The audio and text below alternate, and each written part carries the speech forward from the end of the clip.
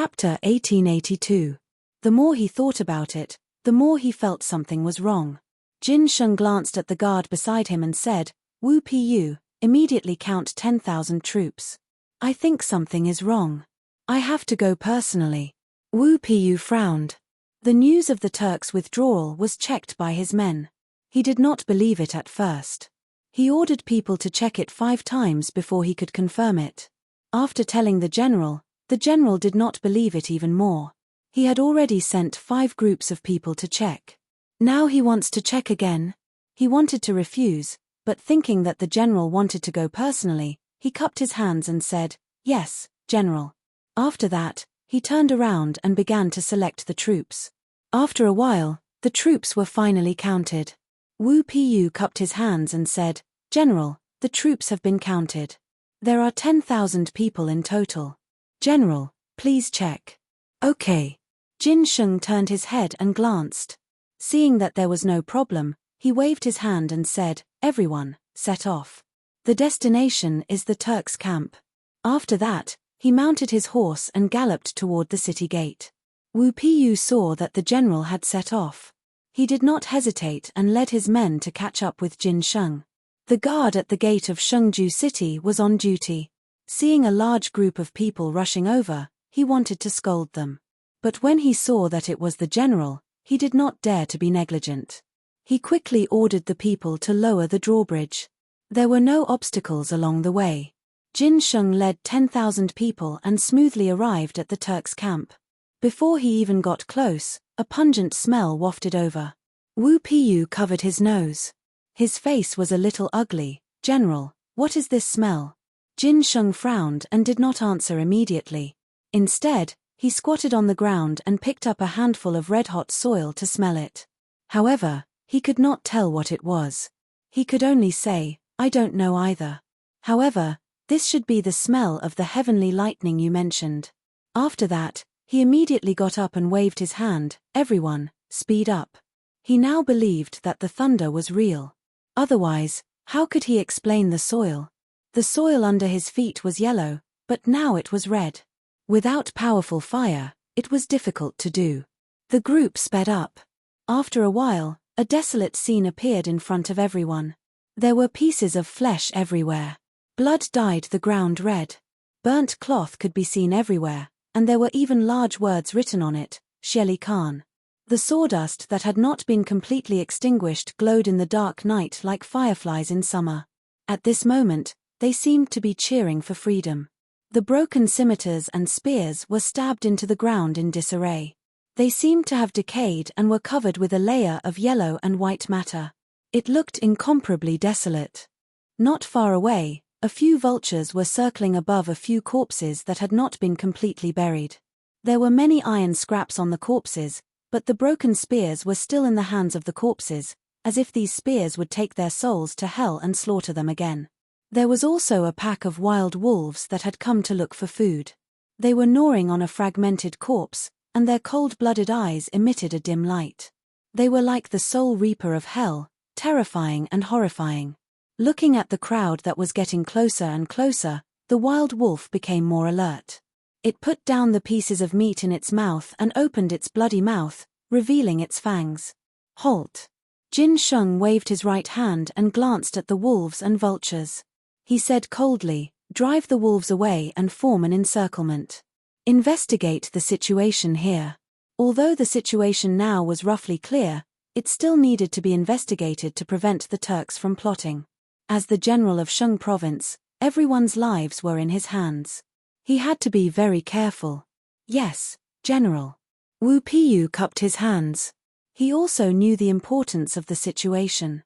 He then turned his head and looked at the soldiers. "Everyone, divide into 8 groups. Clear the east, west, north, south, southeast, southwest, northeast, and northwest respectively. Except for the living, clear everything else out of the encirclement." Everyone accepted the order and quickly dispersed. The quality of the soldiers of Sheng province was very good, or it could be said that Jin Sheng's tie was very good. In a short moment, they cleared the wild wolves, vultures, and other things and formed an encirclement. In addition, they also gathered all the intact corpses together. They did not dare to deal with them privately, so they could only wait for the general's order. "General, all the corpses have been sorted out. There are about 5,000 people." Wu Piyu cupped his hands and lowered his head. He said hesitantly, "I also found traces of the Turks escaping. Should we chase?" Jin Sheng frowned. His first reaction was to chase and catch all of them in one net. But thinking about it, since the Turks had already escaped, they must have returned to the grassland. He only brought 10,000 people with him. How could he chase? Wouldn't he be courting death if he went up? So he said, "Forget it. Don't chase a cornered enemy. Let's look at the corpses first." After that, he no longer paid attention to Wu Piyu and observed the fragmented corpses alone. A cold wind blew. The smell of cooked corpses and the stench of corpses drifted with the wind. He actually had a desolate feeling. Chapter 1883. Now he really believed that the heavenly thunder had descended. If there was no heavenly thunder, how could these corpses be covered in iron shavings? Moreover, there was not a single piece of intact flesh on their bodies. Basically, all of them were burned. Without powerful firepower, there was no way to do this. And the Turks were preparing to go to war with the Tang dynasty. It was impossible for them to go to war privately. Although the Turks usually had internal strife, Shelley was not a fool. He would not do such a thing. As for these corpses, the Turks must have left in a hurry and did not have time to take them away. After confirming his thoughts, he glanced at Wu Piyu in front of him. "Burn these scattered corpses." Since the Turks had left, there was no use keeping these corpses. Burn them on the spot to prevent future trouble. Otherwise, once they rotted, it would be another plague. Wu Piyu obviously understood this. He cupped his hands and said, "Yes, General." Then he arranged for people to pile the corpses together and found some unburned cloth to wrap them up. With the light of a firework, a huge fire suddenly rose, directly reflecting half of the sky. A gust of cold wind blew. The stench of corpses mixed with wood shavings and the smell of decay floated above the station. It was very pungent. As Jin Sheng watched the feast, his heart was filled with mixed emotions. He was happy that the Turks did not invade. He also had an account to give to the imperial court. At least Shengju was defended. But he was worried about how to write the memorial. Could he write that the Turks were attacked by a heavenly thunder, completely wiped out, and the rest fled back to the grassland? Who would believe such words? Not to mention the emperor, even the officials of the imperial court would not believe it. It was not easy to win the battle, but it became difficult for him to submit the memorial. It was ridiculous. Just as he was immersed in how to deal with the imperial court's question, Wu Piyu's voice came from not far away. "General, we found a living person." Hearing this, Jin Sheng was shocked as if he had found a savior. "There. Where is the person?" If there was a living person, then there was a witness. Think about it. If he reported the situation here, what if no one believed him? Then, this witness could play a role. Once the matter was explained, he would be the first meritorious person. Thinking of this, he was naturally overjoyed. With a large stride, he arrived in front of Wu Piyu and grabbed his shoulders. "Where is he?"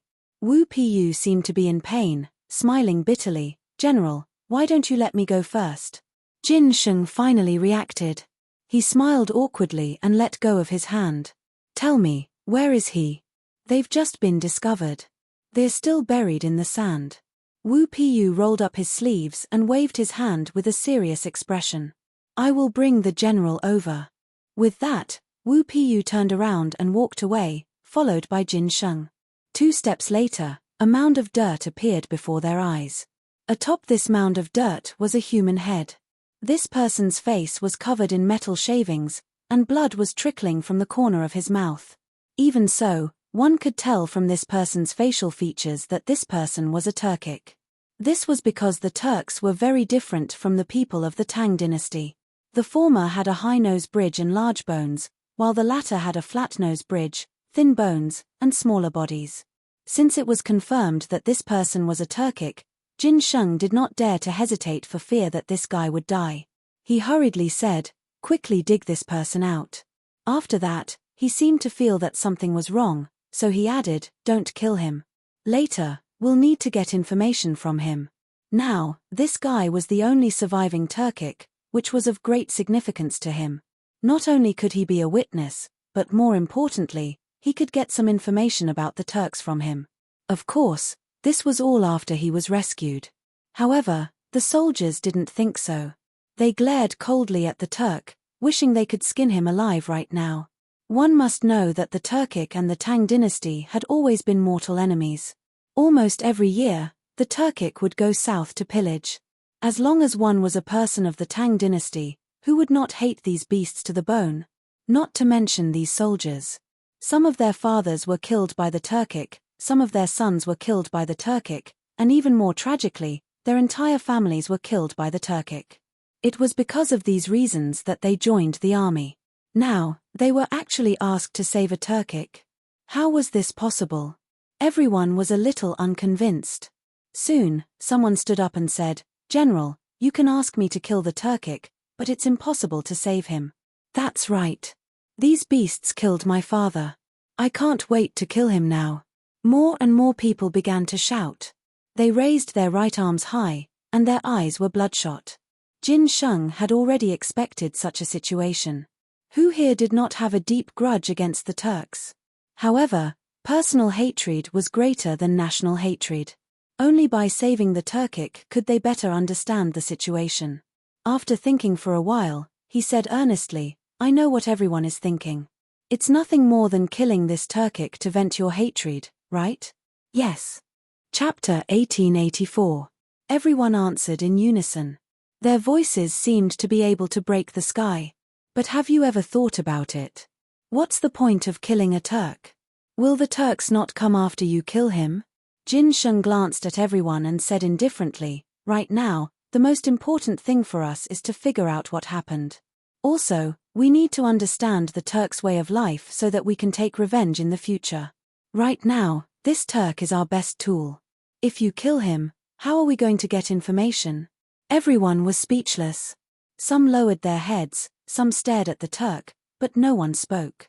Because they all knew that what the general said made sense. Only by knowing yourself and your enemy could you win 100 battles. It was indeed inappropriate to kill this Turk rashly before they figured out the situation. Moreover, this Turk might have some important information. Once they got it, it would be beneficial to the Tang dynasty. Although they all understood the reason, they did not stand up because their hatred for the Turks had been deeply rooted in their bones. It was impossible for them to pull it out, let alone take the initiative to save a Turk. Jin Sheng seemed to see through them and did not care about their rudeness. He just smiled and said, "Since everyone has no problem, let's start. It's fine as long as he doesn't die." He knew that they were unwilling to lower their heads. Since his subordinates were unwilling to lower their heads, he, as the general, naturally had to give them a way out. Moreover, his words were very vague. It was fine as long as he didn't die. The implication was that as long as he didn't die, they could do whatever they wanted. Everyone looked at each other. Obviously, they understood. They nodded and then began to dig the soil with their swords and knives. After digging for a while, the Turk's upper body was exposed. "Give him some water."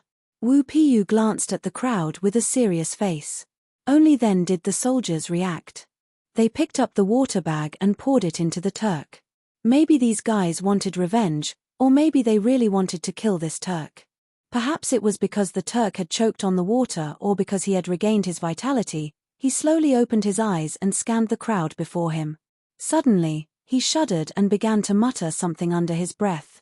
However, his voice was too soft, so it was hard to make out what he was saying. However, Jin Sheng did not have time to care about this now. He hurriedly said, "Continue to dig. Use your hands." He was afraid that if he continued to use swords and knives, he would hurt this guy. What if he suddenly died? It was safer to use his hands. Everyone nodded, threw away the swords in their hands, and really started digging with their hands. However, as they dug, they were still cursing something. "Turk dog, don't die so quickly. Laro Tsu still wants your life. After he tells us what happened just now, Laro Tsu wants to pry open his head and see what's in his head." Cursing was cursing, but this was just a way to vent. Who wouldn't hate an enemy in front of them? Not to mention these hot-blooded soldiers.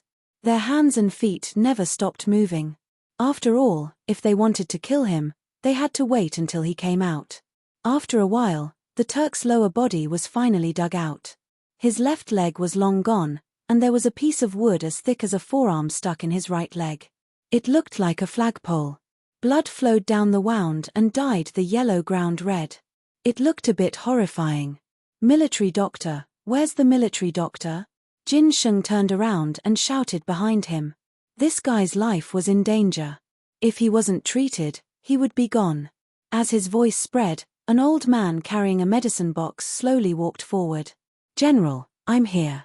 Jin Sheng glanced at the person and then pointed at the Turk on the ground. Treat this guy immediately. At the very least, he has to be able to speak. He has important information on him. The military doctor looked in the direction Jin Sheng was pointing at and frowned. Turk? How could it be a Turk? The old man was a military doctor. How could he treat a Turk? How many people did the Turks kill in Shengju back then? His biological parents died tragically in the hands of these bastards. Now, he was actually asking him to treat a Turk. Thinking of this, he didn't know where he got the strength. He suddenly straightened his back and said sternly, General, please find someone else. This old man's medical skills are not good. I'm afraid I can't treat this person. After that, he glanced at the Turk on the ground with an inexplicable disgust. In fact, his words were already very tactful. It was up to the general to understand. Jin Sheng smiled. How could he not know that this old fox was making excuses? He still put on a serious look. Dr. Wang, I know you have a deep hatred for the Turks. However, this Turk in front of us is very important to our army. He has very important information. As long as we treat him, we can know what happened just now. Maybe we can even know important information about the Turks. Think about it carefully. This, Physician Wang stroked his beard and shifted his gaze back to the Turk. Chapter 1885. In fact, he also knew a little about what happened just now. He heard that the heavenly thunder killed many Turks. However, he didn't see it with his own eyes, so he found it hard to believe. According to the general, the Turk in front of him seemed to be the only survivor after the disaster. If he cured this person, he might really get something about the heavenly thunder. This will only be beneficial to my great Tang, and there will be no harm. At most, he would give this dog a dose of medicine to kill him. After making up his mind, he looked at Jin Sheng and sighed. Well, old man, let's save this dog. After that, he patted the medicine box and walked toward the Turk. However, he seemed to think of something and added, General, you have to promise the old man that when this guy is no longer valuable, let the old man poke 100 holes in him. This sudden valiance stunned Jin Sheng. He didn't expect that Dr. Wang, who usually didn't show his strength, had this side. However, on second thought, who hadn't been young before? So he said, don't worry. As long as you don't kill him, you can even give him to your family for breeding. As soon as this was said, the people around couldn't help but laugh. Ha ha ha. The general really knows how to make fun of Dr. Wang. Everyone laughed as if they were laughing at the Turk for being a pig. Dr. Wang didn't care about the ridicule of the crowd. He just thought that they were laughing at the Turk, but he was still dissatisfied. He thought to himself, breeding this thing for a pig? Even a pig would despise it. After the laughter subsided, Dr. Wang began to treat the Turk's injuries seriously. He took her pulse and fed her medicine. In any case, he did all sorts of things. However, no one knew what medicine the old man gave him. After all, no one present knew medicine. After about a quarter of an hour, the Turk finally woke up. He opened his blood-red eyes and looked into the distance. His hand was half-raised and his mouth was muttering something. Jin Sheng frowned and was a little dissatisfied. King, speak louder. As soon as his voice fell, he felt something was wrong. It seemed that he hadn't asked, so he said, What's your name? What happened just now? It was unknown whether the Turk didn't understand or was deliberately not replying. He turned his head and slowly lowered his hand, pretending to be a dead dog. Wu Piyu couldn't stand it anymore and scolded him. Why the F***ck are you pretending? How dare you not answer the general's question? Do you think you're some big shot? Come on, beat him. Hearing this, the onlookers immediately picked up their weapons, eager to give it a try. They had long wanted to tear this guy to shreds. Jin Sheng did not dare to let these guys hit him. It was not easy to save him. What if he was beaten to death? Besides, these fellows didn't even know how to control their strength. Not to mention hitting, even a light touch might be fatal. Wait. Jin Sheng stopped Wu Piyu and hurriedly said, "Don't fight first, let me ask." After saying those words, he turned to the Turk and said patiently, "Hurry up and tell me your name. What happened just now? Otherwise, a punishment worse than death awaits you later." He dared to guarantee that as long as he said a word, as long as he didn't kill this Turk, they could do whatever they wanted with him. These subordinates definitely had 100 ways to make this guy suffer a fate worse than death. It was just a matter of whether this guy was willing to talk or not. However, this Turk seemed to be very stubborn. He glared at Jin Sheng but was unwilling to speak. Then there was no other way. Jin Sheng glanced at the crowd and said, "I'll leave the rest to you. My only request is that you don't kill him. It's fine as long as he can talk."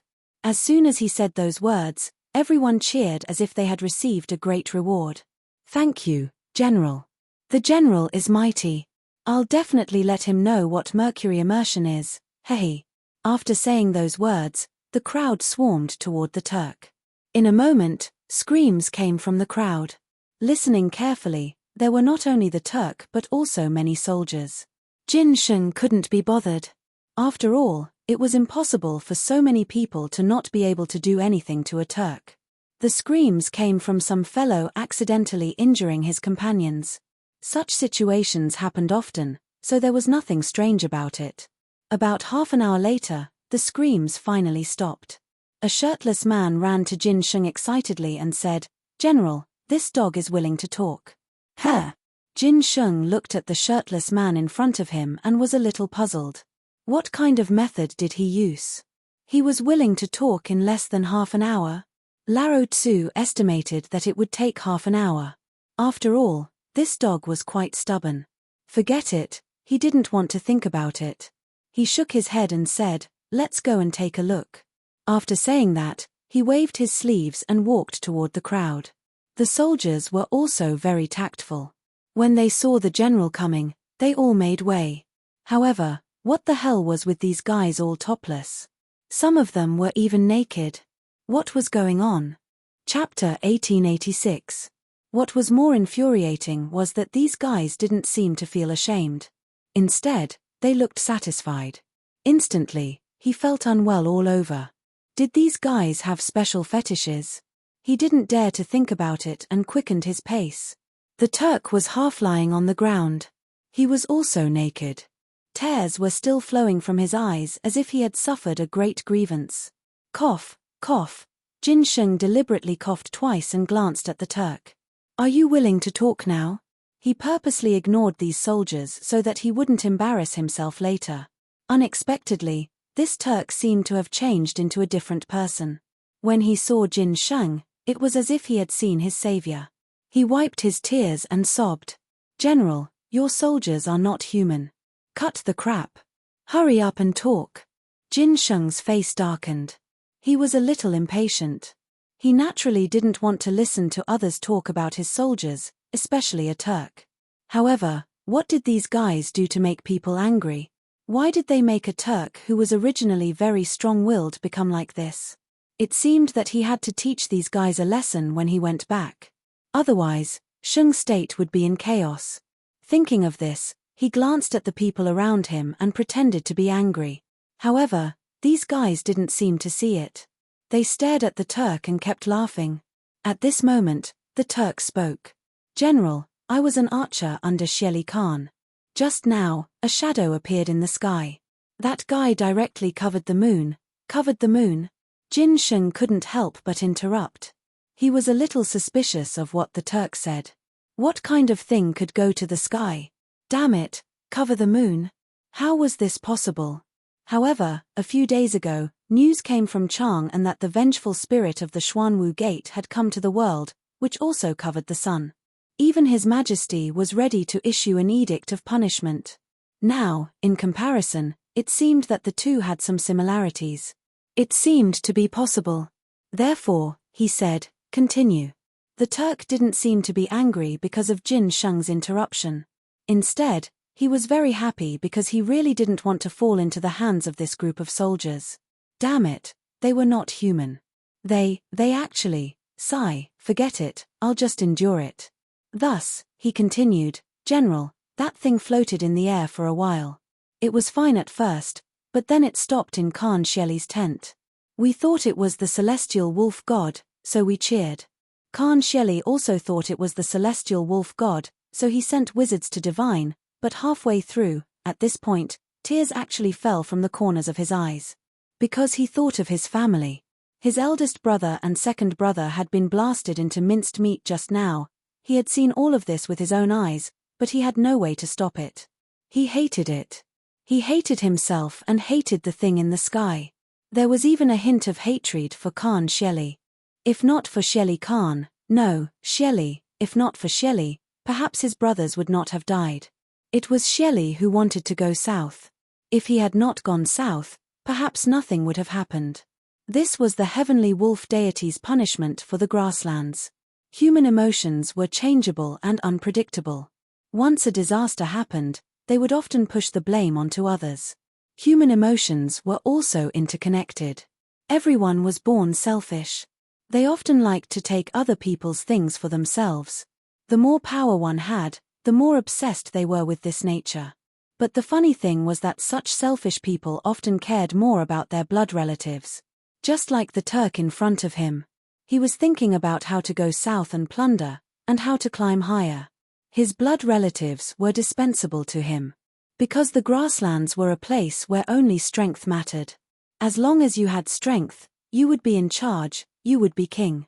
But once you lost your strength, millions of people would come to enslave you, millions of people would come to trample on you, millions of people would come to kill you. He had understood these principles since birth, and now it had been engraved into his bones. So, facing Jin Sheng's interrogation, he could be considered to be feigning civility. Jin Sheng did not know these. Seeing that the Turk in front of him was crying, he thought this guy had been abused. After all, he did not have a good impression of the Turk. So, he continued, don't stop, continue. The Turk nodded, wiped his tears, and continued. When the shaman was halfway through the divination, he suddenly found sparks falling from the sky, and there was more than one person. There were many. Everyone was cheering, and the shaman became even crazier, thinking that this was the wealth sent by the heavenly wolf deity. In the end, these sparks suddenly exploded, and everyone was injured. It seemed that many people died. In a daze, I heard that someone had retreated. Retreated. Jin Sheng was not surprised by this news. He had heard it once just now. This time, he just wanted to confirm it. Shelley had suffered so many casualties this time, it was impossible not to retreat. However, Shelley's life was a big matter. So, he asked again, what about Shelley and Thule? Did they die? Chapter 1887. Khan Shelley. Speaking of this, the Turk seemed to realize something was wrong and hurriedly corrected himself. When I was in a coma just now, I vaguely heard Shelley's voice and little Khan Thule's voice. They seemed to have withdrawn together. Jin Sheng held his chin with his hand and smiled. He felt that this Turk was a bit interesting. Just now he called Shelley Khan. Why did he suddenly call him Shelley? Also, why did this guy only call Shelley by his real name and still be very respectful to Thule? Did he want to please him? But that was impossible. The Tang dynasty and the Turks were feuds. Even if he wanted to please him, he would not let him go. What was this guy thinking? No, he had to ask. So, he said again, why did you call Shelley by his real name? Isn't he your Khan? Also, since you already called Shelley by his real name, why did you call Thule Little Khan? The Turk seemed to dislike this topic. He glanced at Jin Sheng and was a little angry, but soon flashed away. After all, he was under the eaves and had to lower his head. So, he said, if it weren't for Shelley, how could I have one of my legs blown off? How could my two brothers die? So, do you understand? Jin Sheng nodded as if he did not fully understand. It seemed like this guy had placed all the blame for the heavenly thunder on Shelley, which could also be considered a good thing. Perhaps he could make use of it in the future. After a short pause, he asked again, "Then why did you call Tuli Little Khan?" "Little Khan Tuli is different from Shelley." The Turk raised his head, and a smug look flashed in his eyes. Little Khan Tuli is the son of the previous Khan, and he was originally the successor. It was only because he was too young that he was taken away by Shelley. If Little Khan can lead the grassland, we will definitely fight our way into the Tang Empire. Speaking of this, he seemed to realize something and quickly corrected himself. "No, I mean it was not Little Khan Tuli's idea to come to the Tang dynasty this time. He even opposed it a little." Jin Sheng raised his eyebrows. Unexpectedly, there was an unexpected gain. Tuli opposed to coming to the Tang dynasty to plunder. Could it be that this guy wanted to show goodwill to the Tang dynasty? Thinking of this, he quickly asked, "Why did Tuli oppose it?" The Turk frowned, clearly thinking about something. After a while, he said, "I don't know." He wasn't wrong. He really didn't know. As for why Tuli opposed the abduction of the Tang dynasty, the fundamental reason was that he did not want Shelley to grow bigger and bigger. Because Tuli was wholeheartedly thinking about how to succeed the Khan's position, if this time Shelley succeeded in the abduction, his prestige would be even greater. How could he still play around? How could a mounted archer like him know about such matters? Jin Sheng didn't blame him. After all, this was no small matter. He said, "Forget it, let's leave it at that." After that, he glanced at Wu Piyu behind him and said seriously, "Take this guy back. Remember, lock him up alone. No one is allowed to get close." As he spoke, he intentionally or unintentionally glanced at the shirtless soldiers around him. These fellows had tormented this Turk to the brink of death. If he were to fall into the hands of these fellows, he would most likely die. The soldiers didn't seem to care about the general's gaze, because they felt that they had done a good deed. Wu Piyu looked solemn. "Yes, General." After that, he waved his hand and shouted, "Go back to the city." Jin Sheng wasn't in the mood to care about these trivial matters. He jumped on the horse and rushed to Shengju City. Everyone tidied up, extinguished the bonfire, and prepared to go back to the city with the Turk. The next day, the sky was already bright. A group of soldiers riding tall horses galloped on a country road. They were dusty, their faces were full of dust, and their lips were dry and cracked, as if they were about to faint. However, their strong military consciousness still made them struggle. They held the reins tightly and didn't want to give up. However, horses were different from people. They didn't have strong willpower. After a long journey, many of them began to foam at the mouth, as if they would fall to the ground at any time. Finally, a horse seemed to be unable to hold on. Its front hooves were stuck in the pothole. Its body suddenly leaned forward and fell heavily to the ground. Its whole body twitched, and at the same time, the soldier on it was thrown to the ground. The soldier was completely unprepared for this sudden turn of events. He rolled to the ground and fell unconscious. Of course, the matter was far from over. The collapse of the first horse immediately affected the second, and the third. Soon, a large number of horses behind him lost their front hooves and fell to the ground one after another. They foamed at the mouth and panted heavily, as if they were struggling for their lives. The soldier in front heard the sound and immediately reined in his horse. He glanced back and then turned pale. He shouted to the front, "General, something happened in the rear." The leader was Li Jing. He was ordered by the emperor to search for Zhong Feng. He rushed all the way and didn't dare to neglect. He didn't even rest on the way. He was about to reach Shengju, but now something happened. How could he not be anxious? Chapter 1888. However, the soldier could not ignore it. Thus, he reined in his horse and turned it around. He squeezed the horse's belly and glanced at the people who had fallen. The horses were twitching. They were probably too tired. The soldiers kept wailing. However, they had only suffered some superficial wounds. There was not much of a problem. Thus, he said, "Military officer, call the doctor to treat them. At the same time, count the horses of the injured people and the horses of the uninjured people. Present them one by one." After speaking, he looked around at everyone. Take advantage of the time when the military officer is counting, all of you should rest. After settling down, Li Jing dismounted from his horse and handed the reins to the guard. He stood with his hands behind his back and looked at Shengju City not far away. This time, he came to Shengju for 2 reasons. The first one, needless to say, was naturally to find Zhongfeng. The second one was to check on Shengju. The current Shengju's general, Jin Sheng, was an archer under his command. After the war was quelled, he was sent to guard Shengju City. This old man used to be a brave general on the battlefield. Ever since he came to Shengju, he complained every day about how desolate Shengju was. There was not even a woman. Even the cows were male. His brothers had a hard time and so on. He came today to check. If it was really so desolate, then he would ask His Majesty to allocate some money and find a few women. After all, they had followed him before. Just as he was thinking about his experience, a voice came from behind him. "General, the number of people has been counted." Hearing this, Li Jing slowly turned around and glanced at the military officer. He said with a serious face, "Report it." "Yes, General." The military officer nodded and opened the report in his hand. As he read, he said, 50 horses are injured and can no longer walk. They need to be treated. 60 people are injured and temporarily cannot follow the army. The rest are not injured and can continue to march. Oh, Li Jing frowned. He did not expect the injuries to be so serious. In such a situation, he would have ordered them to rest.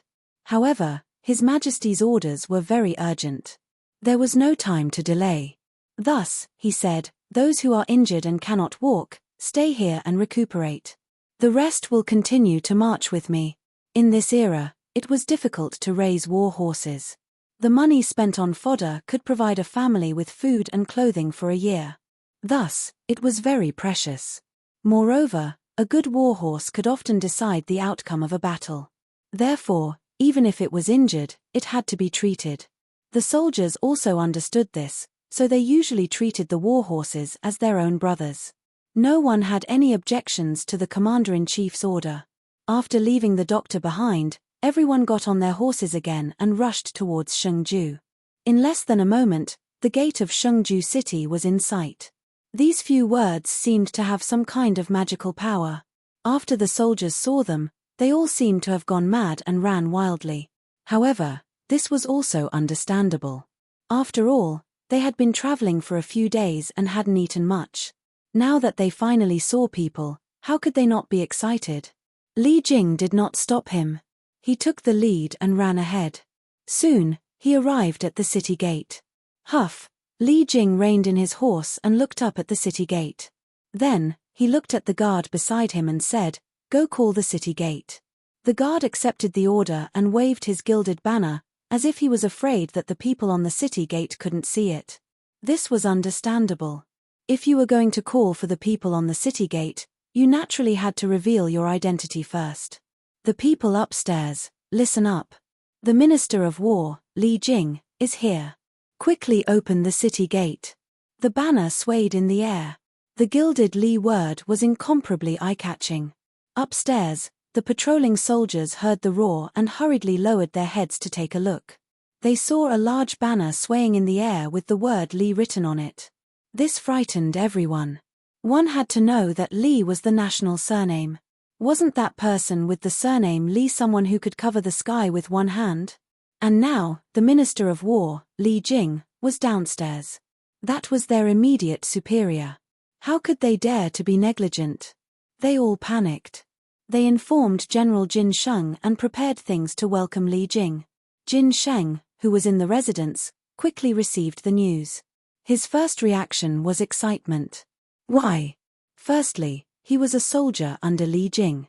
Now that his superior had come, he naturally thought highly of him. Secondly, the Turks had just been attacked by the heavenly lightning and had already retreated. That would mean that he had contributed greatly. However, he quickly realized that something was wrong. Why did General Li come just as the Turks were attacked? Could it be that General Li knew something?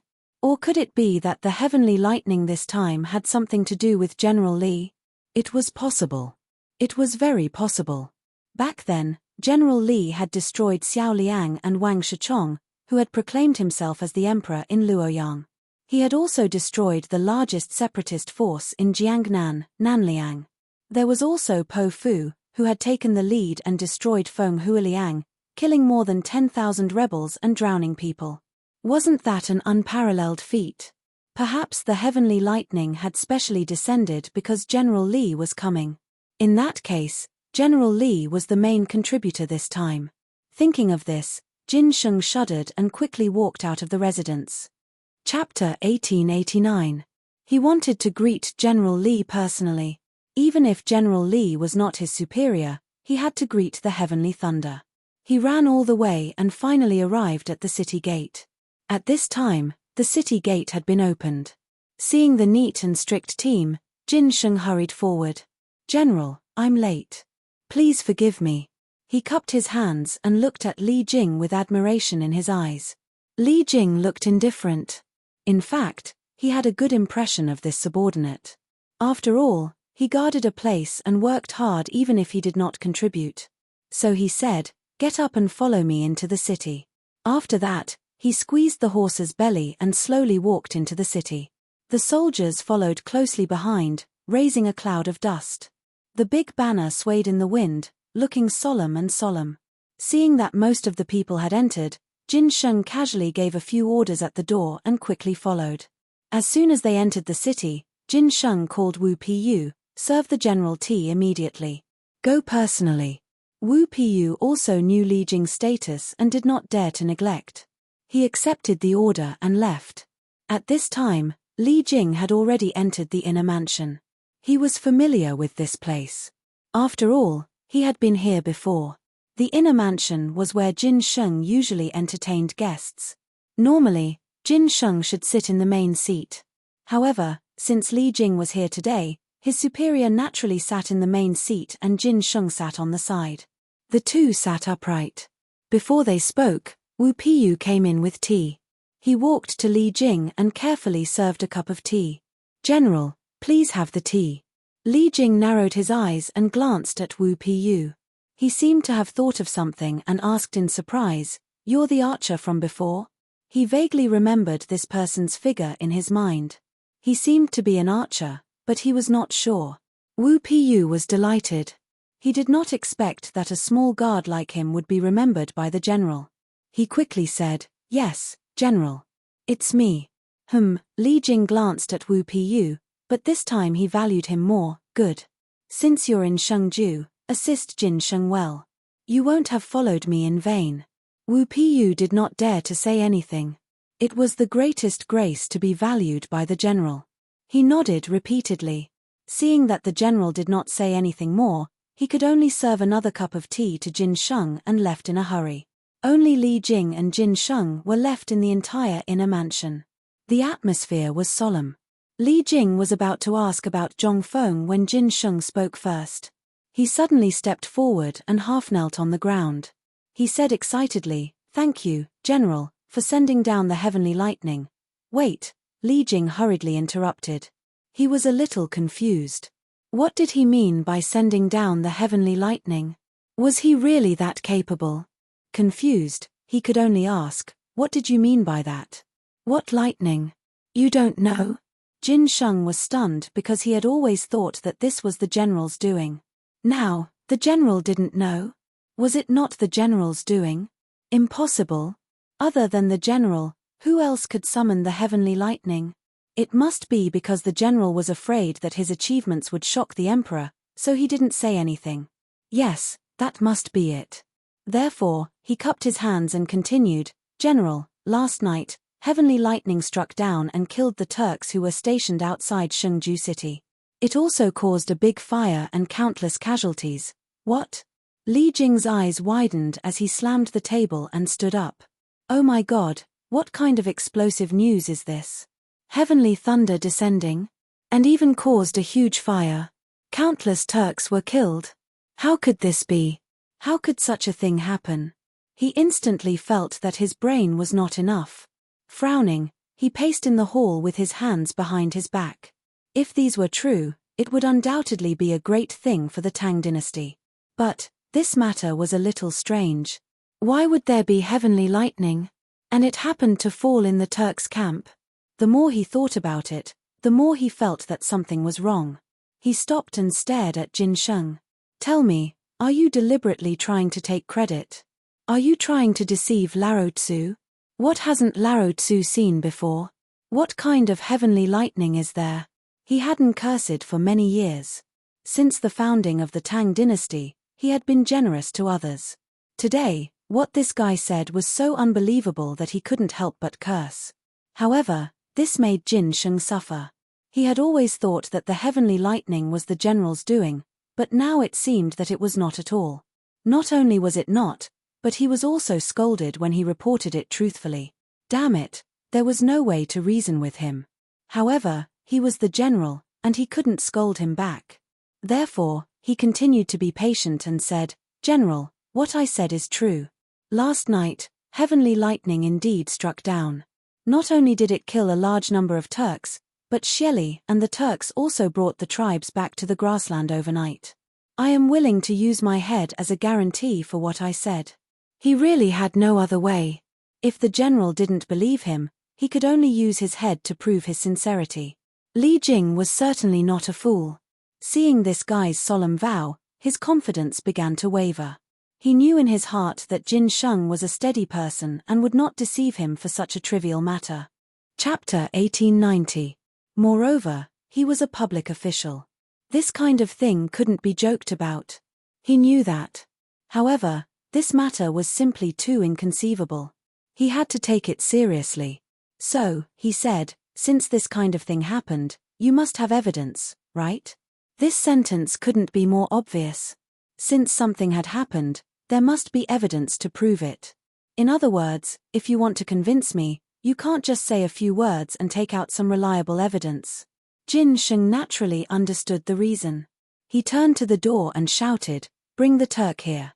Now, only the Turk could prove what he said.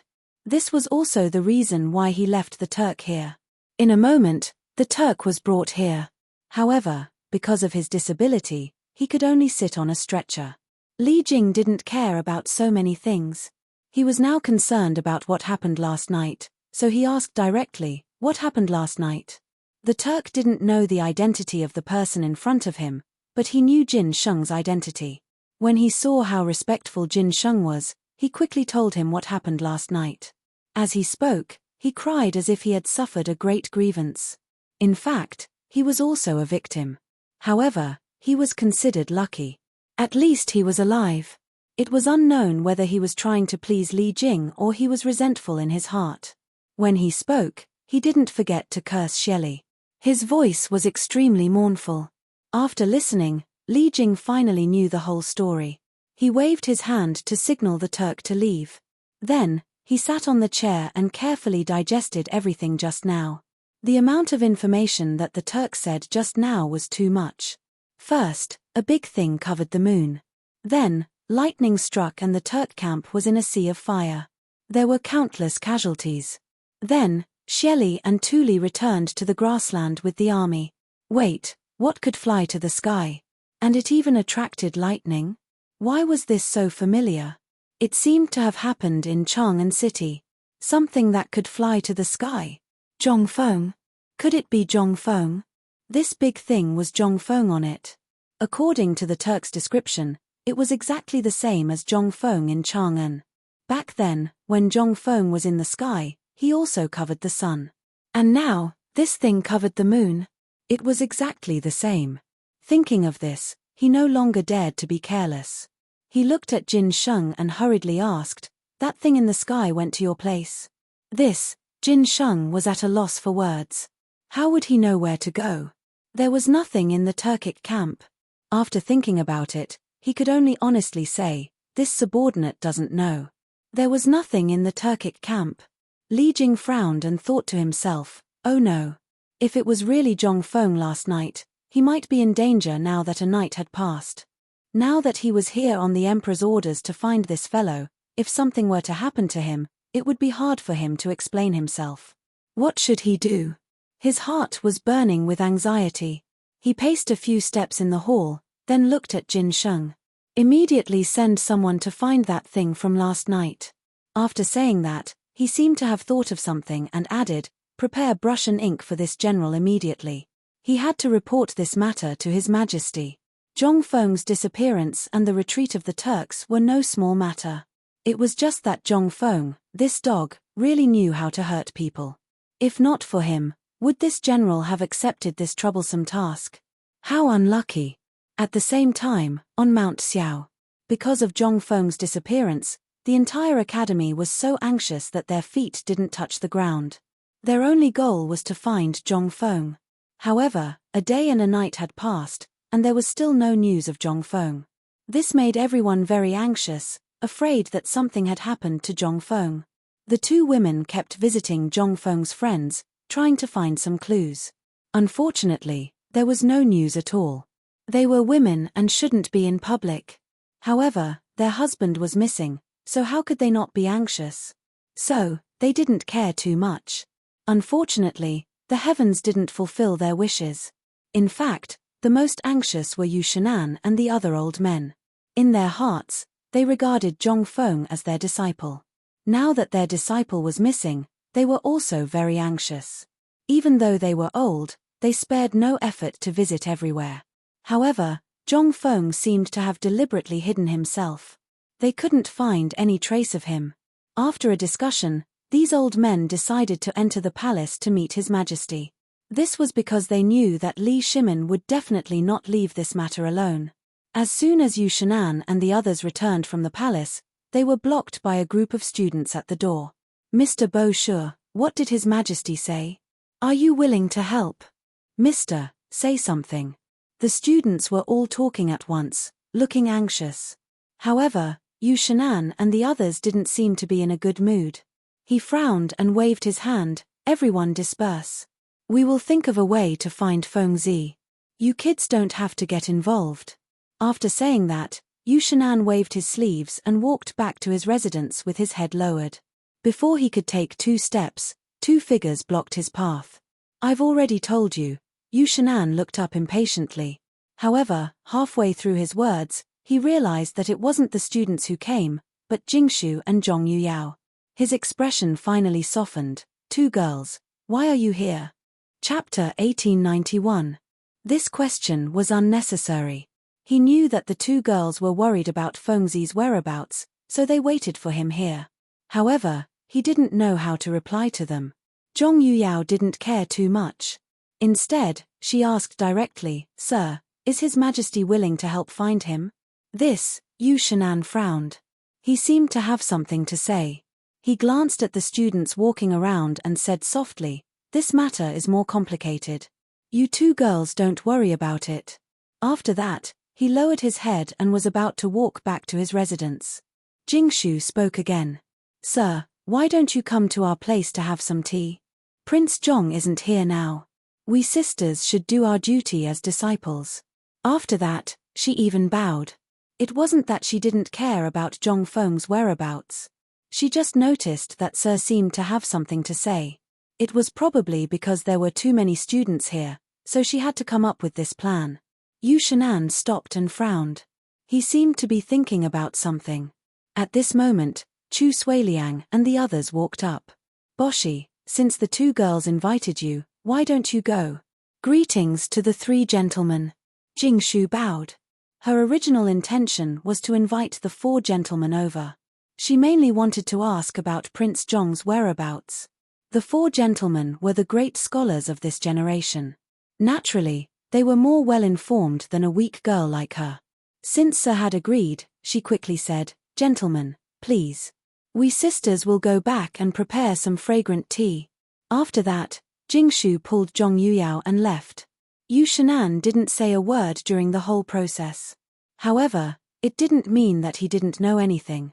Instead, his heart was as clear as a mirror. Looking at the back of the leaving figure, he smiled. This girl may become Feng Zi's good wife in the future. That's right. Chu Suiliang stroked his beard and looked at Yu Shenan. He changed the topic. We have to talk about Feng Zi sooner or later.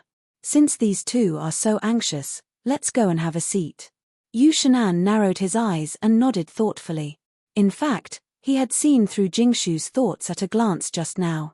As the saying goes, the older you get, the wiser you become. However, he was also happy in his heart. After all, it was a good thing that there was another person who cared about Fengzi. Let's go and see how this girl's tea tastes. He waved his sleeves and walked straight to the two women's residence. Everyone smiled and shook their heads. Without saying a word, they followed behind him. Not long after, the four of them arrived at the residence of the two women. "Sirs, please be seated." Zhong Yuyao greeted the four people while fiddling with the stool. The four of them smiled and found a place to sit down. Yu Shan'an looked at the tea in front of him and took a sip. He went straight to the point and said, "Girl, you want to know what happened when we entered the palace, right?" Zhong Yuyao nodded. She did not expect Mr. to be so straightforward. He was not willing to say it just now, but now he was so proactive. She quickly said, "Yes, please tell us." Jingshu also nodded. She knew Li Shimon's identity. At the same time, she also knew that he would not sit back and do nothing. That was why she invited Yu Shan'an and the others just now. She was sure that Li Shimon must know something. "Girl, Fengzi is actually not in any danger. It's just that." Yu Shan'an looked at the two women opposite him with a calm expression. When they entered the palace just now, Li Shimon said that Fengzi was not in danger. It was just that they did not know where she was now. If he told this to the two women, they would be worried. After thinking about it, he changed the topic and said, "It's just that she won't be back for a while." When Chu Suiliang and the others heard Yu Shan'an's words, they did not think much of it at first. However, towards the end, it became more and more strange. This was different from what Li Erlang said. Li Erlang only said that Fengzi was not in danger. It was just that they did not know where she was. Now, from Bosha's mouth, how did it become that she would not be able to come back for a while? However, on second thought, this old guy should have said this because he was afraid that the two women would be worried. Well, it should be. However, what they did not know was that Li Shimon had also lied to them. In fact, he himself did not know whether Fengzi was in danger or not. He only said that she was not in danger to appease the four people. The funny thing was that the four people took it seriously because they felt that Li Shimon would not lie to them. All of this, the two women did not know. Zhong Yuyao only felt that God had blessed Prince Zhong. She bowed to the four people and said, "Thank you, sir." "Thank you, sir, you can't do that." Yu Shan'an hurriedly helped Zhong Yuyao up. His face was a little red. After all, he was the one who lied. A great scholar like him was strict with himself every day. Today, he actually lied. It was really embarrassing. However, when he thought that it was for his disciple, his back seemed to straighten up and said, "Girl, you don't have to do this. Fengzi is a good person. Nothing will happen to her." These words made him feel guilty. After all, he did not know what was going on. Jingshu seemed to have noticed something. She picked up the teapot and filled Yu Shan'an's cup. She smiled and said, "Since Prince Zhong is not in danger, when will he be back?" Chapter 1892. Yu Shan'an frowned. This question stumped him. He really didn't know when Fengzi would come back. Even the emperor didn't know. How would he know? Xueji saw that the situation was slightly deadlocked and quickly interrupted. "Girl, Fengzi is someone who is going to do big things. We don't need to care about this." His words were more pertinent, and there was a double meaning in his words. The first meaning was that Fengzi was now doing big things. As for what big things, they didn't know. The second meaning was that Fengzi's matter was related to Li Erlang. Everyone shouldn't make wild guesses and shouldn't care about it. Of course, Zhong Yuyao couldn't understand these words because she didn't know who Li Erlang was. But Jingshu was different. Not only did she know who Li Shimon was, but she also knew everything about Li Shimon. Now the words of the four gentlemen were very obvious. They were meant for her to hear. Jingshu frowned as if she understood something. She smiled and said, "Thank you for your guidance." "You're welcome." Xueji waved his hand and then looked at the other three. "Everyone, let's go." Since the matter had been settled, there was no need to stay any longer to avoid attracting gossip. The other three obviously understood this. They slowly got up and prepared to walk out of the door. Seeing that the gentlemen were about to leave, as the future wives and concubines of the disciple, the two women naturally couldn't stay. They both got up and stood at the door. "Gentlemen, please take care." The four men waved their hands, indicating that they didn't need to send them off. After a while, they disappeared from the sight of the two women. Seeing that the gentlemen had gone far, the two women returned to their seats. Zhong Yuyao was actually a little puzzled by what the gentleman said just now, but it wasn't appropriate for her to ask directly.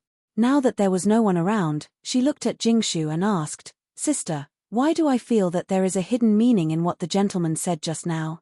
"Sister, you don't have to be like this." Jingshu smiled. She put her hand on Zhong Yuyao's hand and comforted her. Since the gentleman heard from His Majesty that Prince Zhong is not in danger, it must be true. You don't need to worry too much. The stone in her heart had already been lifted. After all, she knew what kind of person Li Shimin was. However, she couldn't tell Zhong Yuyao about all this. Otherwise, with the other's temperament, the whole city would know about it the next day. However, Zhong Yuyao didn't know that. She couldn't help but worry. "You're right, but I'm just," as she spoke, tears began to fall from her eyes. When Jingshu saw this, she quickly comforted her. "Sister, don't worry.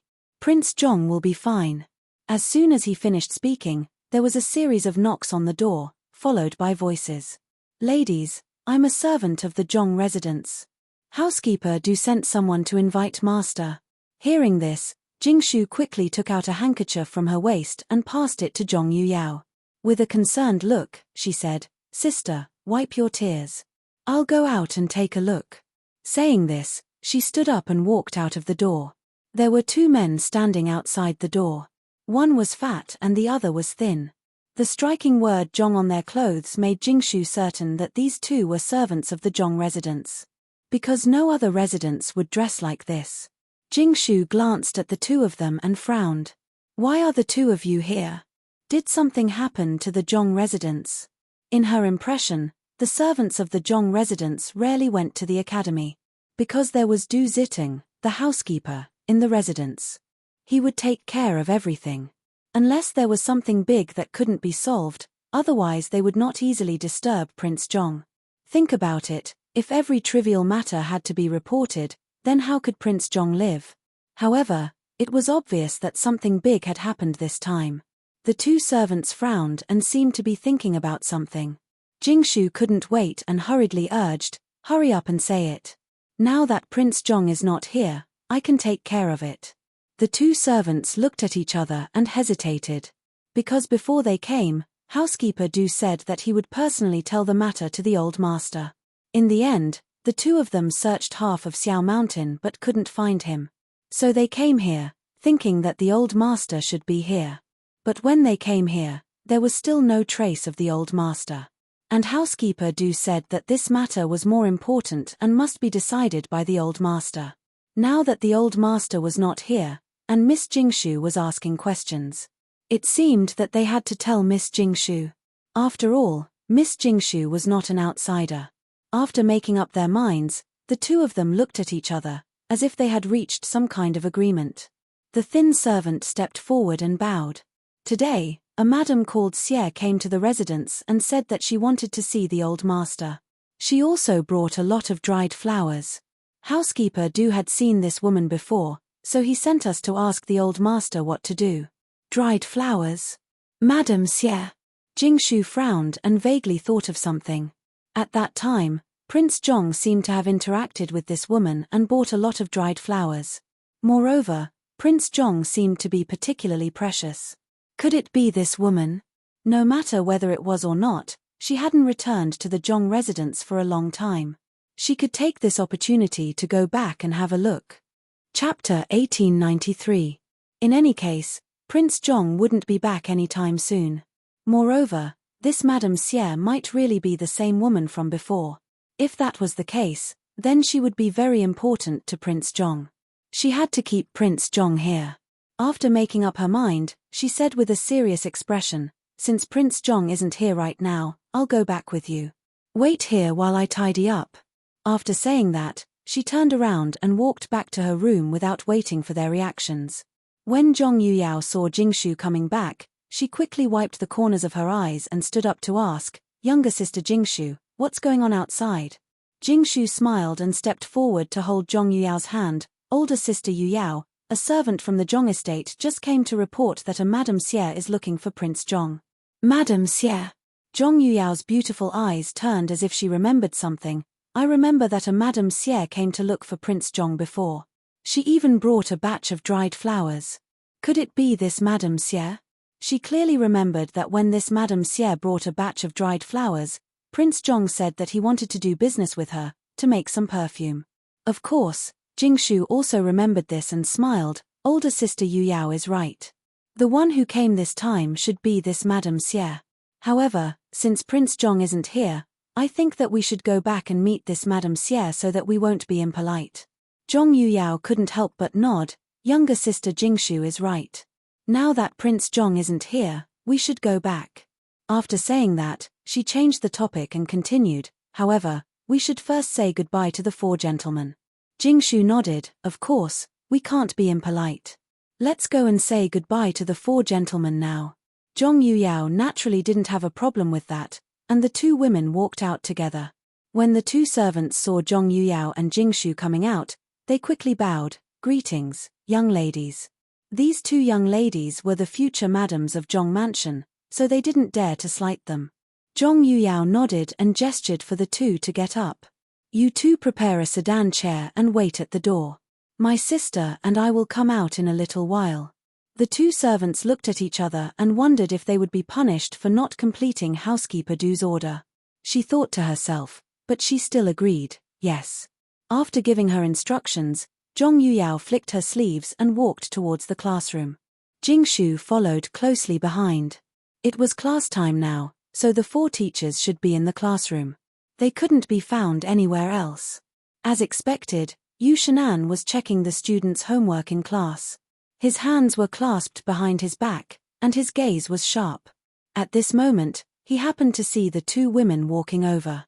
He knew in his heart that the two girls usually wouldn't come to the classroom for no reason. Now that they suddenly came, he thought that there must be something. So he put down the book in his hand and went straight to the door of the classroom. He asked with a smile, "Girl, why are you two here? Is there something wrong?"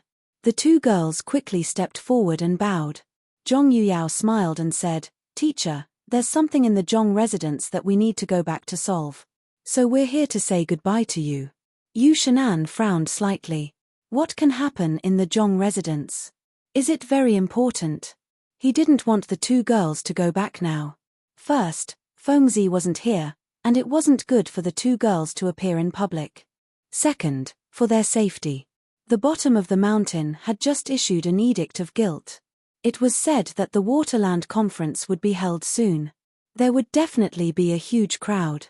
What if there was some danger? How would he explain when Fengzi came back? As a teacher, he naturally had to take care of his students' family. However, the two girls obviously didn't think so much. Ever since Zhong Feng disappeared, they had nothing to do on the mountain. In fact, they had long wanted to go back to the Zhong residence. Now that they had an excuse, they naturally didn't want to stay any longer. So, Jingshu bowed and smiled. "Teacher, a Mrs. Xie came to the Zhong residence today. She said that she was Prince Zhong's former business partner. This time, she also brought a lot of dried flowers. So, we need to go back." "Oh," Yu Shenan stroked his beard. He remembered that Fengzi seemed to have mentioned this before. It shouldn't be a problem. Although he didn't want the two girls to go down the mountain, he couldn't say much. So, he nodded and said, "In that case, you can go. Remember to be careful. If you need help, just send someone to Xiao Mountain." Old man doesn't dare to say anything else, but he still has connections. The two girls looked at each other and smiled. "Thank you, teacher." Yu Shenan smiled and nodded. "You're welcome. You can go." The two women bowed and saluted again. Then, they turned around and walked towards the door.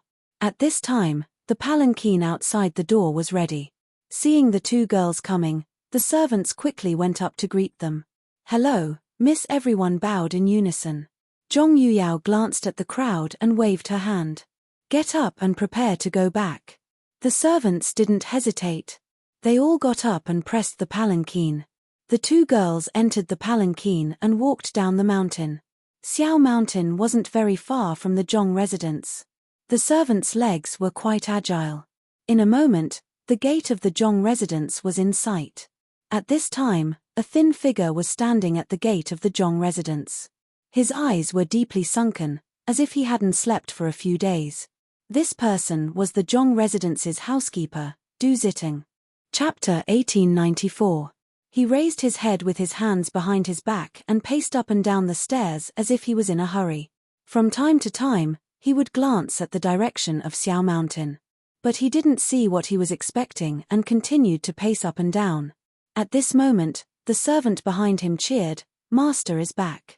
Du Zitting turned around abruptly and saw two sedan chairs of the Zhong residence slowly walking over.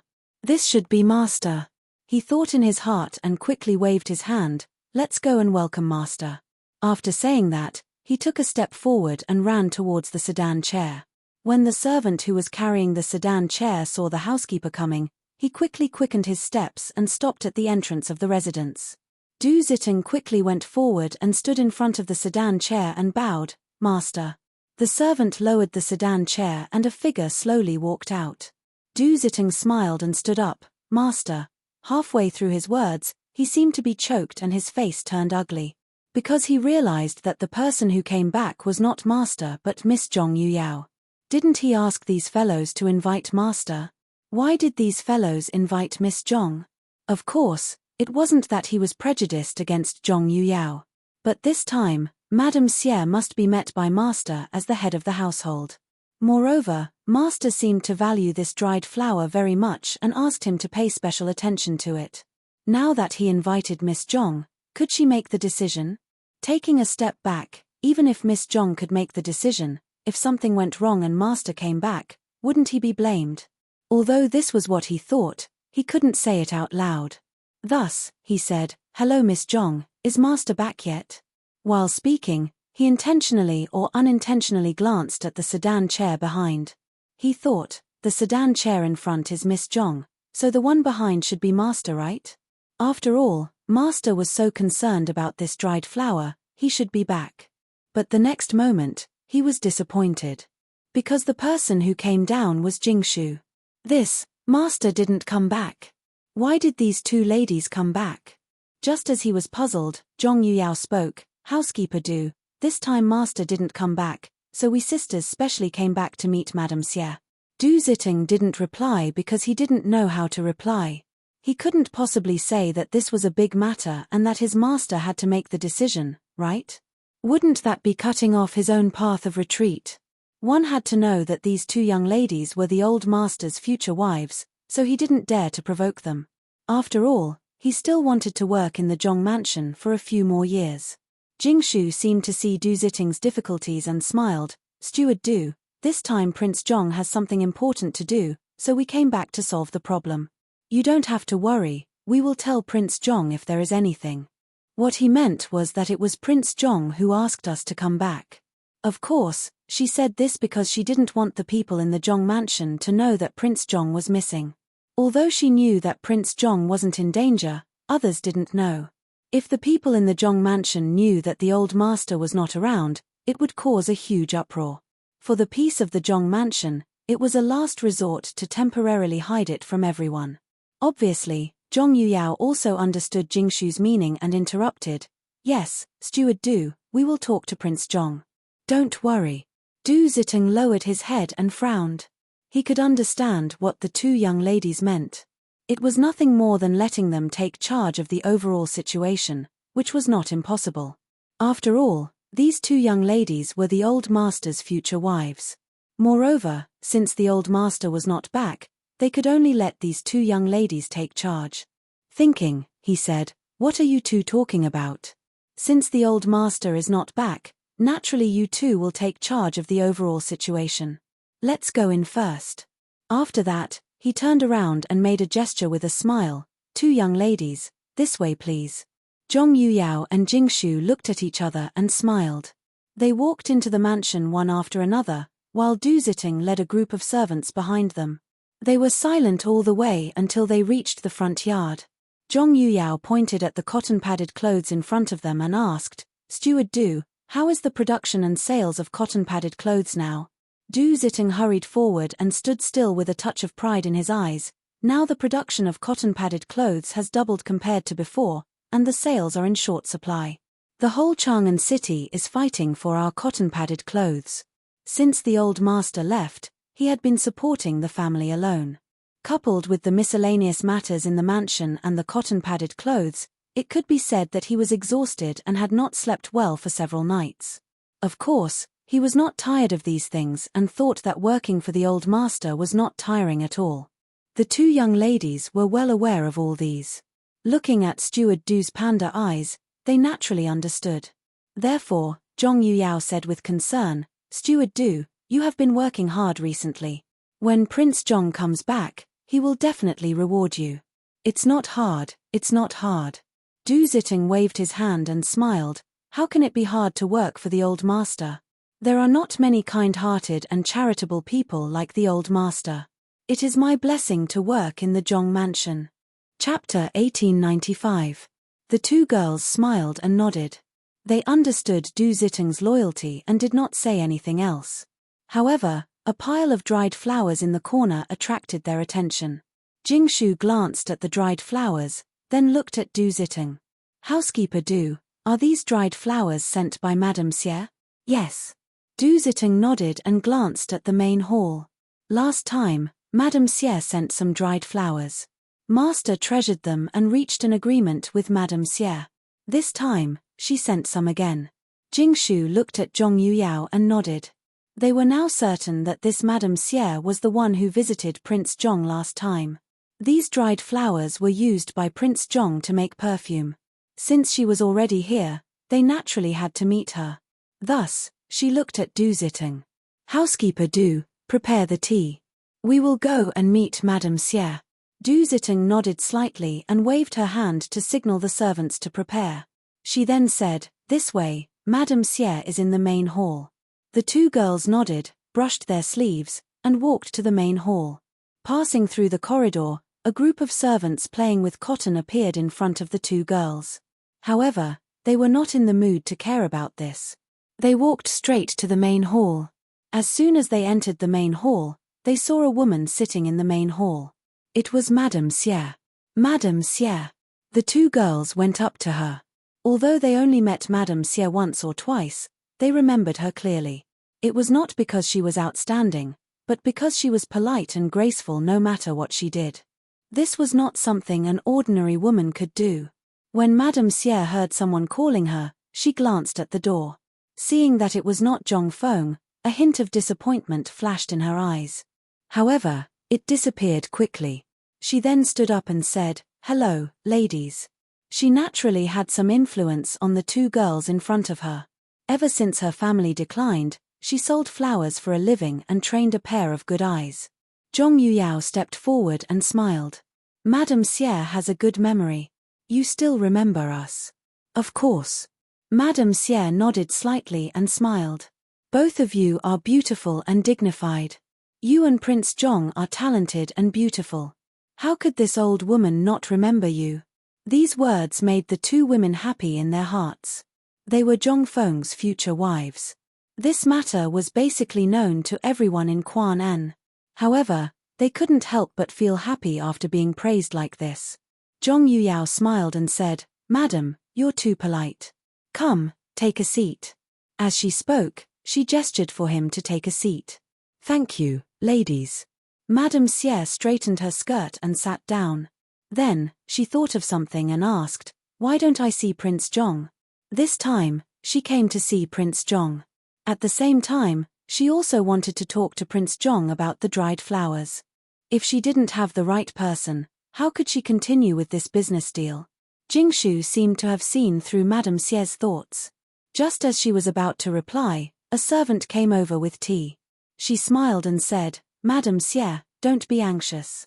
Have a cup of tea to warm your body." As she spoke, she stroked the rim of Madame Xie's teacup. "Your tea is already cold. Let the servant change it to a hot one." The servant was quick-witted. When he heard this, he quickly removed the teacup and served 3 new cups of tea. Jingshu picked up the teacup and looked at Madame Xie. She smiled and said, "Madame Xie, please have some tea." Madame Xie originally wanted to discuss the matter as soon as possible. However, seeing that the two in front of her weren't anxious at all and were polite, she couldn't refuse. She picked up the teacup and took a sip. "Thank you, ladies." Zhong Yuyao put down the teacup and smiled at Madame Xie. "Madame Xie, how many dried flowers did you bring this time?" Madame Xie frowned and didn't answer immediately. This was because she was here to discuss business with Prince Zhong. Why did these two ladies come out? Could it be that Prince Zhong didn't want to do business anymore and wanted these two girls to send her away? However, thinking about it, it was impossible. Even if he wanted to send her away, why would these two girls be so polite to her? After thinking for a while, she still couldn't figure it out. Therefore, she asked in confusion, "Ladies, please forgive this old woman's impoliteness for asking, but why hasn't young Master Zhong come out? Hasn't he always been in charge of this matter?" The two girls looked at each other as if they were sending a message. After a while, Jingshu smiled and said, "Madame Xie, Prince Zhong has something important to deal with at the academy and can't leave the mountain. Thus, this matter was temporarily left to us sisters." "I see." Madame Xie nodded. Now she could understand why Prince Zhong didn't appear. It turned out that he had left this matter to these two ladies. Although it was a little abrupt, Prince Zhong must have his own matters to attend to. Thinking about it, she said, "In that case, let's go out and check the goods. The dried flowers are in the front yard. I'm sure you've seen it." Since someone had already made the decision, finding Prince Zhong didn't matter. As long as they checked the goods and there were no problems, it was fine. Chapter 1896. All right. Jingshu nodded and glanced at Zhong Yuyao. Seeing that the latter had no objections, she said, "Madam, please." The dried flowers were something that Prince Zhong had instructed them to do. Although they did not know much about it, they still had to check the goods. After that, the 3 of them stood up and walked towards the front yard. In a short while, the 3 of them arrived.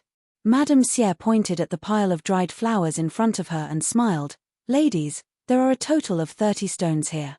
Please check them." Zhong Yuyao glanced at the dried flowers on the ground.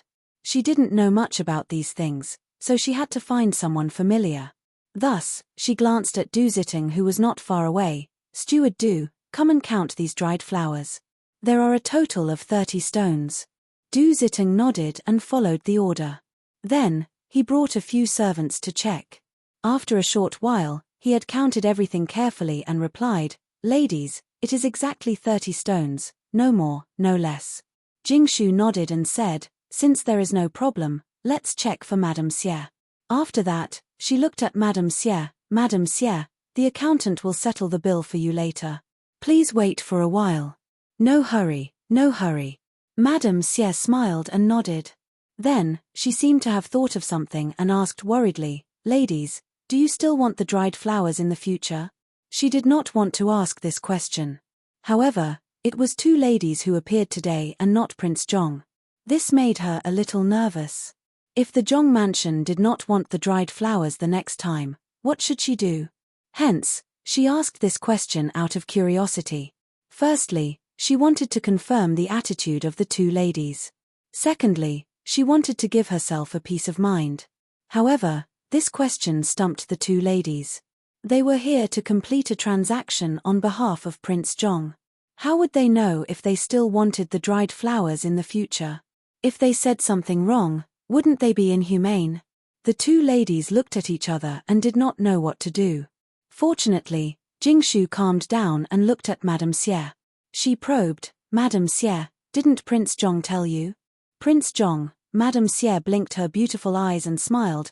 "Prince Zhong did say that as long as he did not say anything, we will continue to send the dried flowers. But now, it's you 2 ladies. Zhong Feng did say that because the perfume required a large amount of dried flowers. The dried flowers that they were sending were far from enough. They might ask for more in the future. How could they run out of stock?"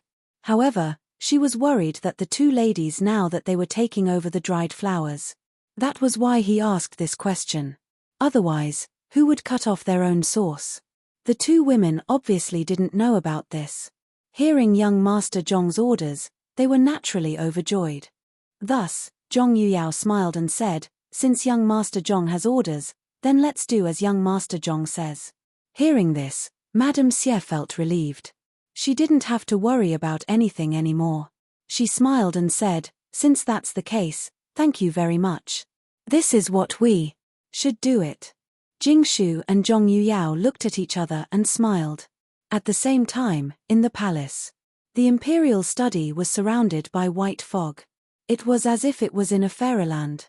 Li Shimin sat on the dragon throne and smoked silently. It was as if he was trying to use cigarettes to send away all his grief and pain. Everything that had happened recently flashed through his mind like a video.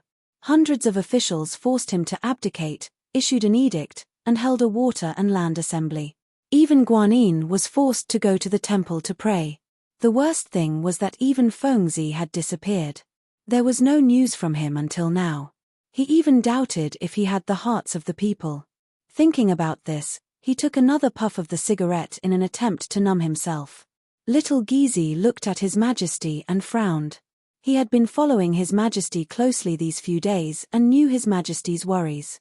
Hundreds of officials forced him to abdicate, issued an edict, and held a water and land assembly. His Majesty had never been willing to do these things.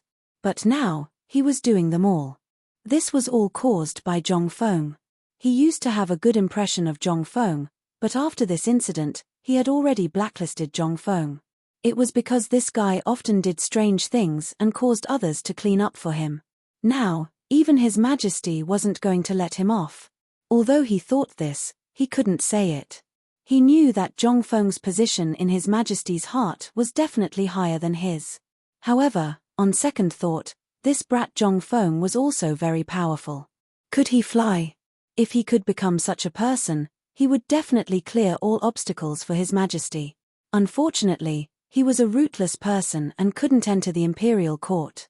Otherwise, thinking of this, he moved his eyes to Li Shimin, only to see Li Shimin lighting another cigarette in his mouth, as if he was going to smoke. This scared the hell out of him.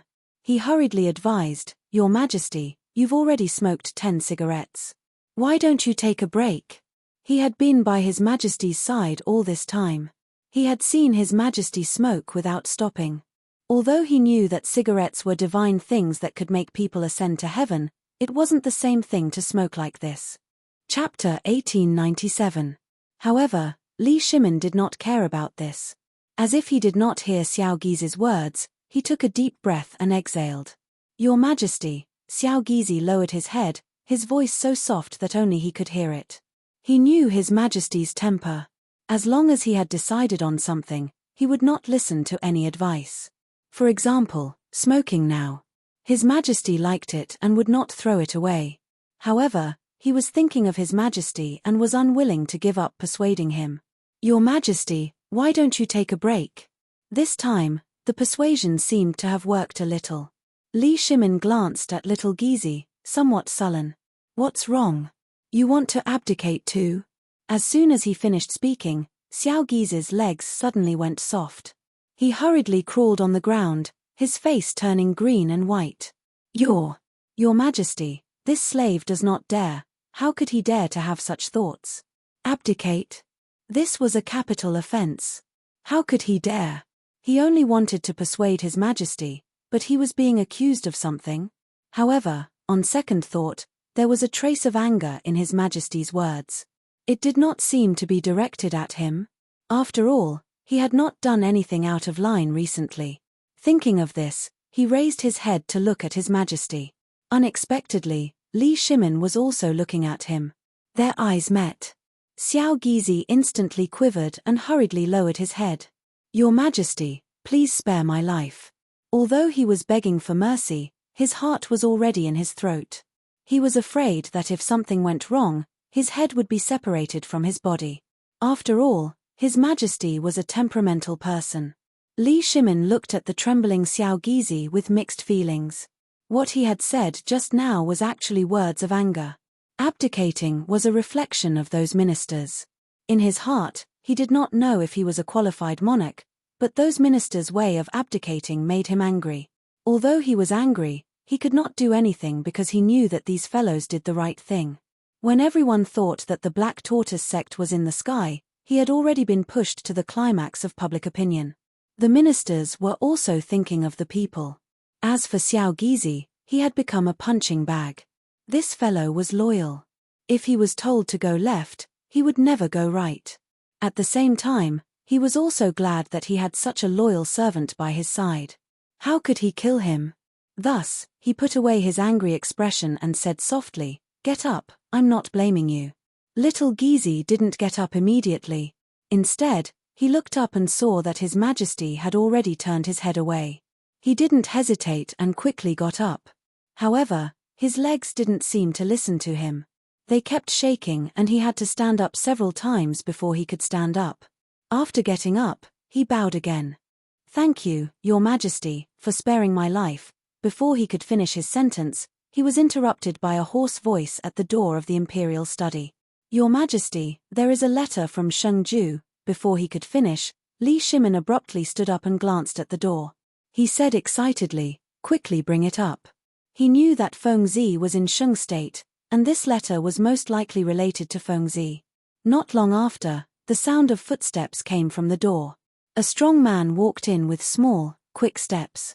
However, as soon as he came in, he seemed to feel that something was wrong. A pungent smell wafted over, making it hard for him to breathe.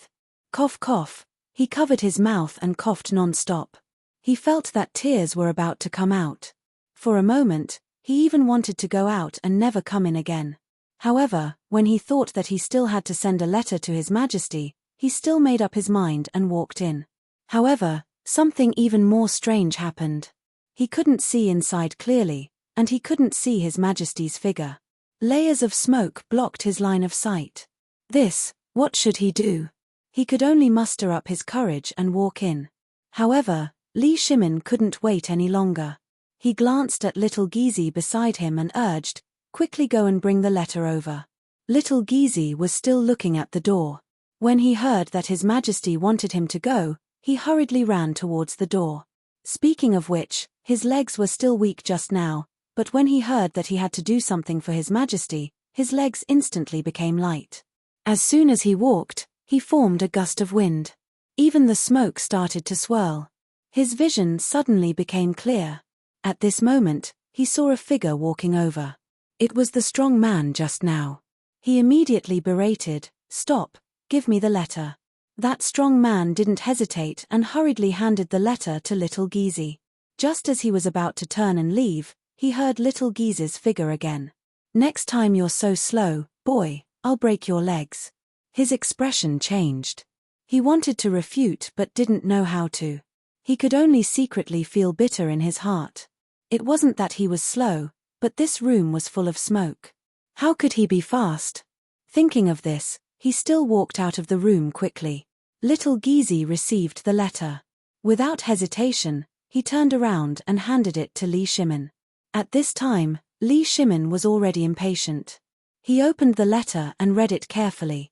"Your Majesty, since leaving Chang'an, I have chased after Zhongfeng all the way to Shengju.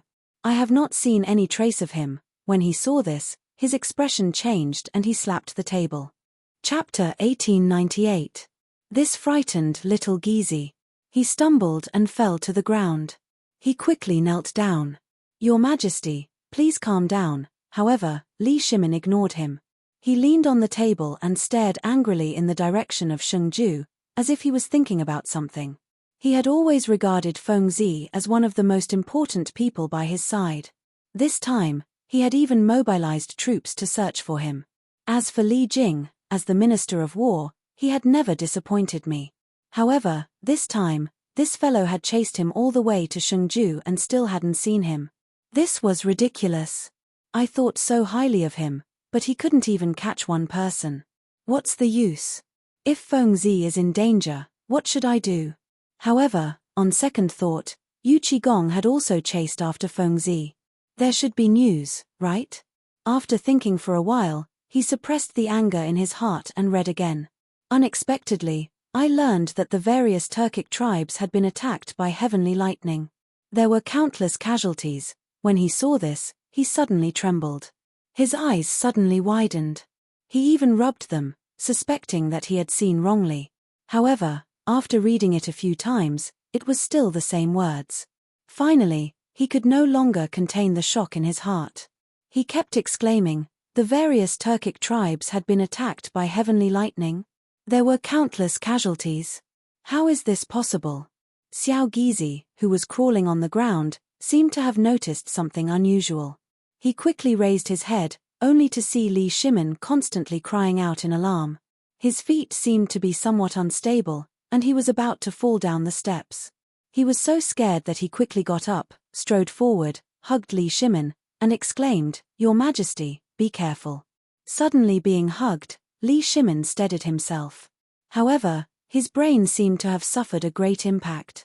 He was a little dizzy. He shook his head hard and slowly woke up. Then, he looked at little Gizi. "I'm fine.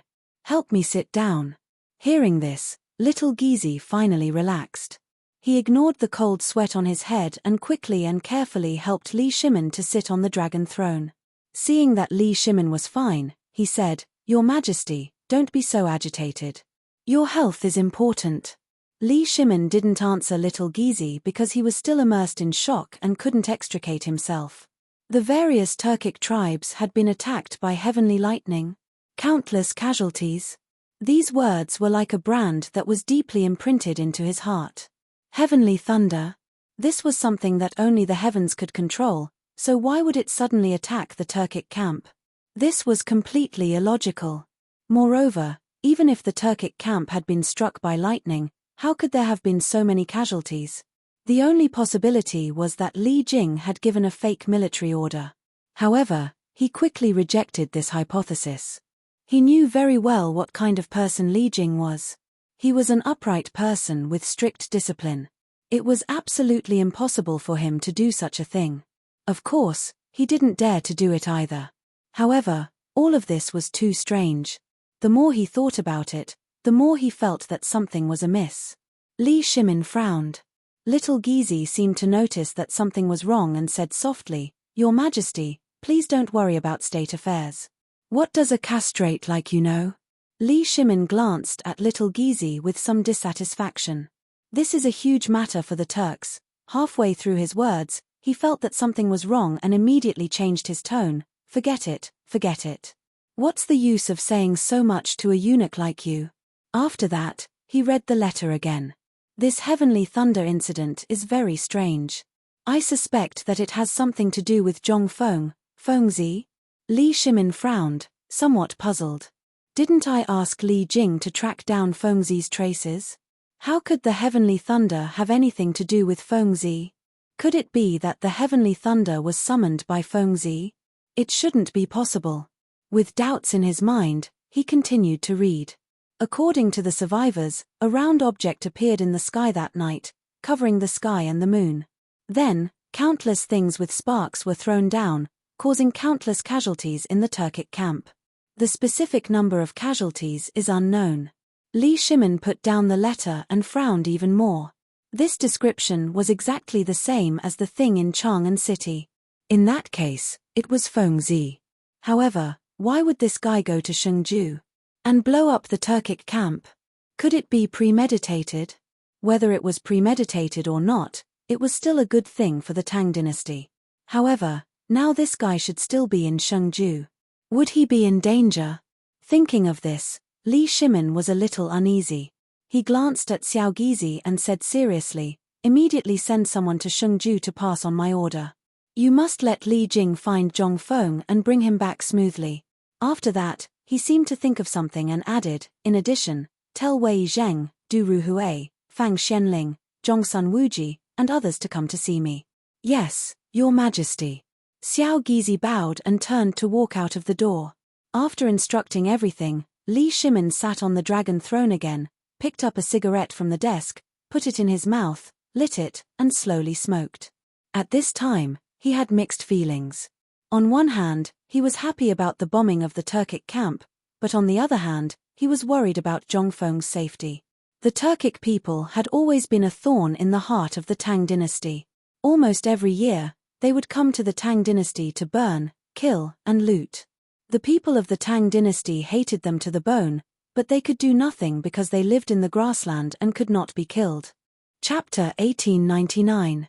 However, the blow this time was undoubtedly huge to the Turkic headquarters. Although it was impossible to know whether Xieli and Tuli were dead or alive, it could definitely stop the other party from going south. And Zhongfeng had really made a great contribution this time. However, he had been missing, which made him very vexed. Just as he was feeling vexed, footsteps came from outside the door. Then, little Gizi walked in and bowed. "Your Majesty, the verbal order has been sent. Duke Wei and the others are also waiting outside. Should we summon them?" "Summon them." Li Shimin waved his hand. Little Gizi accepted the order and turned to leave the room. After a while, he walked in with Wei Zheng. Wei Zheng and the others followed little Gizi's footsteps into the imperial study and smelled a pungent smell of smoke. Although they usually smoked a little, it was only when they had nothing to do.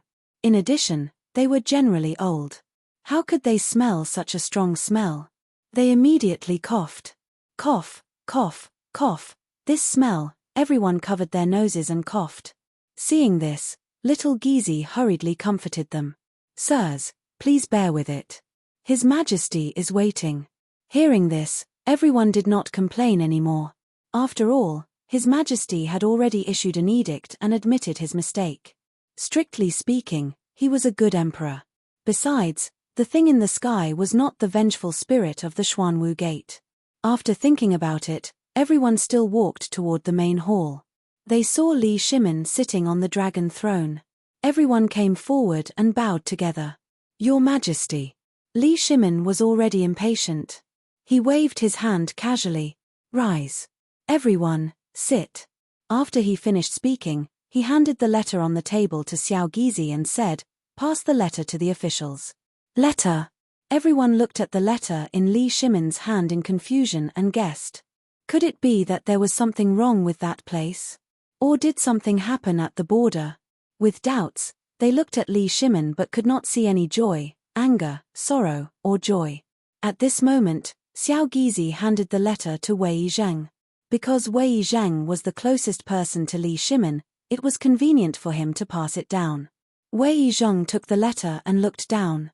Two big words appeared in front of his eyes. Li Jing. Wasn't Li Jing sent by His Majesty to find Fengzi? Could there be news of Fengzi? Delighted, he immediately tore open the letter and read it. The officials sitting around felt as if their hearts were being scratched by a cat, itching unbearably. They also wanted to read the letter because they knew that the letter that His Majesty allowed everyone to read was definitely a matter of national importance. As the backbone of the imperial court, they all wanted to read it in advance. However, this little Gizi had already given the letter to Wei Zheng.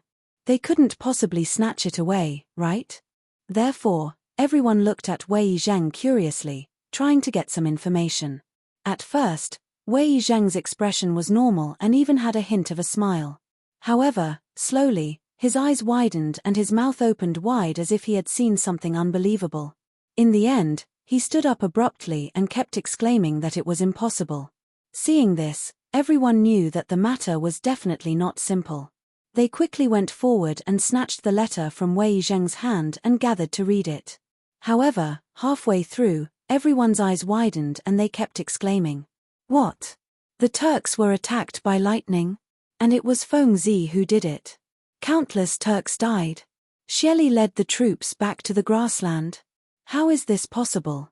They felt that their worldview had been turned upside down and they kept exclaiming. Lightning was a divine object that only the heavens could control. How could it be related to Fengzi? Moreover, according to Li Jing's letter, it seemed that Fengzi had sent down lightning from the sky and caused the deaths of various Turks. If that was the case, it was even more unbelievable. How could a human control lightning? Could it be that Fengzi was an immortal? Only immortals had such means. However, they quickly denied this theory. Because the people present had more or less interacted with Fengzi, they could be considered to know his character. This kid usually liked to fiddle with strange things. In terms of talent, he was a little talented, but it was impossible for him to have such means. Therefore, everyone looked at Li Shimin, hoping to get some information from His Majesty. Li Shimin naturally knew the doubts in everyone's hearts. He smiled faintly and said, "Have you all read the letter just now?" After that, he continued, Li Jing said in the letter that the lightning this time was very likely to be Fengzi's doing. At first, I was also puzzled as to why there would be such a ridiculous statement. However, after I thought of the Xuanwu Gate incident in Chang'an, I felt that everything was logical. The Xuanwu Gate incident in Chang'an? Everyone was puzzled and confused. What was the connection between these two things? One was what happened in Chang'an, and the other was what happened in Shengju. The two had nothing to do with each other. Perhaps he saw through everyone's thoughts. Li Shimin continued, "Have you forgotten that these things have something in common? That is, they can all go to the sky, and they were all done by Fengzi?" Chapter 1900. As soon as he said that, everyone exclaimed in unison. They looked at each other as if they had understood something, but at the same time, they seemed to be missing something. Wei Zhang was quick-witted.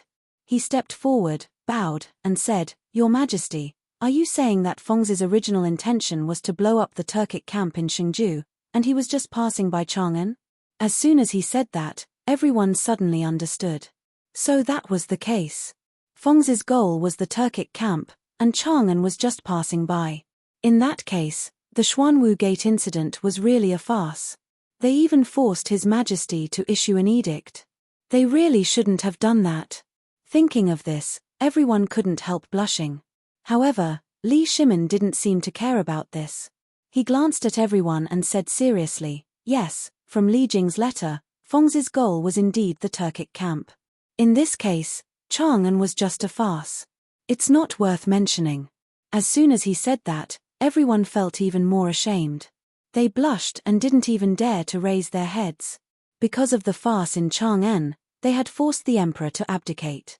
This was really inappropriate for a subject. Of course, this was based on the fact that the emperor didn't make any mistakes. Li Shimin was such an emperor. Except for the incident at the Xuanwu Gate, he basically didn't make any serious mistakes.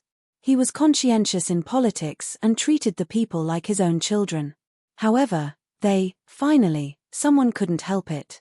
Zhongsun Wuji stepped forward, lowered his head, and said softly, "Your Majesty, I committed a heinous crime a few days ago. Your Majesty, please punish me."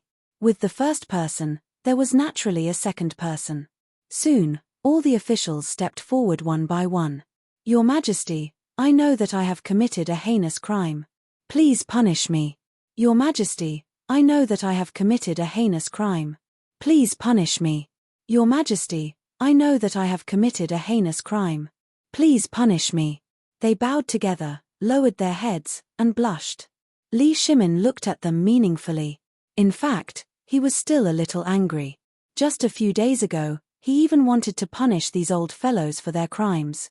However, when he thought of everyone's contributions to the Tang dynasty, he silently endured it. Take Wei Zhang for example. Although this guy had a bad temper, he was indeed a pillar of the country. He was upright and plain-spoken, and as an official, his sleeves were clean. There's also Zhongsun Wuji. He's been with me since before I became a cavalry. Although he's not as good at strategy as Fang Xianling, and he's not as good as Wei Zheng, he's still my brother-in-law. How could such a person be punished? Moreover, they had all admitted their mistakes today, so it was even more impossible to punish them. Thus, he revealed a trace of a smile and waved his hand. "Everyone, rise." This emperor has never taken it to heart. Everyone looked at each other in disbelief. Since when did His Majesty become so generous? It wasn't like this in the past, however. Thinking about it was just thinking. Naturally, he couldn't say it out loud. However, they couldn't help but feel a little guilty and a little worried. They were worried that His Majesty still hadn't vented his anger. Therefore, Zhongsun Wuji looked up and saw that His Majesty wasn't angry, so he said, "Your Majesty, since it's not the ghosts of the Xuanwu Gate, why don't we withdraw the edict and the Water and Land Assembly?" He had his reasons for saying so. The edict was an edict issued to state the sins of the current emperor. It was bound to be recorded in history. If it was passed down, it would definitely cause damage to Li Shimin's reputation. At that time, if future generations scolded Li Shimin, they might implicate Zhongsun Wugo. As his brother-in-law, he didn't want that to happen. Of course, Li Shimin also had the same idea. However, he was the emperor of a country. How could he withdraw the edict so easily? Moreover, the water and land assembly and the heaven-worshipping ceremony were almost ready. If he withdrew them, where would his prestige be in the future? After thinking about it, it was better not to withdraw them. Therefore, he said, forget it. The edict has already been issued. Moreover, the water and land assembly and the heaven-worshipping ceremony have already been put on the agenda. How can we withdraw them? Where would my prestige be in the future? But Zhongsun Wuji was obviously unwilling to give up. He wanted to continue persuading, but he was interrupted by Li Shimin halfway. No buts. Li Shimin waved his hand to stop Zhongsun Wuji. Then, he scanned the crowd and said seriously, "This time, I called you all here to discuss the matters of Shang State.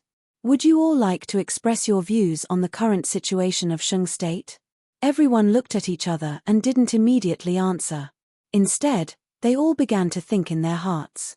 Shang State could be said to have won a great battle. Although the Turks didn't take the initiative to attack, they dealt a heavy blow. There shouldn't be any danger. However, His Majesty didn't seem very happy. Everyone was a little cautious, afraid that they would make His Majesty unhappy, so they didn't step forward to answer. The imperial study slowly fell into silence. Finally, after 15 minutes, Wei Zheng stepped forward and said, "Your Majesty, the Turkic tribes were struck by lightning and suffered countless casualties. In the next few years, they probably won't go south to pillage. Our dynasty should strengthen the defense of the border and even train the soldiers to strengthen our own defenses." Chapter 1901. Li Shimin nodded his head and praised. Wei Qing's words hit the nail on the head. What you said is correct.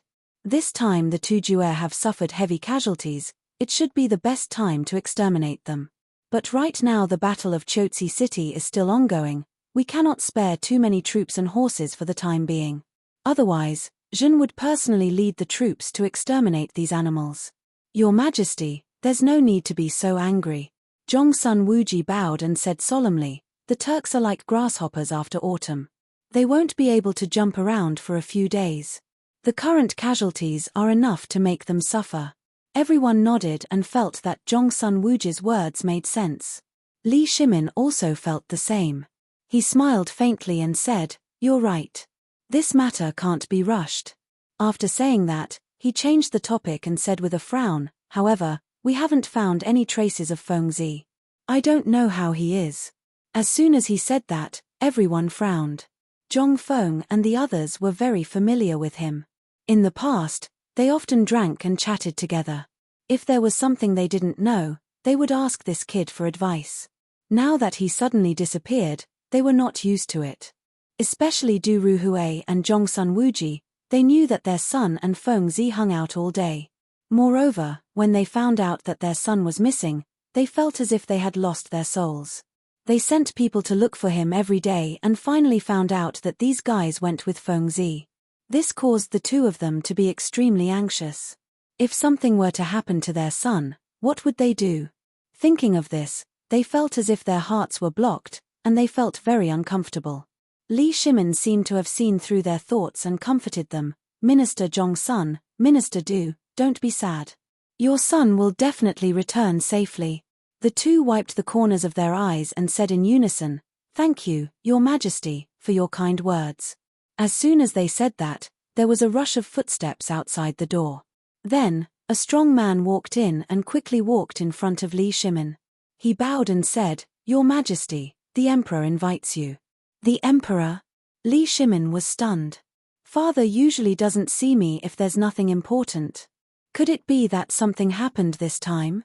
With doubts, he glanced at the strong man and asked, "Why does the Emperor want to see me?" "I don't know."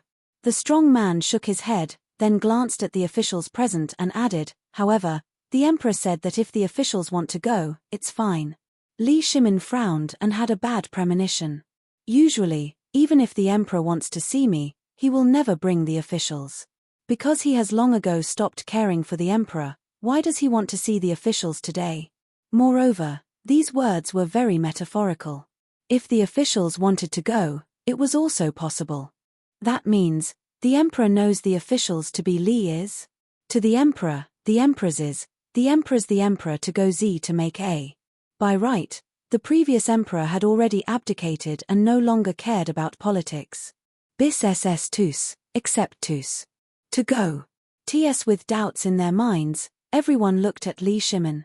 But at this moment, Li Shimin also looked over. He said with a solemn face, since it's the emperor's request, then everyone should go and take a look, maybe the emperor has something important to say. Everyone naturally didn't dare to refuse and agreed. Thus, Li Shimin led everyone to Li Yuan's residence. In less than a moment, the group arrived. Li Shimin was the first to be led into the main hall by Li Shi. Just as he entered the door, he saw Li Yuan sitting on a chair, drinking alone to drown his sorrows. He did not seem to be too happy. He hurriedly stepped forward and bowed. "Greetings, Imperial Father." Li Yuan raised his sleepy eyes and glanced at Li Shimin, waving his hand. "Get up, Erlang." Then, he seemed to feel something was wrong and asked, "Erlang, the officials didn't come?" "They came, but they're waiting outside." Li Shimin smiled, then looked outside and said to the strong man, "Let them in." As soon as his voice fell, everyone walked in and bowed in unison. "Greetings, Your Majesty." "No need to be polite, sit." Li Yuan glanced at everyone, then looked at Li Shimin and pointed to a chair beside him. "Erlang, sit." Everyone didn't stand on ceremony and took their seats. However, they seemed a little reserved, because they didn't come to this place many times, so they were naturally not used to it. Seeing that everyone had taken their seats, Li Yuan opened his mouth. "Erlang, I heard that there's a letter from Shang State." The emperor's palace was very big, but the news was very fast. This kind of news from outside the palace, those in power were often the first to know. Although he didn't have any real power now, he still had his trusted aides, so this wasn't a big deal. Obviously, Li Shimin also knew a little, but he didn't expect Father Emperor to care about Shang State. This was the border, logically speaking, only the emperor could ask about it. What did Father Emperor mean now? Perhaps seeing Li Shimin's slightly changed expression, Li Yuan hurriedly changed his words. "Erlang, don't misunderstand, I just want to know about Fengzi's news. After all, that kid isn't bad, I don't want him to die." Chapter 1902. Hearing this, Li Shimin finally understood. It turned out that his father wanted to inquire about Fengzi, so he didn't care too much.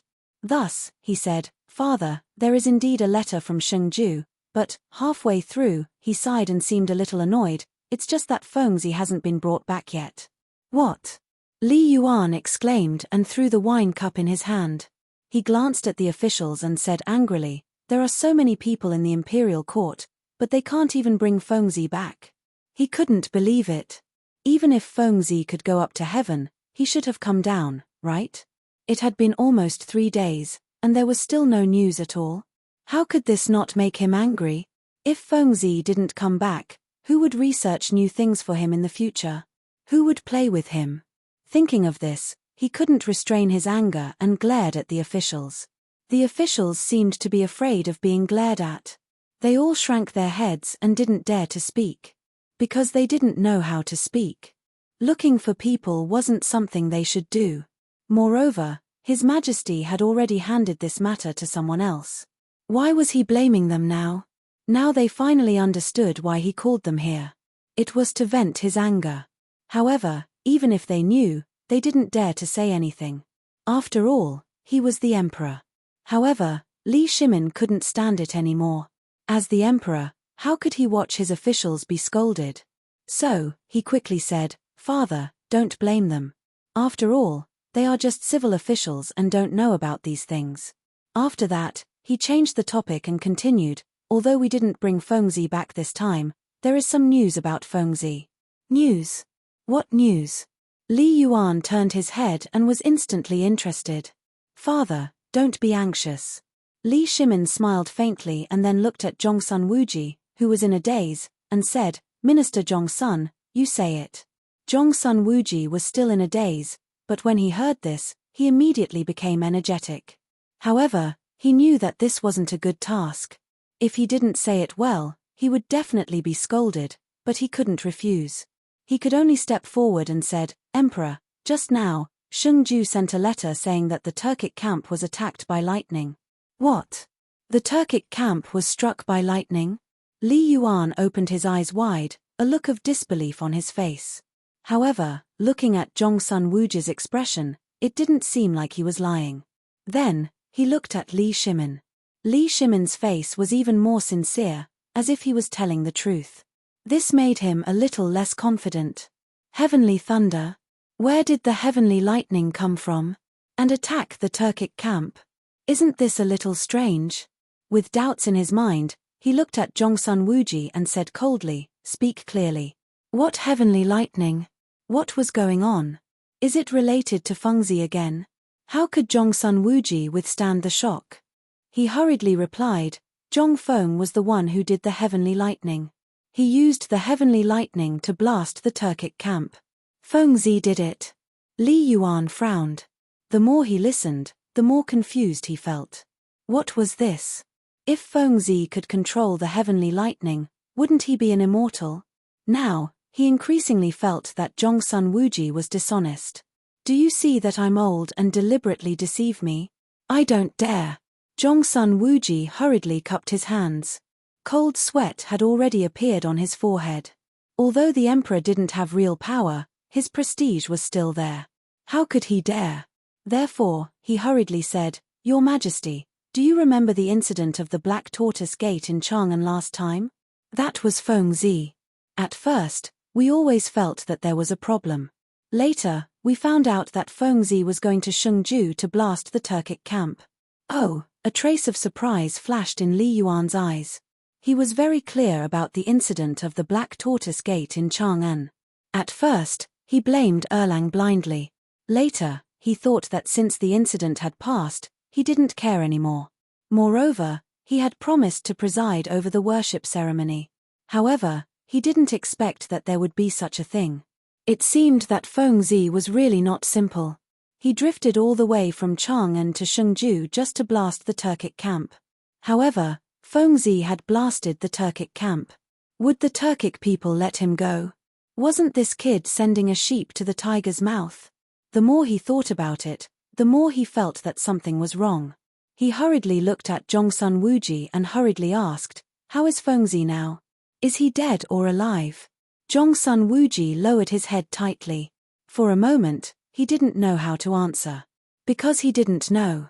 Li Jing's letter only mentioned the Turkic and Shengju.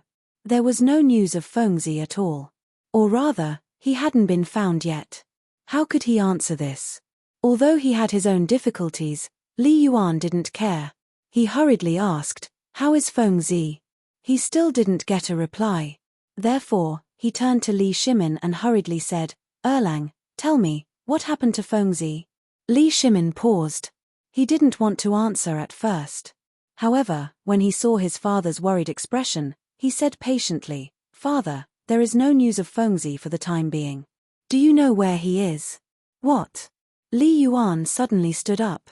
He glanced at everyone and said angrily, Shengju is such a big place. You can't even find a person? Chapter 1903. Li Shimin could understand Li Yuan's feelings. He was also anxious about Fengzi's disappearance, but what was the use of being anxious?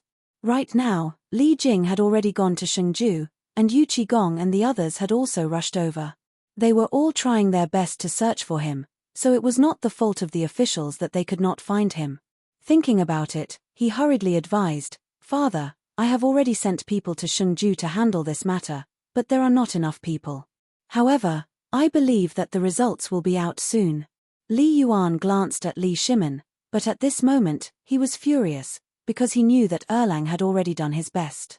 Thus, he looked at the officials, his eyes somewhat gloomy. Since there are not enough people, then let the clan send out some people. As soon as these words were spoken, the entire hall was in an uproar. Li Shimin looked at Li Yuan with a bewildered expression. Although he really wanted to touch the clan, He knew in his heart that the clan had a deep foundation and could not be eradicated overnight. Therefore, he had always buried this thought in his heart and had never said it out loud. But today, his father had personally said it out loud. Although it was said very tactfully, but he could still hear his father's hatred for the clan. On this point, Imperial Father and I happen to agree. However, could the officials agree? Thinking about it, he shifted his gaze to the officials. In fact, the officials were no longer calm. Because many of them were also in the ranks of the clans. The emperor's words just now meant that he was prepared to let the clans search for Zhongfeng. Although they were also worried about Zhongfeng, they did not plan to use the people of their clans. If they touched the people of the clan, it would definitely cause damage to the clan. Thus, everyone hurriedly stepped forward. Your Majesty, please show mercy. The clan cannot be touched. Li Yuan glanced at the crowd, his face could not help but flush red, the veins on his forehead bulged, and he roared, not using the clan? Then who can I count on? As he spoke, he walked in front of everyone, stretched out his finger, and pointed angrily. It's you? Or you? Is it still you? Everyone's faces were filled with astonishment as they retreated. They knew that the emperor was currently in a state of anger and could not be provoked. Li Yuan glanced at everyone and roared again, since you can't find Fengzi, then what's the harm in touching the clan? After saying that, he looked at the door and shouted, pass down my decree. Let all the clans send people to find Fengzi immediately. If they can't do it, don't come back. But at this moment, a voice came from behind. Wait. Li Yuan turned his head abruptly and saw that the one who spoke was his son, Li Shimin. Li Shimin actually wanted to get rid of the clan as well, but he knew that getting rid of the clan was not something that could be done overnight. Using his father's method was even more impossible, so he stopped him. At this moment, facing his father's bewildered gaze, he could only step forward and comfort him. Father, this matter cannot be rushed. Li Jing, Yu Qigong, and the others have already sent people to search for Fengzi. I believe there will be a result very soon. Moreover, if we let the people of the clan move out now, they will definitely be unwilling, and at that time, it will inevitably cause some twists and turns. Hearing this, Li Yuan was somewhat moved, but he couldn't help being somewhat worried in his heart. Thus, he said, then what about Fengzi's safety? Father, there's no need to be like this. Li Shimin smiled faintly, trying to ease the awkward situation. With Li Jing, Yu Qigong, and the others, I believe Fengzi will not be in danger. Of course, he was not confident about all of this. Right now, he only wanted to appease his father. Li Yuan naturally did not know about this, and thought that Erlang really had a way, so he said, since that's the case, then listen to Erlang. I won't participate. In fact, ever since he abdicated, he had basically not participated in political affairs. If it wasn't for Fengzi, he wouldn't have summoned the ministers at all. Li Shimin seemed to have put down a huge stone in his heart. He let out a long breath and smiled. Thank you for your understanding, father. After he finished speaking, he swept his gaze across the crowd of officials. Since there's nothing else, all of you may leave. Everyone looked at each other and did not leave immediately. It was as if they had something to say. A moment later, Zhongsun Wuji stepped forward and bowed, reporting to Your Majesty, Emperor, the heaven worship ceremony and the water and land assembly will be held in a few days. When the time comes, speaking to hear, he raised his head and glanced at Li Shimin and Li Yuan. However, he did not continue speaking because the heaven worship ceremony and the water and land assembly were originally ordered to be held by His Majesty. Now that it was a farce, whether or not to hold it would depend on His Majesty. Moreover, the Emperor had originally agreed to attend the heaven worship ceremony, and His Majesty had also agreed to attend the water and land assembly. Now that the ceremony and assembly were almost ready, they had to confirm whether or not to attend. Li Shimin naturally knew what everyone was thinking. He did not plan to cancel the heaven worship ceremony and the water and land assembly. In fact, he was prepared to attend. Of course, all of this was built on the basis that he was the emperor. There was also a portion that came from personal feelings. After all, he was brothers with Jian Cheng and the others. They were already dead. Holding a few ceremonies was something that should be done. It was just that he didn't know what father was thinking. With doubtful thoughts, he looked towards Li Yuan. Chapter 1904. Li Yuan furrowed his brows tightly, as if recalling some kind of sad matter. He picked up the wine cup on the table and gulped it down. Looking at everyone, he said, "Since the preparations are almost complete, then let's hold it as scheduled. Don't worry, I will definitely preside over it." This heaven worship ceremony and water and land assembly was to send his two sons to the afterlife. Even if no one asked, he would still participate. Li Shimin seemed to be able to feel Li Yuan's feelings. He nodded emotionally. "That's right, I will also participate at that time. Everyone, if there is nothing else, you may leave." When his voice fell, the officials finally put down the boulder in their hearts. They all cupped their hands and left. Only Li Shimin and Li Yuan remained in the palace. Li Yuan picked up the wine cup and took a sip. Then, he looked at Li Shimin and said softly, "Erlang, I'll have to trouble you for this water and land assembly." "Father Emperor, what are you saying?" Li Shimin lowered his head. He was a bit ashamed. His two brothers died because of him. This matter was naturally nothing. "This is what I should do." Li Yuan nodded and did not say anything. Because he could also see that Erlang was a bit sad in his heart. He picked up the wine cup and personally poured a cup of wine. He handed it to Li Shimin. "Come, drink with me." Just as his voice fell, there was a rush of footsteps outside the door. Immediately after, a strong man walked in. Li Shimin remembered this strong man. He was the eunuch of the imperial study. But why was he in such a hurry to come to the emperor's palace? Could it be that something had happened? Even if there was something important, he could not be in such a hurry. What if he disturbed the emperor? Thus, he pretended to be angry and said, "You eunuch, why are you in such a hurry? What if you disturb the emperor?" He said this mainly to give Li Yuan a good impression. After all, they were father and son. He had to show a considerate appearance. Secondly, it was a hint to this eunuch. If it wasn't something important, then don't say it and go back to the imperial study. And this strong man thought that His Majesty was angry. His legs immediately went soft and he prostrated on the ground. "Your Majesty, please spare my life." Li Yuan did not seem to care about all of this. Instead, he looked at Li Shimin and waved his hand indifferently. "Since there's something important, you can go back and talk about it." When Li Shimin heard this, he couldn't do it. If he went back, wouldn't it mean that he was going behind his father's back? Thus, he looked at the strong man and said, "If you have something to say it quickly." The strong man was quick-witted. Seeing that His Majesty had spoken, he hurriedly said, "Just now, Lu Guogong sent a letter. His Majesty, please read it." After that, he quickly took out a letter from his sleeve and handed it to Li Shimin. Li Shimin took the letter and hurriedly opened it because he knew that Cheng Yaojin was also looking for Feng Zi. Now that the letter was sent, there must be some clues. Sure enough, as soon as he opened it, lines of clues about Zhong Feng appeared in front of him. "Your Majesty, I was looking for Zhong Feng's traces. When I reached Shengju, I lost the clues, but later I found some traces. At present, I know that Zhong Feng is floating towards the grassland." Seeing this, Li Shimin frowned. "Feng Zi is floating towards the grassland. The grassland is the Turks' residence. Now that the Tang dynasty and the Turks are in a war, isn't going to die. What is this Feng Zi thinking?"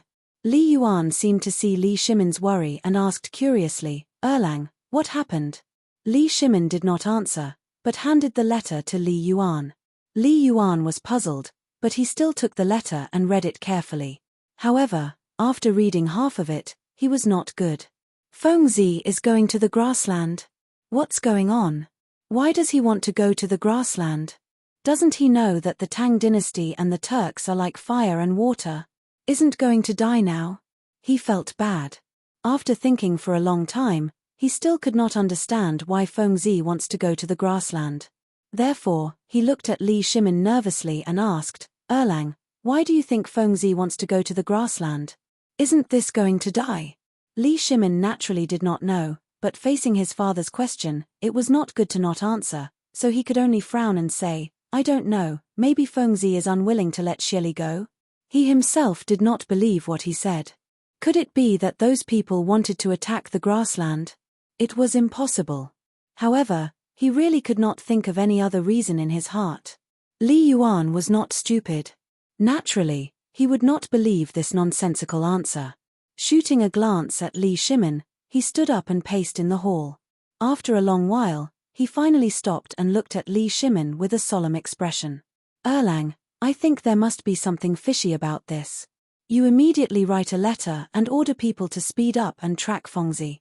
Otherwise, once we reach the grassland, it will be difficult for the King of Hell to save us. Li Shimin nodded. He also understood the seriousness of this. Although he still did not know why Fengzi wants to go to the grassland, he must stop him. Otherwise, if something happens, there will be no chance to regret it.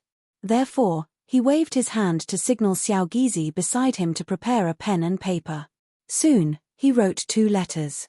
One was for Cheng Yarojin, and the other was for Li Jing. Now that the two were not together, the letters must be written separately. Chapter 1905. After he finished writing, he glanced outside the door and waved his hand. Someone, quickly send this letter to Shengju. Just as he finished speaking, a strong man walked in and took away the letters. Seeing this, Li Yuan's frown slowly relaxed. He looked at Li Shimin and asked worriedly, Erlang, do you think Li Jing, Cheng Yarojin, and the others can successfully bring Fengzi back? Why do I feel uneasy? Don't worry, father. Li Shimin narrowed his eyes and didn't look too good. However, when he thought of his father beside him, he tried his best to put on a smile. You know the abilities of Li Jing, Cheng Yarojin, and Yu Qigong. It shouldn't be a problem to bring Fengzi back. Li Yuan nodded. The 3 of them were indeed fierce generals. Each of them could guard an area. It shouldn't be a problem. He thought too much. After some thought, he said, Erlang is right. It shouldn't be a problem.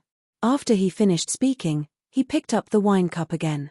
However, his slightly trembling right hand betrayed his nervousness. At the same time, White Deer College. A man in plain clothes shuttled through the mountain roads. He looked nervous and looked around from time to time, as if he couldn't wait. When he saw the words White Deer College, he seemed to be energized and his steps became lighter. In a short while, he reached the entrance of the college. Just as he was about to enter, he was stopped by a shout. Stop, who are you? Why are you trespassing into the college? The one who spoke was Wen Xian. This time, it was his turn to guard the gate. However, he didn't expect someone to trespass into the college without saying a word. Naturally, he had to stop him. When the man heard someone speak, he looked over and saw a man in the corner. He cupped his hands and walked forward. Greetings, Senior. I am Bai Ping, a distant relative of Mr. Bo Shi. I'm here to look for Mr. Bo Shi. Looking for Mr. Bo Shi? Wen Xian frowned and circled Bai Ping. What proof do you have? Yu Shenan was too famous, and many people came to look for him every day. Therefore, he needed a certificate to prove the identity of the visitor.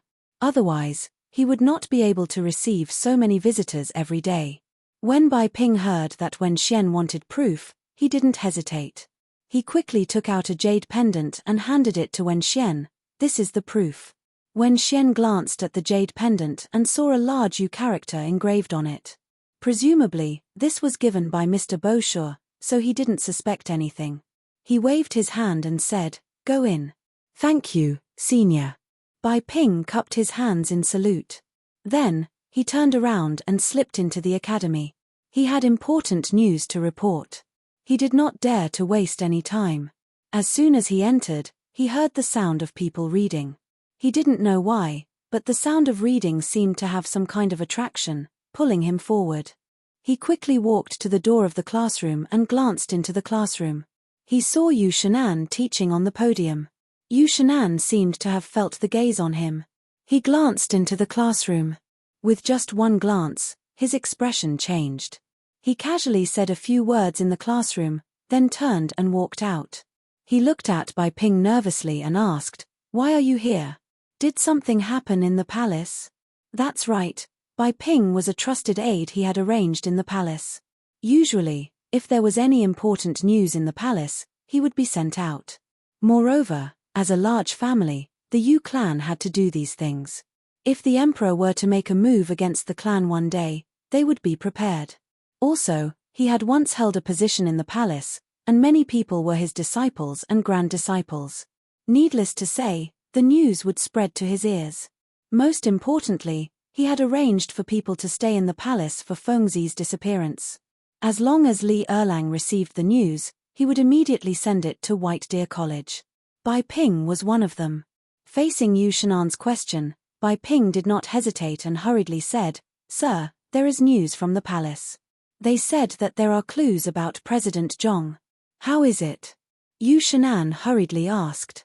Bai Ping glanced at the surroundings. Seeing that there was no one around, he carefully said, "President Zhong is floating towards the grasslands." "What?" Yu Shenan exclaimed. He knew that the grasslands were the territory of the Turks. Why would Fengzi go there? To seek death. This brat was not usually such a brave person. Moreover, even if the few of them went there to seek death, what was the use? After thinking for a long time, he still could not come up with a conclusion. He continued to ask, "What other news is there? When will Fengzi return? Also, why did he go to the grasslands?"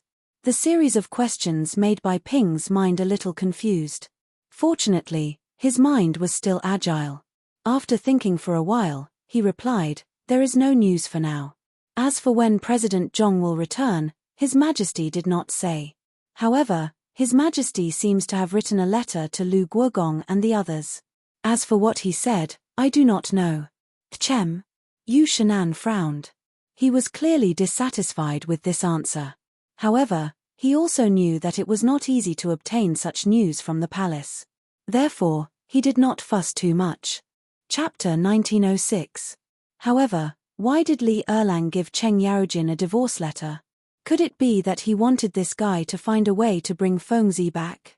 That should be the case. Li Erlang was also worried about Fengzi, so he wouldn't sit by and do nothing.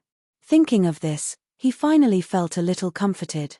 However, Fengzi went to the grassland this time, so it was inevitable that she would be in danger. No, he had to find those old guys to discuss countermeasures. Thinking of this, he glanced at Bai Ping, took out a silver ingot from his sleeve, and handed it over. His eyes were cold. "Go back and continue to investigate. If there is any news, immediately inform the old man. Also, today's matter cannot be known to a third person." After saying this, he didn't care about the other party's reaction and turned to walk to the other classroom. Chu Suiliang was teaching in the classroom. When he saw Yu Shenan looking at the door with a gloomy face, he knew that something big had happened. He hurriedly threw down the book in his hand and said to the students, "It's time for self-study." After saying this, he turned and walked out of the door. As he walked, he said to Yu Shenan, "What's wrong? Old guy. This is not a good place to talk. Let's go." Yu Shenan's face was still gloomy. With his hands behind his back, he walked quickly to the other classroom. As he walked, he said to Chu Suiliang, "Let's go separately. Call the other old guys out and gather at Fengzi's residence in 15 minutes. Hearing this, Chu Suiliang's face changed. He knew that something big had happened. Without hesitation, he walked quickly to the other classrooms. 15 minutes later, in front of Zhong Feng's residence. Yu Shenan glanced at the people in front of him. After confirming that they were all present, he waved his hand and said, "Come in and talk." Although the others didn't know what had happened, they knew from the old guy's face that it was definitely not a small matter. And now, the only one who could be considered a big matter was Fengzi. Could something have happened to Fengzi? Everyone looked at each other and their faces were not good. However, they didn't speak immediately. Instead, they went into the room together. In the room, Yu Shenan sat on a chair and glanced at everyone. "I think you all have guessed that something happened to Fengzi. What? What happened? What happened to him?" Everyone abruptly stood up from their chairs and looked at Yu Shenan with a look of bewilderment. To them, Fengzi was their disciple. Now that their disciple was in trouble, how could they, as his teacher, accept this? Especially the old Shotsai, he regarded Zhong Feng as his disciple and son. Among these people, He couldn't guarantee that he was the one who treated Fengzi the best, but he could guarantee that he had the deepest feelings for Fengzi. Now something had happened to Fengzi. What was he going to do in the future? Yu Shan'an could tell what was on everyone's mind. He waved his hand and gestured for everyone to take a seat. Then he said, "Just now, news came from the palace that Fengzi is floating towards the grasslands." Grasslands! Everyone exclaimed in surprise. At the same time, they were also somewhat astonished. The first thing they thought of was why Fengzi wanted to go to the grassland. Then, he thought about how dangerous the grasslands were. Wouldn't he be courting death if he went there? They couldn't understand Fengzi's actions. In other words, they didn't understand Fengzi's thoughts at all. However, they were truly worried about Fengzi. Therefore, the old scholar spoke first. Why did Fengzi go to the grassland? Why did he go there? The old elementary scholar's question broke the silence in the room, as if pulling everyone back from their deep thoughts. All of a sudden, everyone's eyes were focused on Yu Shan'an. Yu Shan'an frowned. He didn't know the answer to these questions and didn't know how to answer them. However, looking at everyone's anxious eyes, he still said, "Old man doesn't know either." Hearing this, everyone's eyes flashed with a trace of loneliness. Seeing this, Yu Shan'an continued, "However, news came from the palace that His Majesty had already sent letters to Cheng Yaojin and Li Jing. As for the contents of the letters, we don't know." Letters? Everyone looked at each other, as if a glimmer of hope had been ignited. Because they all knew that Li Erlang had always regarded Fengzi as a brother. Now that he had sent a letter, it must be to save Fengzi.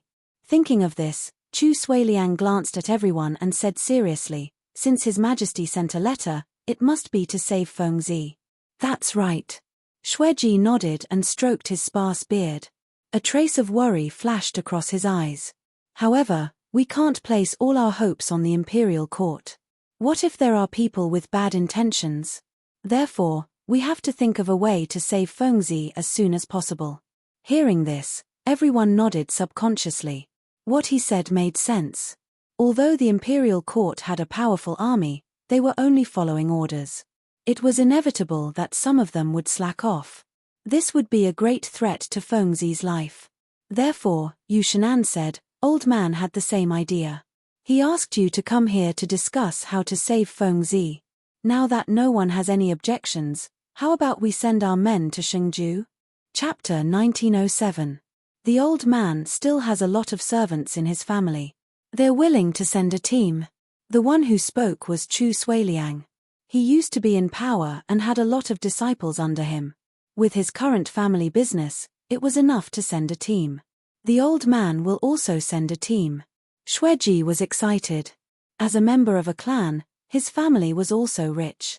Yu Shan'an was delighted to see that everyone was enthusiastically signing up. He cupped his hands and said, "Then the old man will thank everyone on behalf of Fengzi." Hearing this, everyone was unhappy. Fengzi was their disciple after all. Why should he be thanked? Thus, Xueji said, "What are you talking about, Mr. Yu? Are we not Fengzi's teachers?" Hearing this, Yu Shan'an blushed. He lowered his head and inadvertently glanced at the worried old scholar. Curious, he asked, "Brother Zihuai, what's wrong?" The old scholar shook his head, seemingly ashamed.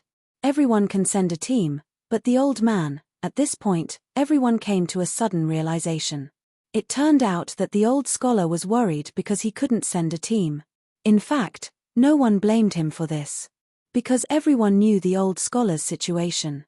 How could he send a lone person? Thus, Xueji patted the old scholar's shoulder and comforted him. "It's okay, brother Zihuai. Fengzi knows your intentions." Then, he turned to everyone. "Since there's nothing else, everyone can go and prepare. After all, the more time we have, the safer Fengzi will be." Everyone nodded, flicked their sleeves, and left the room. The old scholar was the only one left in the room.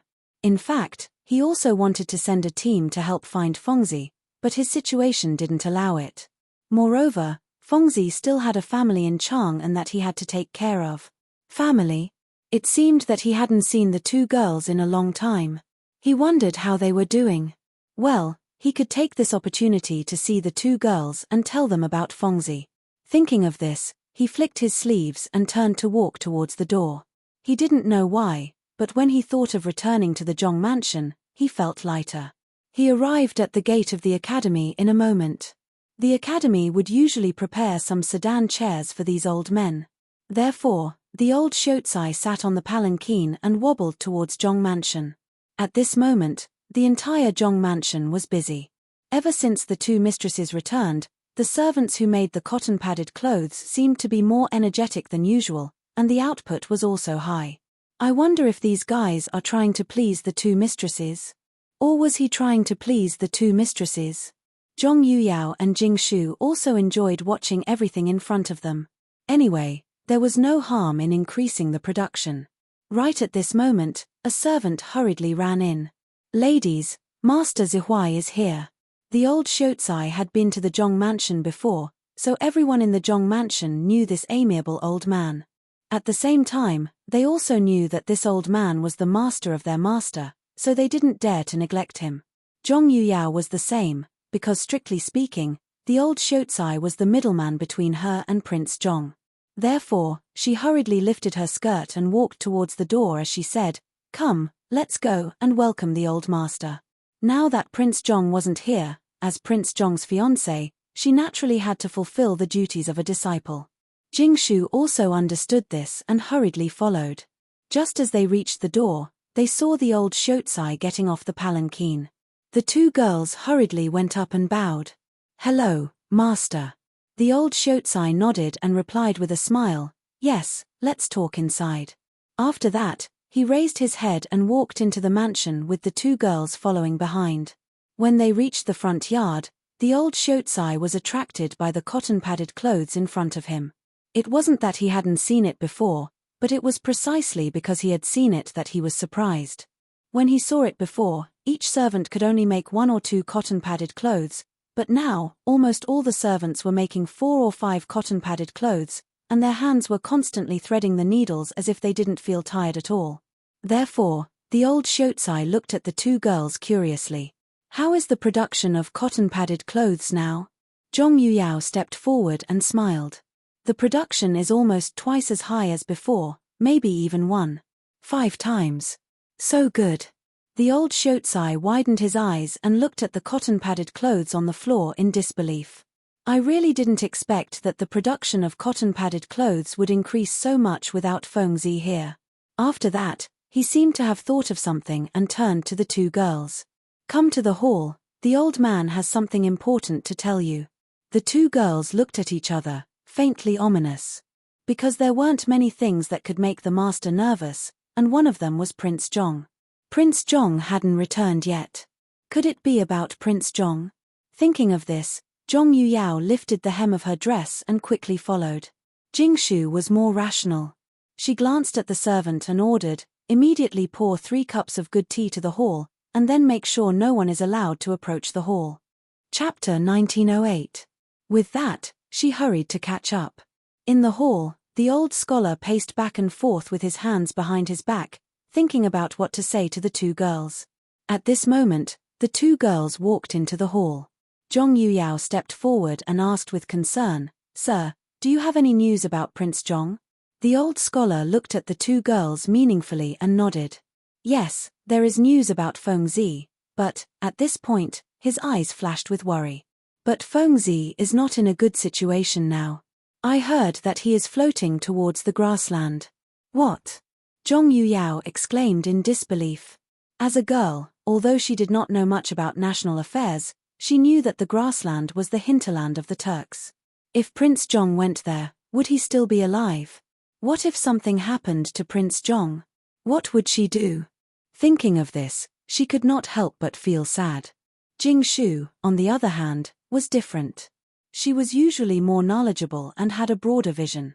The first thing that came to her mind was why Prince Zhong went to the grassland. That was the territory of the Turks. Going there was no doubt that he would die. Prince Zhong would not be so stupid to do such a brainless thing. Therefore, she began to guess in her heart. The old scholar saw that the two girls did not speak and thought that they were too sad. He quickly comforted them. "Girls, don't be sad. Although Fengzi is floating towards the grassland, He is not in danger for the time being. Really? Zhong Yuyao suddenly raised her head and looked at the old scholar expectantly. Jingshu was also awakened by the conversation between the two. She quickly looked at the old scholar and asked hopefully, "Sir, what is going on?" She had a feeling that there was something behind this. Prince Zhong had no reason to go to the grassland, but she could not figure out why. Now, she could only ask for help from her teacher. The old Shotsai didn't beat around the bush. He looked at the two women and said seriously, "That's right. There's news from the palace that Cheng Yaojin and Li Jing have gone to rescue Fengzi. The emperor has also given the order to rescue Fengzi. The old men on the mountain have also volunteered to send their servants to look for Fengzi. So you don't have to worry."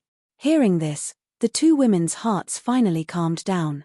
If His Majesty gave the order, Prince Zhong shouldn't be in any danger. After all, the emperor was the most powerful person in the world. If he couldn't save her, then who could? There were also those gentlemen on the mountain. Basically, all of them were highly respected people. If they were willing to help, Prince Zhong wouldn't be in any danger, right? Thinking of this, Zhong Yuyao finally revealed a smile. "Thank you, sir, for your hard work for Prince Zhong this time. We sisters would like to salute you on behalf of Prince Zhong." After saying this, she pulled Jingshu and respectfully bowed to the old Shotsai. The old Shotsai didn't hold back and accepted the salute with ease. He was Zhong Feng's teacher in name, so he could accept this salute. The two women had just stood up and were about to speak when the sound of footsteps came from outside the door. A servant came in with a cup of tea. Zhong Yuyao looked at Jingshu and instantly understood. This must have been arranged by Jingshu. She couldn't help but praise Jingshu in her heart. Then she looked at the old Shotsai and realized that after talking for so long, they still hadn't invited him to take a seat. With a guilty expression, she said, "Sir, please take a seat. We sisters have been rude. You've been here for so long and we still haven't invited you to take a seat."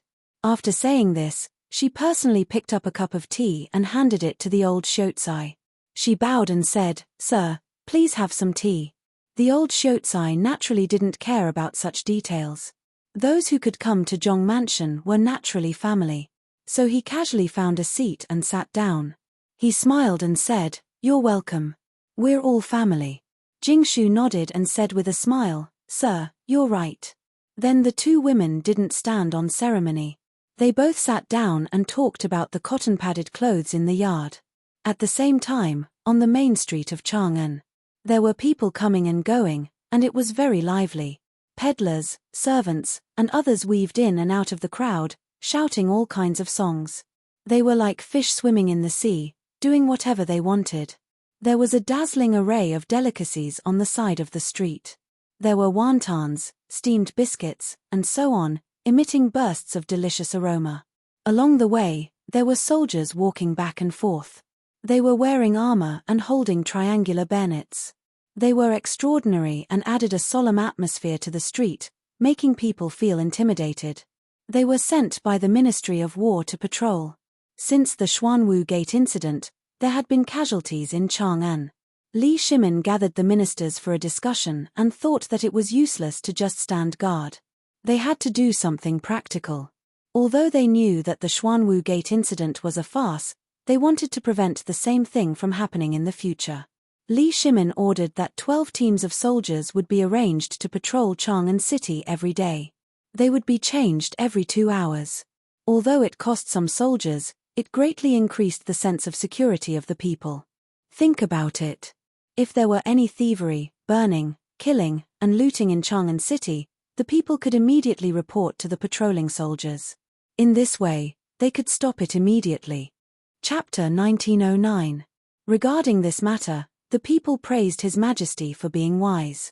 Although the Xuanwu Gate incident happened before, His Majesty had already issued an edict. The people let go of the grudges in their hearts and even secretly thought of His Majesty's achievements. His Majesty did some wrong things, but there was nothing to say about the people. He could always be called an emperor who loved the people like his own children. Thinking of Emperor Yang of Sui, His Majesty could be called wise. There was also the dethroned Crown Prince Li Jiancheng. Even if this guy ascended the throne, he might not do as well as His Majesty. Therefore, the people were still happy to support Li Shimin. Of course, the shoulder-bearer Huzi also thought so. At that time, he went to see the edict with his own eyes. His Majesty said it so sincerely, it was obvious that he was sincerely remorseful. Since His Majesty was sincerely remorseful, it meant that he was a wise emperor. Since he was a wise emperor, it meant that his future days would be better. Thinking of this, his footsteps unconsciously became lighter. The corner of his mouth raised and he shouted, "Steamed buns, good steamed buns, 1 copper coin each." At this moment, a group of soldiers walked over. Huzi was delighted and hurriedly went up to them. "Sir, how about a few steamed buns?" The leading soldier stopped and looked at the white steamed buns in front of him. He couldn't help but swallow his saliva and wanted to take it. However, when he thought of His Majesty's order, if anyone dared to take things from the people, their hands would be chopped off or their official position would be removed. After thinking for a while, he shook his head and said, "No, His Majesty's order is not to take anything from the people. Otherwise, your hands will be chopped off." After saying this, he raised his head, straightened his military uniform, and started patrolling again. Huzi was a little confused. He didn't expect His Majesty to give such an order. Not to take anything from the people. Otherwise, your hands will be chopped off. Wasn't this too strict? However, on second thought, His Majesty seemed to be protecting him. This could prevent the soldiers from filling their pockets while patrolling. Thinking of this, he felt a wave of respect for His Majesty. Fine, no one would eat it. He could sell it for a few more money. Just as he was about to take the load and leave, a shout came. "Huzi, Huzi." Huzi turned his head and saw Juzi running over with a load. He was delighted and hurriedly went up to him. "Juzi, aren't you selling glutinous rice wine near Zhong Mansion? Are you done?" As he spoke, he patted the jar of fermented glutinous rice on the pillar, his heart filled with envy. Juzi, on the other hand, didn't think much of it. He grabbed Huzi's right hand and said excitedly, "Let's go to that corner. Lao Tzu will tell you a big piece of news from the Zhong residence." "Big news in Zhong Mansion?" Huzi scratched his head and was a little confused. He was about to ask, but found that his right hand was not listening to him.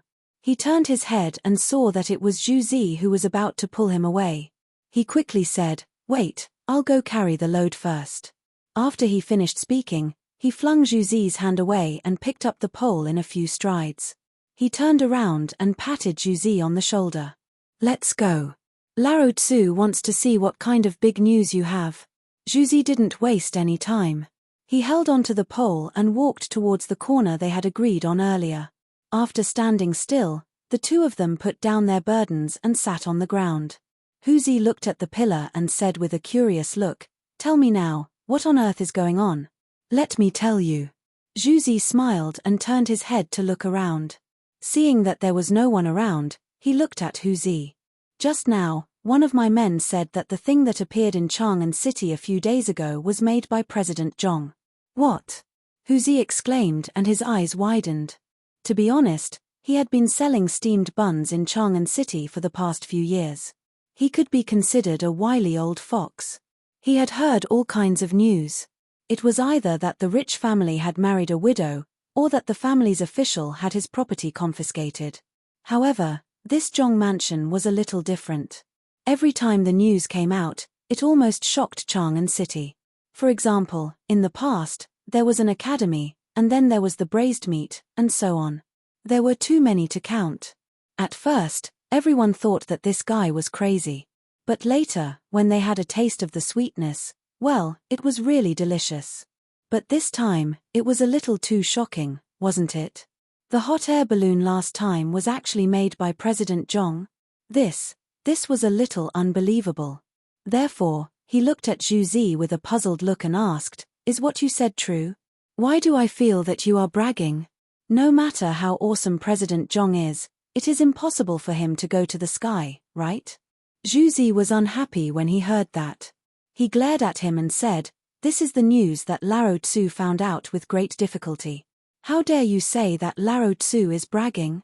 After that, he stared at Hu Zi and said unforgivingly, "To tell you the truth, Not only did President Zhong make that thing that can go to the sky, I also heard that he went to Shengju and blew up the Turkic camp. What? Huzi jumped 8 feet high. That was 2F** King explosive, wasn't it? Blew up the Turkic camp. How was that possible? Shengju was at least a few hundred miles away from Chang'an. How did he get there? Taking a step back, even if he blew up the Turkic camp, he wouldn't be able to survive. Chapter 1910. President Zhong was not stupid. How could he do such a brainless thing? He felt more and more that this guy was bragging. Therefore, he narrowed his eyes and stared at Zhu Zi. He asked, Zhu Zi, are you crazy? Otherwise, why would you say such nonsense? You're the one who's crazy. Zhu Zi slapped Huzi's head and said angrily, Lao Tzu has a relative who works in the Zhong mansion. I heard this from my relative. This roar instantly attracted the attention of the passers-by. They all looked over. This street was not big, but it was not small either. People often saw each other, so Zhu Zi was also affected. The moment they saw Zhu Zi mention Principal Zhong, quite a few busybodies all gathered around, discussing animatedly. Zhu Zi, what did you say about President Zhong? Did he go to heaven? Is he an immortal? I heard that people with the surname Zhong were reincarnations of immortals. Could it be that President Zhong is one too? This brother's words were not groundless. The ancients had been pursuing the path of immortality since ancient times. Even ordinary people could not avoid it. Especially during the Sui, Tang, and Northern Song dynasties, due to the respect of the ruling class, Taoism was extremely prosperous and had a great influence on society. Taoism's philosophy, life-preserving techniques, spells, and regulations were also more perfect. As for why Zhong Feng was an immortal, this was the speculation of the common people. The source was the founder of Taoism, Zhong Daoling. Thinking about it, both of them had the same surname. Now that Zhong Feng had made such a divine object, the crowd could not understand for a while. Naturally, they connected all of this to Zhong Feng. They thought that this Zhong Feng might be the successor of Taoism, or even an immortal on earth. Of course, all of this was just the crowd's speculation and could not be confirmed. Zhu Zi saw that the crowd was getting more and more mysterious, and he could not help but feel satisfied. He glanced at Huzi from time to time, as if to say, look, even if you don't believe in Lao Tzu, there are plenty of people who do. Therefore, he scanned the crowd and continued, I don't know if President Zhong is a god, but, at this point, he paused for a moment, as if he was deliberately whetting everyone's appetite. Looking at everyone's impatient look, his vanity seemed to have been greatly satisfied, and then he slowly said, however, I heard that President Zhong not only went to Shengju to bomb the Turkic camp, but also personally went down to remove one of Shili's big legs. Everyone's eyes widened. It was as if their breathing had stopped at this moment. At first, they had come with the mentality of watching a good show. After all, everyone was curious about the unknown. However, the more he heard, the more he felt that something was amiss. Motherfucker! Not only did President Zhong blow up the Turkic camp, she even personally charged into the Turkic camp and removed one of Shili's legs. Initially, when they heard this, they still had a trace of doubt in their hearts. Although many of them had never met Zhong Feng, they had heard of him before. How could they have charged into the Turkic camp? However, looking at Zhu Zi's expression, they didn't think it was fake. In addition, this guy's usual behavior made it even more impossible. Therefore, everyone tacitly agreed in their hearts. Then they thought again. Who was Shelley? He was a hungry wolf on the grassland. Although he ascended the throne smoothly, which of the generals who could unify the grassland was not a fierce general who could fight against 100 people alone? Could President Zhong charge into the Turkic camp? Unless this guy was really a god on earth. Actually, it was really possible. President Zhong had done so many things that humans couldn't do in the past. She might really be the reincarnation of a god. For a moment, everyone was skeptical. They believed that Zhong Feng was a god, but they didn't believe it. They believed it because this guy had done a lot of things that humans couldn't do. They didn't believe it because no one had really seen a god and only heard some legends. Now that this rumor suddenly appeared, no one could accept it. For a moment, complicated emotions intertwined in everyone's mind. They racked their brains but still couldn't get an answer. Finally, a teenager couldn't help but speak. He frowned and said, "Zhuzi, where did you hear this news from? Is it true? Don't make a fool of yourself."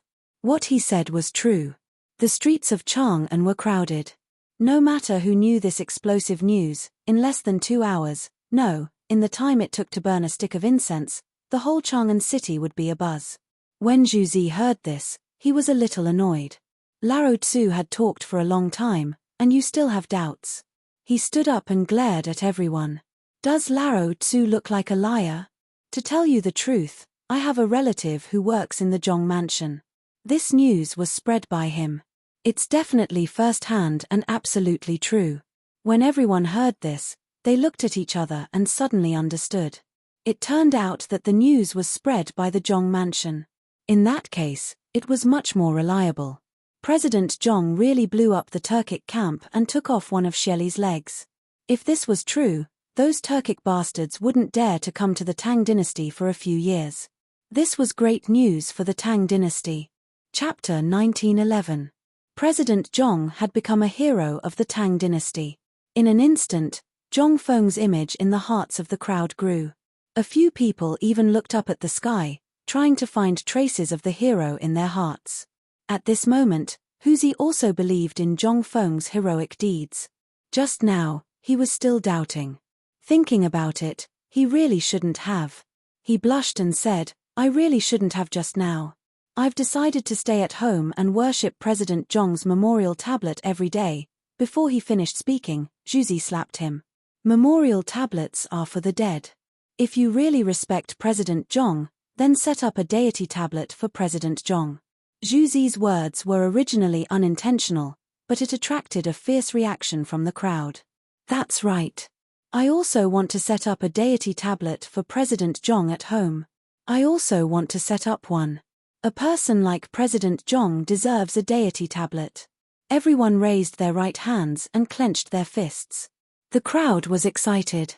They were all from Guangzhou, and the people of Guangzhou had always had a kind of belief that country first, home second. This kind of concept of sacrificing oneself for the country was incomprehensible to ordinary people. This was also the reason why Li Shimin had been recruiting soldiers in Guangzhou. And now, Zhong Feng had rushed into the Tujia camp alone and defeated Shelley. In their eyes, that was the performance of a great hero. They were never stingy to great heroes. Although they were all ordinary people and couldn't take out anything good, they could still offer offerings. So, as if they had discussed it, they all went home to prepare a deity tablet for Zhong Feng. As they walked, they also talked about Zhong Feng's heroic deeds. Soon, the news spread. However, just as it spread, it caused a huge uproar on the streets of Chang'an. Because many people didn't believe that the thing flying in the sky a while ago was Zhong Feng. How could a person go up to the sky? This was simply nonsense. If anyone could go up to the sky, then wouldn't they become immortals? Towards these questions, Zhuzi and the others were a little unhappy. They were people who firmly believed that Zhong Feng was in the heavens. Now that these questions were being asked, wasn't it a slap to their faces? Thus, Zhuzi and the others started to argue with these people who didn't believe them. For a moment, the streets of Chang'an were divided into two factions. One faction was led by Zhuzi, who firmly believed that Zhong Feng could ascend to the heavens and attack the Turkic camp. The other faction was led by Fu Gongzi, who did not believe that Zhong Feng could ascend to the heavens. Actually, this was understandable. Many of these rich young masters didn't like Zhong Feng. Why do you have so much gold, silver, and treasures? You're also so talented, and you even have 2 beautiful wives. What about me? I don't have anything. When I get home, my father even compares me to you. Naturally, I feel unbalanced. However, Zhuzi did not care about this. He pulled the crowd and scolded them. Things like President Zhong being able to ascend to the heavens and President Zhong being awesome. In any case, they just said whatever was amazing. The confidence of some of the rich young masters was greatly damaged. Some even couldn't take it and had to raise their hands and surrender. Only then did Zhuzi give up and continue to promote Zhong Feng's glorious deeds. Zhong Feng, who was thousands of miles away, knew nothing about what was happening on the streets of Chang'an. At this moment, he was lying on the hot air balloon. His eyes were half closed, as if he was not asleep. Gusts of cold wind blew, causing him to shiver.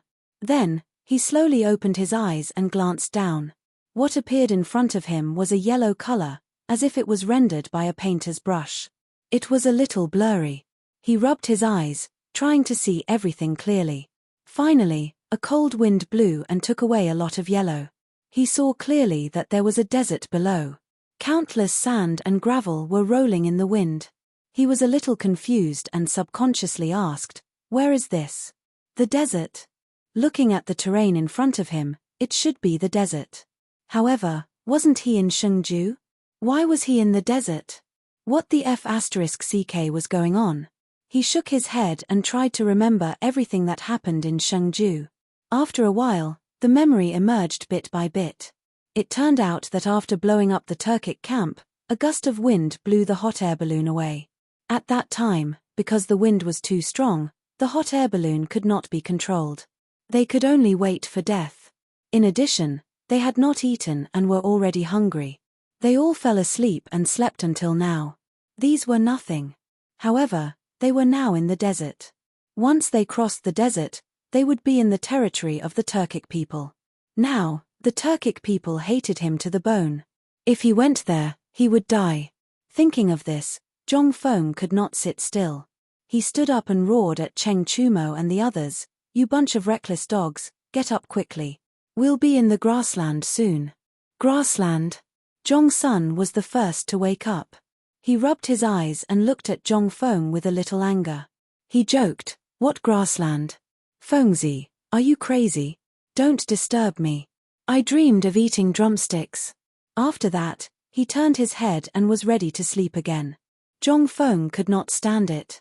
He went forward and slapped him. He said angrily, "Why are you still sleeping? If you continue sleeping, you'll die. Wake up quickly."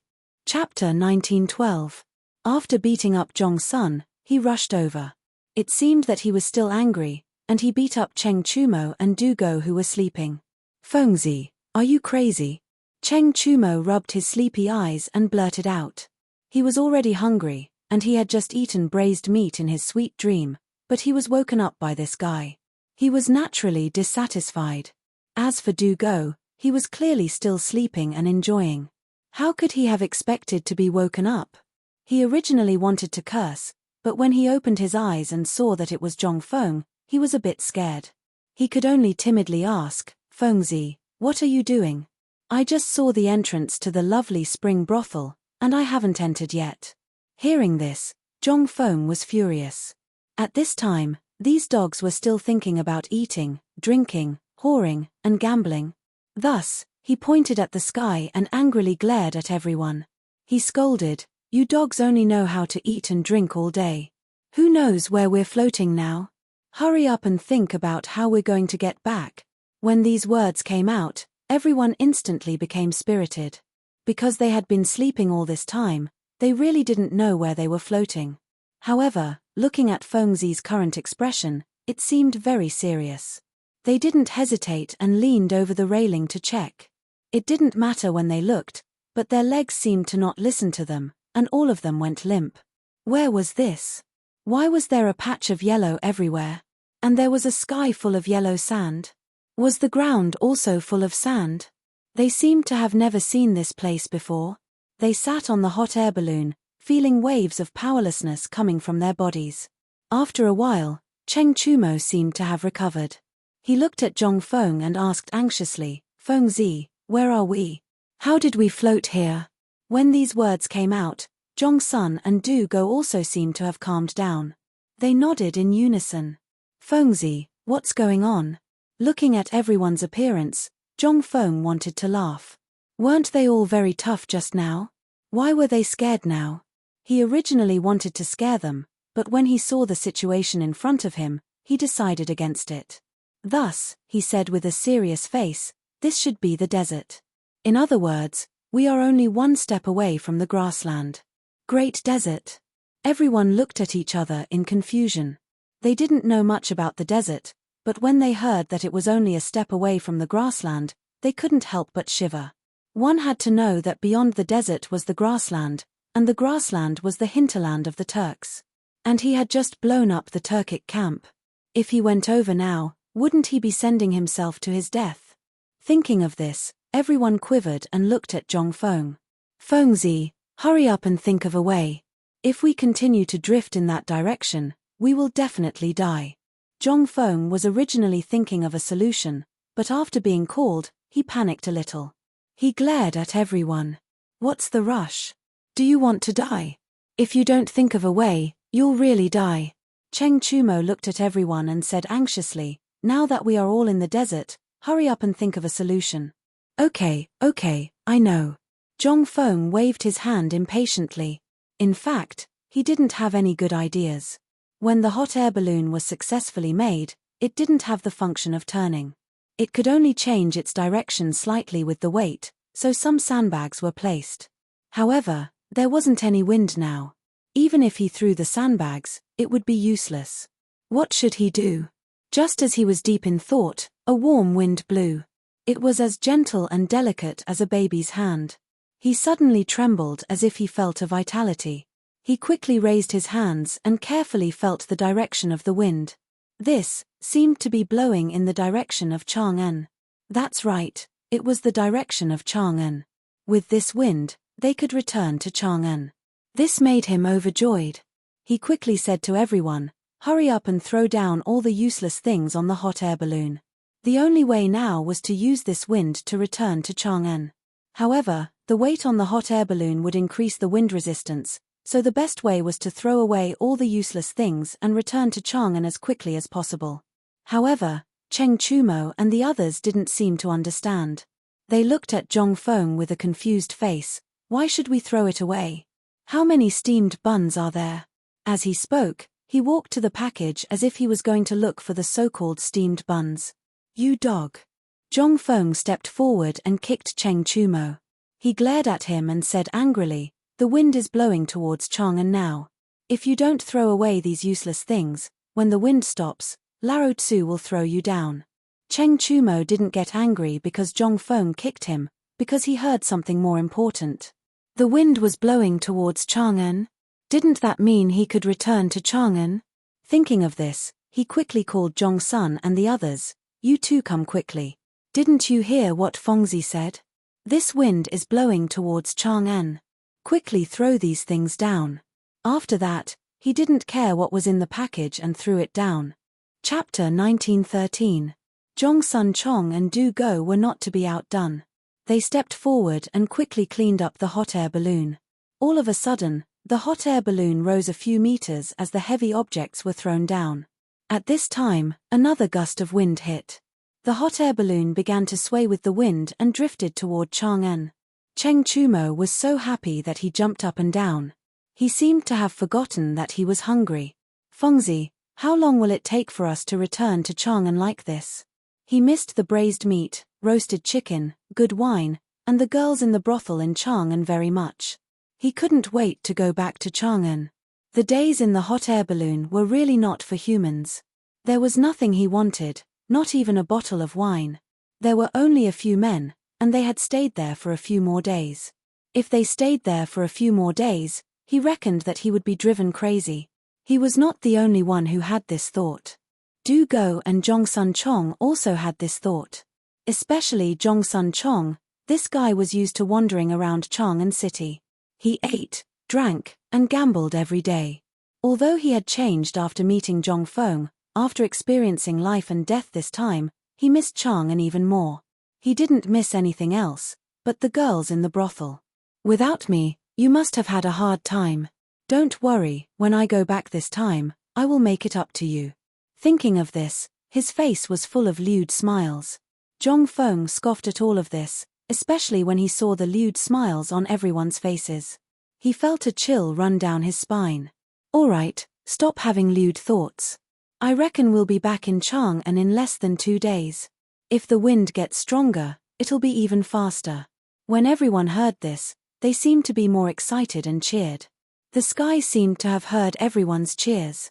A gust of wind blew again, and this time the wind was stronger than the previous one. The hot air balloon kept floating in the air and sped up. Soon, they were out of the desert. Sure enough, as Zhongfeng said, the speed increased when the wind was stronger. A day later, they saw the outline of Chang'an City. This time, Cheng Chumo was surprisingly diligent. He did not sleep. When he saw that Chang'an was already in sight, he quickly patted the sleepy Zhongfeng. "Fengzi, we're almost at Chang'an. Wake up quickly." Zhongfeng turned over and ignored Cheng Chumo. He thought to himself, "Since we've arrived, why are you making such a fuss?"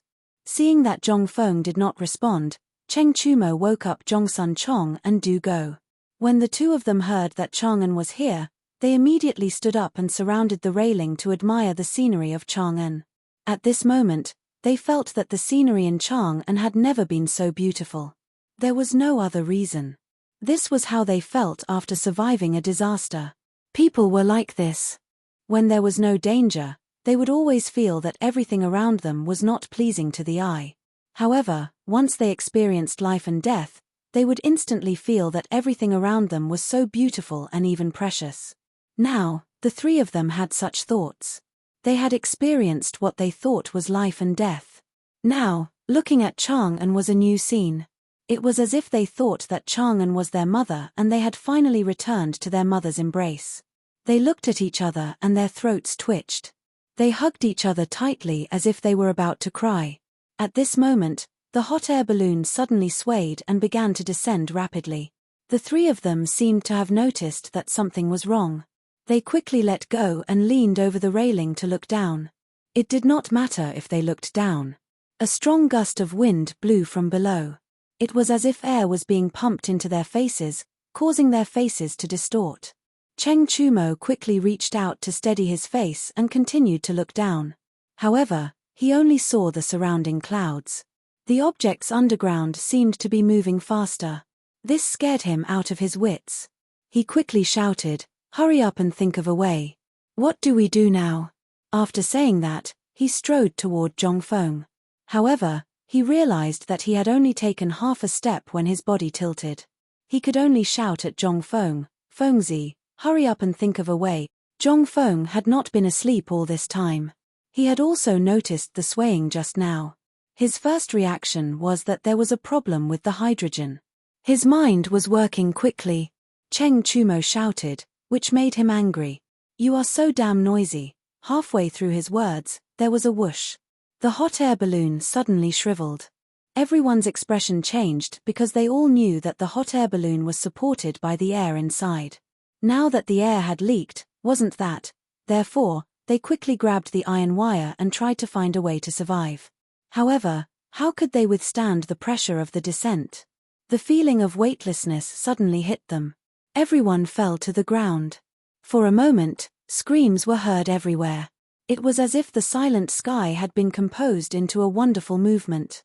Cheng Chumo looked panicked. He stretched out his arm and tried to grab Zhongsun to give himself some buffer. Zhongsun was not stupid. He stretched out his arms. Then, Du Go also stretched out his arms. The three of them hugged each other tightly. Zhongfeng was the last to descend. Therefore, he was above the three of them. When he saw the three of them hugging each other tightly and ignoring him, he was instantly furious. He did not care about his unrecognizable face and shouted, "Bastard, wait for me." Chapter 1914. Due to the airflow and pressure, Zhongfeng's voice was a little hoarse. Fortunately, the three of them still heard him. They reached out and hugged each other tightly. The speed of their descent became faster and faster. Everyone could only feel the cold wind cutting across their faces like knives. As they cried out in alarm, they were getting closer and closer to the ground. At that moment, they closed their eyes tightly, not daring to look down. It was not because they did not dare to look, but because the wind resistance was too strong. They could not open their eyes at all. Finally, a loud bang was heard, and pain spread through everyone's body. Zhongfeng slowly opened his eyes. He rubbed them and scanned his surroundings. It seemed like they had landed, but why did he not feel any pain? He looked down in confusion and saw Cheng Chumo and the other two with their tongues out and their heads tilted to the side. They seemed to have fainted. Zhong Feng exclaimed and quickly jumped down from the three of them. Standing on the ground, he realized that the three of them were stacked in the shape of a human pyramid. The unlucky Du Go was at the bottom, Zhong Sun was in the middle, and Cheng Chumo was at the top. Not only that, but the appearance of these three fellows had also changed. Their originally fair and clean faces were now bruised and swollen. Their clothes were also full of holes. The good thing was that they still had some haystacks under them. With these haystacks, they should not die, right? But it was not safe. Falling from such a high altitude, who knows, he could not stand still anymore. He quickly went forward and shook them violently. Iron Bull, Da Bing, Worm, don't die. Don't die. After saying that, he seemed to have thought of something and quickly reached out to check their breathing. Yes, there was still some breathing. This meant that they were not dead yet. However, why was his breathing so short? Could it be that they were about to stop breathing? His expression changed as he hurriedly roared. As he roared, he shook his head. Iron Bull, don't die. If you die, that damn father of yours won't let me off. And Da Bing, although you're stupid, I can teach you. Don't die. And Buggy, didn't you say you were going to bring me to the brothel? Don't King die. He didn't know if Zhong Feng's roar had an effect, or if these three guys were really lucky, but they actually had a reaction. Cheng Chumo was the first to open his eyes. He frowned as if he felt something was wrong. He subconsciously placed his right hand on his waist and cried out in pain, my waist. As soon as he finished speaking, Zhong Sun also woke up. The veins on his forehead were bulging, and he was a little out of breath. Trembling, he said, is it that bastard is holding down Lao Tzu? Hearing this, Cheng Chumo subconsciously looked down and saw that he was on top of Zhong Sun. He couldn't help but blush. Bug, it's me. It's you. Zhong Sun turned his head and glanced at him from the corner of his eye. He said angrily, then why aren't you King coming down? Don't you know how heavy you are? Oh, Cheng Chumo then nodded. Just as he was about to move his feet, he felt a sharp pain in his waist, which made it difficult for him to move. He glanced in front of him and saw Zhong Feng watching the show. He said angrily, Fengzi, you're King watching the show? Hurry up and help me down. Zhong Feng smiled and quickly went forward. He chose to ignore Cheng Chumo's scolding. After all, this guy was his human punching bag just now. Moreover, now was the time to save someone. How could he have the time to care about this? Cheng Chumo was carefully helped down by Zhong Feng. He sat down on the side. Zhong Sun felt a little better. He looked at Zhong Feng and said, Fengzi, help me up too. My waist can't take it anymore. Speaking of this, he seemed to have thought of something. He asked, where's that bastard dabbing? Zhong Feng chuckled and tilted his head. Isn't he just below you? Zhong Sun Chong frowned and glanced down. It really was Du Go. Du Go was still unconscious. His face was bruised and his blood vessels were popping. It looked like he had been pressed down. Zhong Sun saw this and his expression changed. He quickly asked, how did dabbing end up like this? He's not dead, is he? He shouldn't be dead, right? Zhong Feng went forward and looked at Du Go. Then, he looked at Zhong Sun and said jokingly, if you continue to press him down, he might die. Ah, Zhong Sun exclaimed and grabbed Zhong Feng's shoulder. Quick, help me up. Zhong Feng smiled and quickly helped Zhong Sun Chong up. Only then did Du Go, who was at the bottom, return to normal. Fengzi, go take a look at dabbing. Zhong Sun stood at the side and looked at Du Go worriedly. As soon as he said this, Zhong Feng instantly felt that there was true affection between these brothers. It could be seen from this trip to Shung State. However, just as he was about to save Du Go, Zhong Sun and Cheng Chumo's discussion came from behind him. If this kid dies, who will pay for our next visit to the brothel? Oh, that makes sense. It was obvious that Cheng Chumo was the one who had spoken the truth. Chapter 1915. Zhong Feng turned around and glared at the two before patting Du Go's pale face. Da Bing, wake up. Otherwise, these two bastards will take your money and go to the brothel. Brothel? What brothel? Du Go slowly opened his eyes and looked at Zhong Feng in confusion. What do you mean by that? Zhong Feng smiled. He knew that this guy would wake up once he mentioned the brothel. As expected, he chuckled. Hurry up and get up. After that, he went forward to support Du Go and prepared to pull him up. Na Cheng's face changed when he thought of this guy. He cried out in pain. Ouch, ouch, ouch. My waist is broken. He was the one at the bottom of the human pyramid, so naturally, he was under the most pressure. His waist was probably not feeling well at all. Zhong Feng understood, but it was impossible for him not to get up. He still persuaded him. Chang'an City is just ahead. Don't tell me you don't want to go home. As soon as he said that, Du Go seemed to be instantly energized. He glanced at the city gate and pretended to be strong. Go home. I can do it. Help me up. Zhong Feng smiled. This guy was obviously not that strong, yet he was still pretending. However, his actions were praiseworthy. Without any hesitation, he helped Du Go to sit beside Cheng Chumo and the other man. As soon as they stood still, the three of them seemed to have found something funny. They pointed at Zhong Feng and laughed. This made Zhong Feng confused. Could it be that his clothes were also torn? He quickly checked and found that his clothes were indeed torn. However, he could still wear them. Compared to these three guys, he was much better. He said unhappily, "You guys still have the face to laugh at me. Look at your clothes." The three of them finally reacted. They had been thinking about how to escape and did not look at their appearances. Now that they looked at them, they were really King ugly. Each of them had a bloody nose and a swollen face. There were even straws on their heads. They were just like clowns. In fact, Zhong Feng himself was not much better. Most of his clothes were torn and there was a lot of straw on his head. However, he was not bruised and swollen. After all, he was at the top. After a burst of laughter, Zhong Feng looked at them and said seriously, "Chang'an City is close at hand. Let's walk there. I'll treat your injuries when we reach the Zhong mansion." Cheng Chumo nodded. "No problem. Let's go." Just as he was about to get up, a sharp pain came from his disappointing waist. Ouch, my waist. Du Go was the same. Just as he was about to get up, pain came from his waist. He wailed, "My waist hurts." Zhong Sun Chong was a little better. He was in the middle, so his strength was neutralized. His waist was fine, but it was a little sore.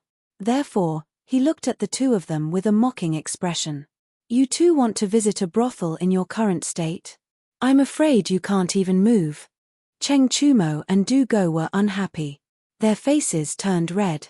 They were about to refute when they saw Zhong Sun Chong standing between them. He crossed his arms and said proudly, "Look, you still have to rely on Lao Tzu. Lao Tzu will help you back." Cheng Chumo and Du Go wanted to curse, but when they saw Zhong Sun Chong helping them, they did not say anything. They just lowered their heads and tried to stand up. Zhong Feng could not stand by and watch. He helped Cheng Chumo and Du Go up and walked towards Chang'an City. Although the two of them had a sore waist, they were usually in good health. Plus, they wanted to go home quickly. Soon, they reached Chang'an Avenue. However, as soon as they reached Chang'an Avenue, they heard some unusual things. They claimed that Principal Zhong had ascended to the heavens and had personally charged into the Turkic camp. There were even some who claimed that Principal Zhong was the reincarnation of a god. There were also some fellows who claimed that Principal Zhong could predict the future and would soon ascend to the heavens. Hearing all this, Zhong Feng's head was about to explode. When did he become so awesome? Reincarnation of an immortal? Pass away and ascend in 100 days. Lao Tzu did not want to die. Who was spreading rumors about Lao Tzu? With doubts and anger, Zhong Feng stopped a passerby and asked, "Brother, why are there rumors about me everywhere in Chang'an City? Who spread them?" "Rumors about you?" the passerby exclaimed. He looked Zhong Feng up and down and said disdainfully, "Do you think you are President Zhong? Do you think a beggar like you can pretend to be President Zhong, an immortal on Earth?" "Ha!" The passerby secretly spat and left. Zhong Feng was confused. The whole Chang'an City was spreading rumors about him. How could he pretend not to know a living person in front of him? Was this guy blind? Or was he really blind? Just as he was thinking hard, Cheng Chumo's joking voice came. Come on, look at you now. It's already an honor for people to treat you as a beggar. Zhong Feng suddenly understood. He looked down at his clothes and was speechless. Sure enough, it was human nature to judge people by their appearance. However, he was not such a vulgar person. He looked at Cheng Chumo unconvinced. Lao Tzu is a beggar. Aren't you? Why are you talking about this? Chapter 1916. Ch. Lao Tzu is just angry. Cheng Chumo snorted and turned his head to the side. It was the four of us who went to bomb the Turkic camp. Why did you become the hero when we came back? Why didn't anyone care about Lao Tzu and his brothers? Zhong Sun Chong and Du Go also reacted. They raised their heads to express their dissatisfaction. Yes, we also contributed. Why didn't we get the same treatment? Zhong Feng laughed. It was Lao Tzu who made the hot air balloons, and the gunpowder was also Lao Tzu. When he asked you guys to bomb the Turkic camp, you were all acting like cowards. It was Lao Tzu who held you back. Now, you even turned around and said that Lao Tzu was wrong. It was really King embarrassing him. Thinking of this, he was unhappy. He frowned and glared at the crowd. All of you, shut up and stay here. After saying that, he ignored the crowd and quickly stepped forward to stop another passerby. However, this time, he was smarter. He did not consider himself as Zhong Feng. Instead, he asked humbly, Brother, when I first came here, I heard everyone talking about President Zhong. They even said that President Zhong is some kind of god. What is going on? The passerby glanced at Zhong Feng. Seeing his tattered clothes, he thought that he was a beggar and did not want to answer. However, when President Zhong was mentioned, he seemed to be interested. He pretended to be knowledgeable and said, If you want to talk about President Zhong, there is a lot to talk about. Back then, President Zhong ran a tavern by himself. At that time, he could not make ends meet and his life was extremely difficult. Hearing this, Zhong Feng was a little speechless. What did he mean by he could not make ends meet? Lao Tzu was not poor at that time, was he? Now, he could roughly imagine that the rumors in Chang'an City were spread by these troublemakers. He wanted to curse, but when he thought of the source and the explosive news behind it, he felt as if his blood was boiling. Being praised by others doesn't seem to be a bad thing, right? Iron Bull and the others didn't even have the chance to be praised. Yes, that was the logic. When others didn't know who he was, it felt so good to hear them flatter him. He comforted himself. He purposely pretended to be humble and listened carefully. Looking at Zhong Feng, the passerby's vanity seemed to be greatly satisfied.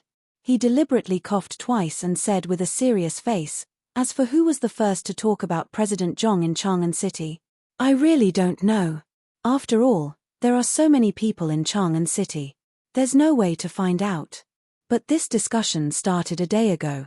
Also, I heard that President Zhong is an immortal. It's true. Many people in Chang'an City have worshipped President Zhong. What? Zhong Feng exclaimed in disbelief. Worship the deity position? How is this possible? The deity position was for immortals. He never thought that the people in Chang'an City would be so crazy. The passerby seemed to be very satisfied with Zhong Feng. He looked at Zhong Feng as if he were a country bumpkin. You don't know about this, do you? People in Guangzhou are bellicose. President Zhong bombed the Turkic camp this time. In the eyes of the people in Guangzhou, he is a great hero. Also, speaking of this, he turned his head and looked around. When he saw that there was no one, he slowly approached Zhong Feng with a mysterious face. Today, I heard that a woman from the Wang clan in Dong City became pregnant after worshipping President Zhong's deity position. You know, this woman from the Wang clan hasn't been pregnant for 3 years. It's all thanks to President Zhong that she is pregnant now. Zhong Feng was stunned. He stood there and didn't know what to say for a moment. Damn it. What did the woman's pregnancy have to do with Lao Tzu? And a woman who hasn't been pregnant for 3 years? This had nothing to do with Lao Tzu. Did these guys think that he was a child-giving guanyin? At this moment, he felt that his head was in a mess. He could only hear a buzzing sound. But at this moment, The passerby leaned over again and said with a smile, President Zhong is so awesome. When I go back, I'm going to let my wife have a try. Maybe she can make my family have children. After that, he turned and was about to leave. Suddenly, he thought of something. He took out several copper coins from the bag and counted them in his palm. He took out several coins and was about to give them to Zhong Feng when he felt that something was wrong. He simply handed them to Zhong Feng and said, I'm happy today. Take the money and go drink with your brother. Zhong Feng was already petrified in place. He didn't react at all to what was happening in front of him. When the passerby saw that the beggar didn't react, he thought that he had made the beggar stupid. He simply grabbed Zhong Feng's right hand and stuffed all the money into it. Then, he flicked his sleeves and left. Zhong Feng was stunned. Cheng Chumo and the others behind him heard everything clearly. They looked at each other and wanted to laugh. But when they thought that Zhong Feng was still standing there in a daze, they went forward and patted Zhong Feng's shoulder. Fengzi, are you okay? Zhong Feng trembled violently, only then did he recover. What the passerby said just now really made him speechless. How could a woman's pregnancy be related to Laro Tzu? Wasn't this normal? He wanted to vomit blood. He really felt that the people of Chang'an were crazy. Chapter 1917. Fortunately, Laro Tzu's willpower was strong. Otherwise, he would have fallen to the ground. He looked at Cheng Chumo and the others in confusion. He was a little speechless. What does a woman's pregnancy have to do with Laro Tzu? He did not know if these guys heard him, but he wanted to find someone to confide in. He wanted to say that this had nothing to do with Laro Tzu. However, Cheng Chumo revealed a meaningful smile and said, this is a good thing. You have now become the child-giving Guanyin. The people worship you. Speaking of this, he smiled slyly. In the future, our family will worship you. Maybe you can give birth to our family. Ha ha ha. That's right. Our family will worship you too. Ha ha. Zhong Sun Chong and Du Go also expressed their opinions and laughed loudly. There was nothing wrong with what they said, and there was even a trace of respect. However, in Zhong Feng's ears, it was slowly mocking. He clenched his fists and glared at the three. You bastards dare to make fun of Laro Tzu. Take this. After saying that, he swung his fist and greeted them. The three of them had more or less injuries on their bodies. How could they withstand Zhong Feng's sudden attack? With a roll, they fell to the ground. Of course, Cheng Chumo was not someone to be trifled with. How could he endure this kind of grievance? Laro Tzu painstakingly accompanied you to Shengju, and you still want to hit Laro Tzu? Naturally, he could not take this lying down. Even though his waist hurt, he still wrestled with Zhong Feng. Moreover, there was also Zhong Sun Chong and Du Go. Soon, the four of them wrestled together and rolled on the ground. The passers-by saw that there was a show to watch and stopped to look. Yo, where are these child beggars from? Why are they fighting on the street? Looking at their clothes, they should be from Chang'an. Look at the copper coins scattered on the ground. They should be fighting over the copper coins, right? This brother's words are reasonable, but these child beggars are really pitiful. Why don't you all be generous? Everyone was discussing animatedly. Many of them felt pity for Zhong Feng and the others and even threw down copper coins. There were even many busybodies who clapped and cheered, afraid that the scene wasn't spectacular enough. Finally, the four people who were rolling on the ground noticed that something was wrong. They stopped fighting and looked at the crowd in confusion. However, these guys didn't seem to have any intention of leaving. Instead, they started to point and whisper. Why aren't you fighting anymore? Did Laro Tzu just pay? Continue, I'm about to place my bets. Upon hearing these words, Zhong Feng was instantly infuriated. He stood up abruptly and pointed at the crowd. Get lost immediately. If you guys want to watch others fight, go see old Wang next door. Cheng Chumo and the others could not stand it anymore. They trembled as they supported each other and scolded the busybodies. You bastards, did you not have a mother to teach you? Later, Laro Tzu will lead the troops to kill you all. When the crowd heard this, they wanted to refute. However, when they saw the clothes of Zhong Feng and the others, they shook their heads and remained silent. These child beggars were actually boasting shamelessly here. It seemed that they had been beaten silly just now. They didn't seem very smart now. After thinking about it, there was no need to argue with these child beggars. Everyone flicked their sleeves and left. Seeing that everyone had left, Zhongfeng glanced at Cheng Chumo and the others. He snorted coldly and walked toward the Zhong mansion. Cheng Chumo was a little embarrassed. If he went home in this state, he would probably be scolded by his father. Then, he would be hung up and beaten. He would say that he was ruining the family's reputation and insulting the Cheng family. Zhong Sun and Du Go were similar. Both of them were young masters of aristocratic families. If they went home in this state, they would be laughed at by others. How could they raise their heads in Chang and in the future? After thinking about it, the three of them decided not to go home. They followed Feng Zi to the Zhong mansion. This kid had brought them to Shengju. Now that he was in this state, he wanted to run away. No way. Therefore, the three of them followed Zhongfeng's footsteps and walked toward the Zhong mansion. Zhongfeng didn't care so much at first. He flicked his sleeves and walked forward. However, the more he walked, the more he felt that something was wrong. He realized that someone was following him. When he turned around, he saw that it was these three guys. Therefore, he stopped and looked at the three of them with a mocking expression. Why are you three following Laro Tzu? Weren't you very good at beating Laro Tzu just now? Cheng Chumo was already unhappy. When he heard this, he pouted. Who said that Laro Tzu is following you? It's not like your family built this road. TSK, Zhongfeng looked at him with disdain and turned to walk toward the Zhong mansion. He knew in his heart that these guys didn't dare to go home for the time being. They could only follow him. However, they were unwilling to admit defeat. However, was Laro Tzu someone who would admit defeat? If you want to follow, then follow. When we reach the Zhong mansion, let's see how Laro Tzu will deal with you. They didn't speak along the way. Finally, they arrived at the Zhong mansion. When he saw the plaque of the Zhong mansion, Zhongfeng instantly felt a sense of belonging to his home. A warm feeling arose in his heart. It was still that familiar place. It was still those familiar voices. He felt like crying. Laro Tzu had suffered so much outside. He was finally back. However, he still held it in. He couldn't drop the ball in front of these guys.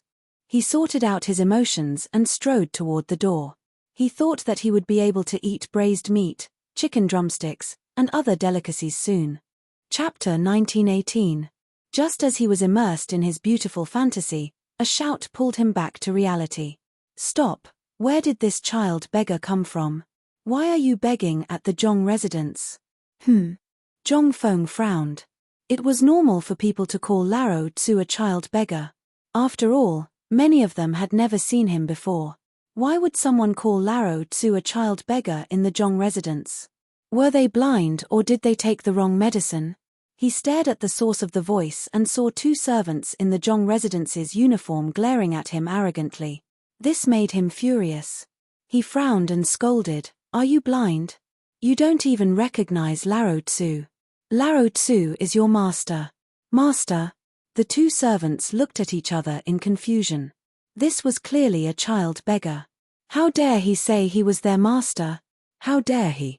The leader of the servants stood out and took out a stick from his sleeve. He frowned and said, "You dare to impersonate our master? Do you not know how to write the word death?" Feng Zi almost fainted when he heard this. Not only did these people not recognize him, but they also dared to take out a stick. What were they trying to do? Beat Laro Tzu? Just as he was about to step forward, Cheng Chumo jumped out and pointed at the servant. He stared at him and said, "Open your dog eyes and see clearly. Is this really your master?"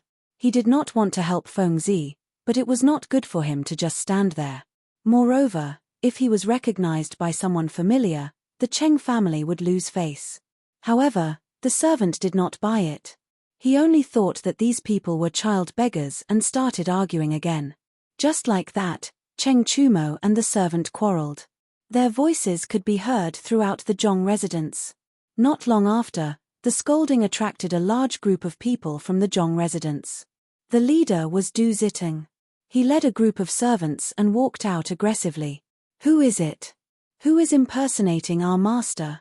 He stood at the door and glanced at the crowd, glaring angrily. When the servant saw the housekeeper come out, he quickly went forward and pointed at Zhong Feng. Housekeeper, it's him. He said he's the master. Du Ziteng frowned and looked at Zhong Feng. Her first reaction was that a child beggar dared to cause trouble here. However, the more he looked at him, the more he felt that something was amiss. Why did this person look so much like master? This figure, this standing posture, this face shape, how could there be someone so similar in this world? Could this really be the master? However, on second thought, he felt that it was unlikely. Old master had such a huge family business and was also the dean of White Deer College. How could he be dressed so shabbily? This person must have impersonated master because he looked like him. Yes, that must be it. Having made up his mind, he waved his hand. Men, at this moment, Zhong Feng's face instantly darkened. Old Du, you bastard. Even you don't recognize Lao Tzu? Hearing this, Du Ziteng felt goosebumps all over her body. This voice, why did it look so much like master? Thinking about it, Du Ziteng took another look at Zhong Feng's appearance. In an instant, her legs went weak and she almost fainted. That voice belonged to master.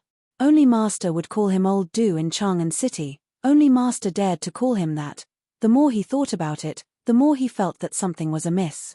He took a closer look and almost fainted. He looked exactly the same as old master. They were practically carved from the same mold. And this voice, this was a living example of old master. He could no longer remain calm. He came forward and looked at Zhong Feng. His voice trembled as he asked, Master, are you really master? What do you think? Zhong Fu waved his sleeves and stared at Du Ziteng. Who else in Chang'an City dares to impersonate Lao Tzu? As soon as he said that, Du Ziteng was sure that this was her master. Only master would speak to her like this. Only master could emit such a domineering aura. Therefore, he hurriedly cheered, Master, it's master, master is back. Before he could finish his sentence, Zhong Feng hurriedly stepped forward and covered Du Ziteng's mouth. He widened his eyes and said, Do you want the whole mansion to know that Lao Tzu is like this? Du Ziteng's mouth was covered, so she didn't react for a long time. Her eyes kept rolling until she saw Zhong Feng's tattered clothes. She suddenly understood and quickly nodded to show that she understood. Zhong Feng let go and snorted. Prepare hot water immediately. Du Ziteng nodded and quickly waved her hand to dismiss the servants. Then, she welcomed Zhong Feng into the mansion. Cheng Chumo and the others saw Zhong Feng enter the mansion and quickly followed him. In the side hall, Du Ziteng had already prepared hot water. Zhong Feng, Cheng Chumo, and the others ran in quickly, as if they were afraid that others would see them. Du Ziteng was guarding the door. She looked around vigilantly and looked around from time to time. However, at this moment, Zhong Yuyao and Jingshu ran over with small steps. The two girls seemed to know what was inside. They didn't care that Du Ziteng was guarding the door and were ready to rush in. This frightened Du Ziteng. She hurriedly stopped the two girls. Ladies, you are, Zhong Yuyao glanced inside and said impatiently, I just heard that a few beggars entered the mansion. What's going on? I also heard that master is back. Chapter 1919. Du Ziteng quickly shook her head and put her hands on the door frame. Beggar? What beggar? Why don't I know?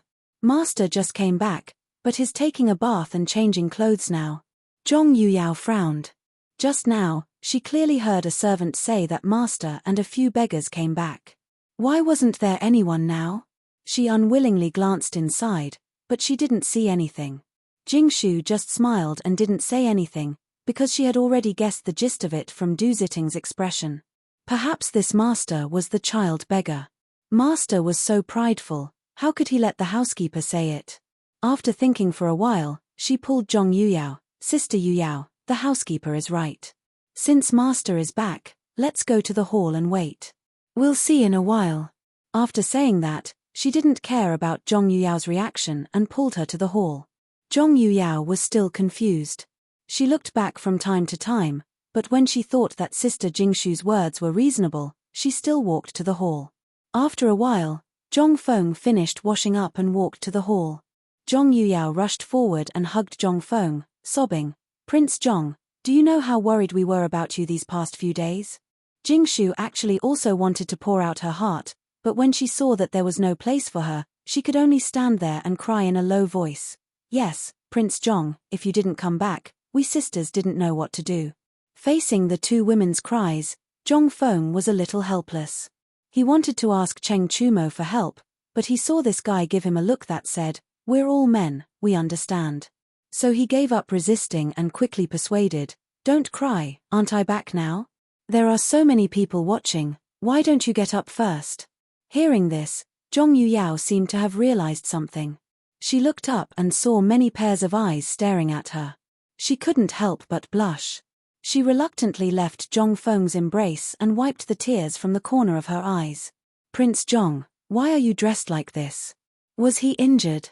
Have you been eating well recently?" Zhongfeng was about to answer, but Cheng Chumo couldn't stand it anymore and interrupted, "Sister-in-law, can you stop being so lovey-dovey?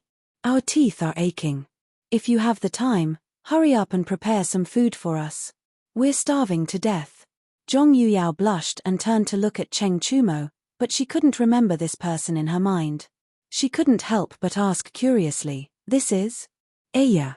Zhong Sun impatiently waved his hand, "I'm Buggy, this is Tai Nyo, and this is Da Bing. Sister-in-law, hurry up and prepare some food. Also, call a few doctors." Jingshu suddenly understood and smiled, "Please wait for a moment, I'll go and prepare." After that, she looked at Zhongfeng meaningfully and turned to leave. Although she also wanted to chat with Prince Zhong, it was obviously not the time. Seeing Jingshu leave, Zhong Yuyao also bowed to everyone, "Please wait here, I'll go and help Sister Jingshu." Du Ziteng was also tactful. She probably guessed that the master and the young masters had something to say, so she casually found an excuse and left. After the three of them left, the hall became much quieter. But soon, the silence was broken by Cheng Chumo. He looked at Zhongfeng and showed an expression that all men understood, "Fengzi, you're really lucky to have such a wife. If I, Tai Nyo, had such a wife, I'd be willing to die. You still have the face to say that." Zhongfeng stared at Cheng Chumo and was a little angry, "You dog, you really treated this place as your own home. If Laro Tsu didn't see that you were injured, he would have already cut off your arm." He was very angry that this guy was bossing him around in his own house. However, when he thought that this guy was still injured, he let it go. Moreover, this guy had helped him a little in Shengju. Otherwise, with his temper, he would have driven this guy out long ago. Cheng Chumo was a little disapproving, "Fengzi, don't bite the hand that feeds you. Our injuries are all because of you. If it weren't for your hot air balloon, how could we be injured? Yes, if it weren't for your stupid hot air balloon, how could we be like this?" Zhong Sun Chong and Du Go seemed to have found a topic to vent their anger on, and they glared at Zhongfeng. In fact, it would have been better if these guys didn't mention it. Once they mentioned the hot air balloon, Zhongfeng was puzzled. The hot air balloon was clearly fine in the sky, and there was no problem all the way to Shengju. Why did it deflate when it returned to Chang'an? Moreover, it deflated very quickly. Before they could react, it had already landed. It was a little strange. At that time, he was sleeping and didn't notice too many problems. It seemed that he could only ask these guys. Therefore, he tried to put on a smiling face. "What happened to the hot air balloon just now? Why did it deflate? You want to know?" Cheng Chumo revealed a malicious smile. Seeing Zhongfeng nod, he joked, "I won't tell you. Who told you to hit Laro Tsu?" Just now, he was quite good at hitting Laro Tsu. Now he wanted to fish for information? Impossible. Chapter 1920. Zhong Sun also acted as if he was watching a good show. "If you want to know, you'll have to reward us later." Zhongfeng narrowed his eyes. He already knew that they didn't have good intentions. Sure enough, they were waiting for him here. However, was he someone who would admit defeat? He coldly snorted, "I'll naturally treat you to good food and drinks later. However, you must immediately tell me everything that happened on the hot air balloon. Otherwise, Laro Tsu will immediately ask the Zhong residence's people to spread your scandal. At that time, let's see if you can still be so arrogant. Upon hearing this, Cheng Chumo's expression immediately changed. He was most afraid of his father. If his father knew that he had become a child beggar, wouldn't he be beaten to death? He quickly begged for mercy. I said, please don't spread it. We are also people who care about our reputation. Yes, yes, yes. It won't do you any good to spread it. Dugo was also afraid. His family was very strict and was not inferior to the imperial family. If his father knew, he would lose a layer of skin. However, Zhong Feng was happy. He thought to himself, since these guys are so afraid, then Laro Tsu will have something to use against me in the future. Sigh, why say again ? He couldn't care less. He smiled, then quickly tell me. Originally, this smile didn't mean anything. However, in everyone's eyes, it was like a death knell. It harbored evil intentions and made people afraid. Cheng Chumo could only say, just now, when we were in the sky, I heard the sound of air leaking. At that time, you were sleeping, so naturally you didn't have any reaction. I saw the hemp rope slowly breaking free from the sound of air leaking. Then, as he spoke, he spread out his hands, then it became like this. After hearing this, Zhong Feng frowned. Originally, the hot air balloon this time wasn't very perfect. It could be said that it was the first generation. The previous ones were just experimental products. Even if it was the first generation, this time it was relatively successful. It was just that there was a leak just now. The leak should be because the seal wasn't tight enough, which allowed the hydrogen to leak out. It seemed that he had to find another way to seal the air vent tightly. Also, the direction of the hot air balloon this time was completely driven by the wind. He had to find a way to control the direction in the air. Otherwise, it would be very dangerous. This time, it had drifted to Shengju. Who knew where it would go next time? Now that he knew about this weakness, he had to find the time to reinvent it. However, this was obviously not the time to talk about this. Thus, he glanced at everyone. All right, I understand.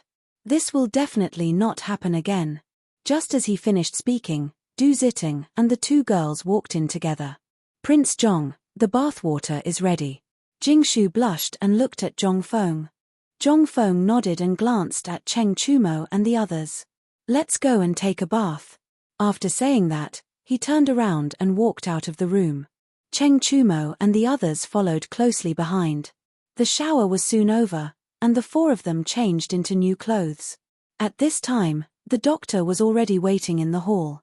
The doctor picked up Cheng Chumo's arm and carefully examined it. His brows were sometimes knitted and sometimes relaxed. He didn't know what was going on. After about half an incense stick's time, the doctor let go of the arm and stroked his beard. The problem is neither big nor small. It's just that the lumbar bone is damaged. Wait for old man to prescribe some medicine. Take it first. I don't know if it's useful or not. Take it first. After saying that, the doctor didn't explain. He took out a pen and paper, and a dragon and snake flew around. However, Cheng Chumo panicked. Hearing the doctor's words, it seemed that he couldn't be saved. He hurriedly asked, but the doctor excused himself by saying that his medical skills were not good enough. After that, he took the pulse of Zhong Sun Chong and Du Go. The conclusion was basically the same. The lumbar bone was damaged and needed to be recuperated. They couldn't stay calm anymore. They were about to ask the doctor, but unexpectedly, the guy ran away like a wisp of smoke. Cheng Chumo held the prescription in his hand and wanted to cry. It wasn't because of the doctor's words. After all, there weren't many in the Cheng family who were afraid of death. The injury on his waist wasn't fatal. It was because the doctor told him to avoid spicy food, avoid this and that. Most importantly, he couldn't touch women. Otherwise, the injury on his waist would worsen. How could he, one of the Chang and four tyrants, endure this? However, he couldn't ignore the doctor's words. Therefore, he decided to vent his anger on Zhong Feng. Feng Zi, you mother****.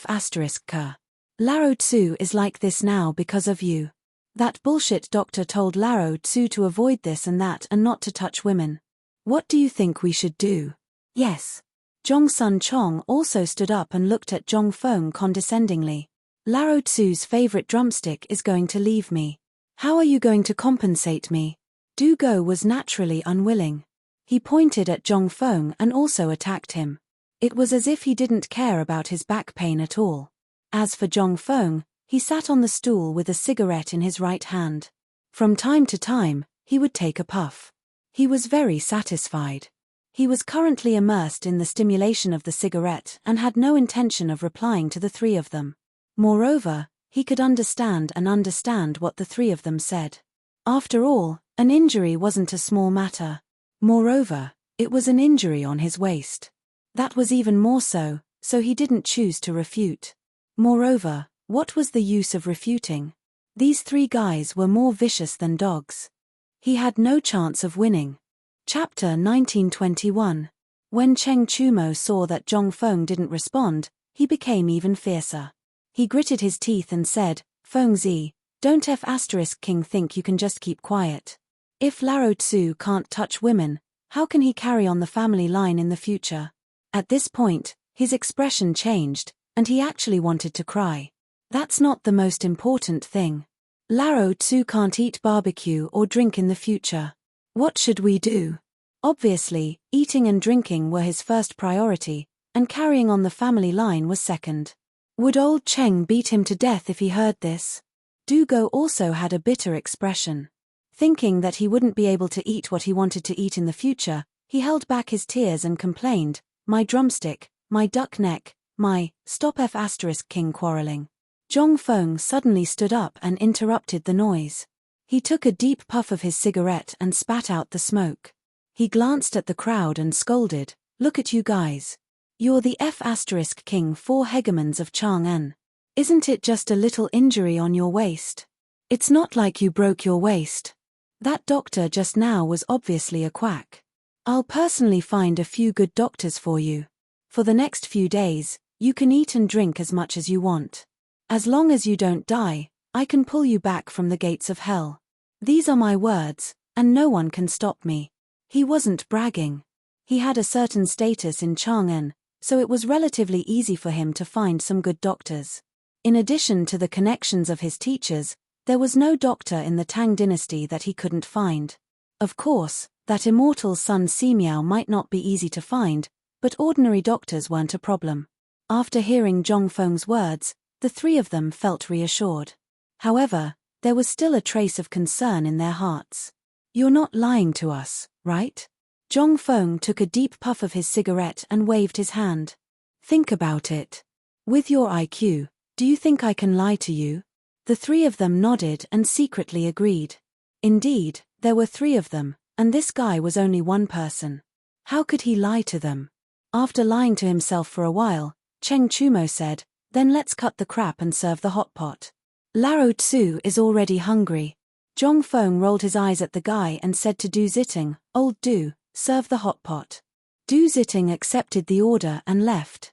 After a while, the servants brought in all kinds of ingredients. This made Cheng Chumo and the other two drool. Back then, when they were on the hot air balloon, they had nothing. When they finally found a few steamed buns, the four of them had to share them. This was the consequence of not bringing food. Of course, Zhong Feng did not think of this at that time. He thought that the hot air balloon would not float too far. Who would have thought that it would go to Shengju? Without saying anything more, everyone set up a fire and began to feed them. Not long after, the ingredients were cooked.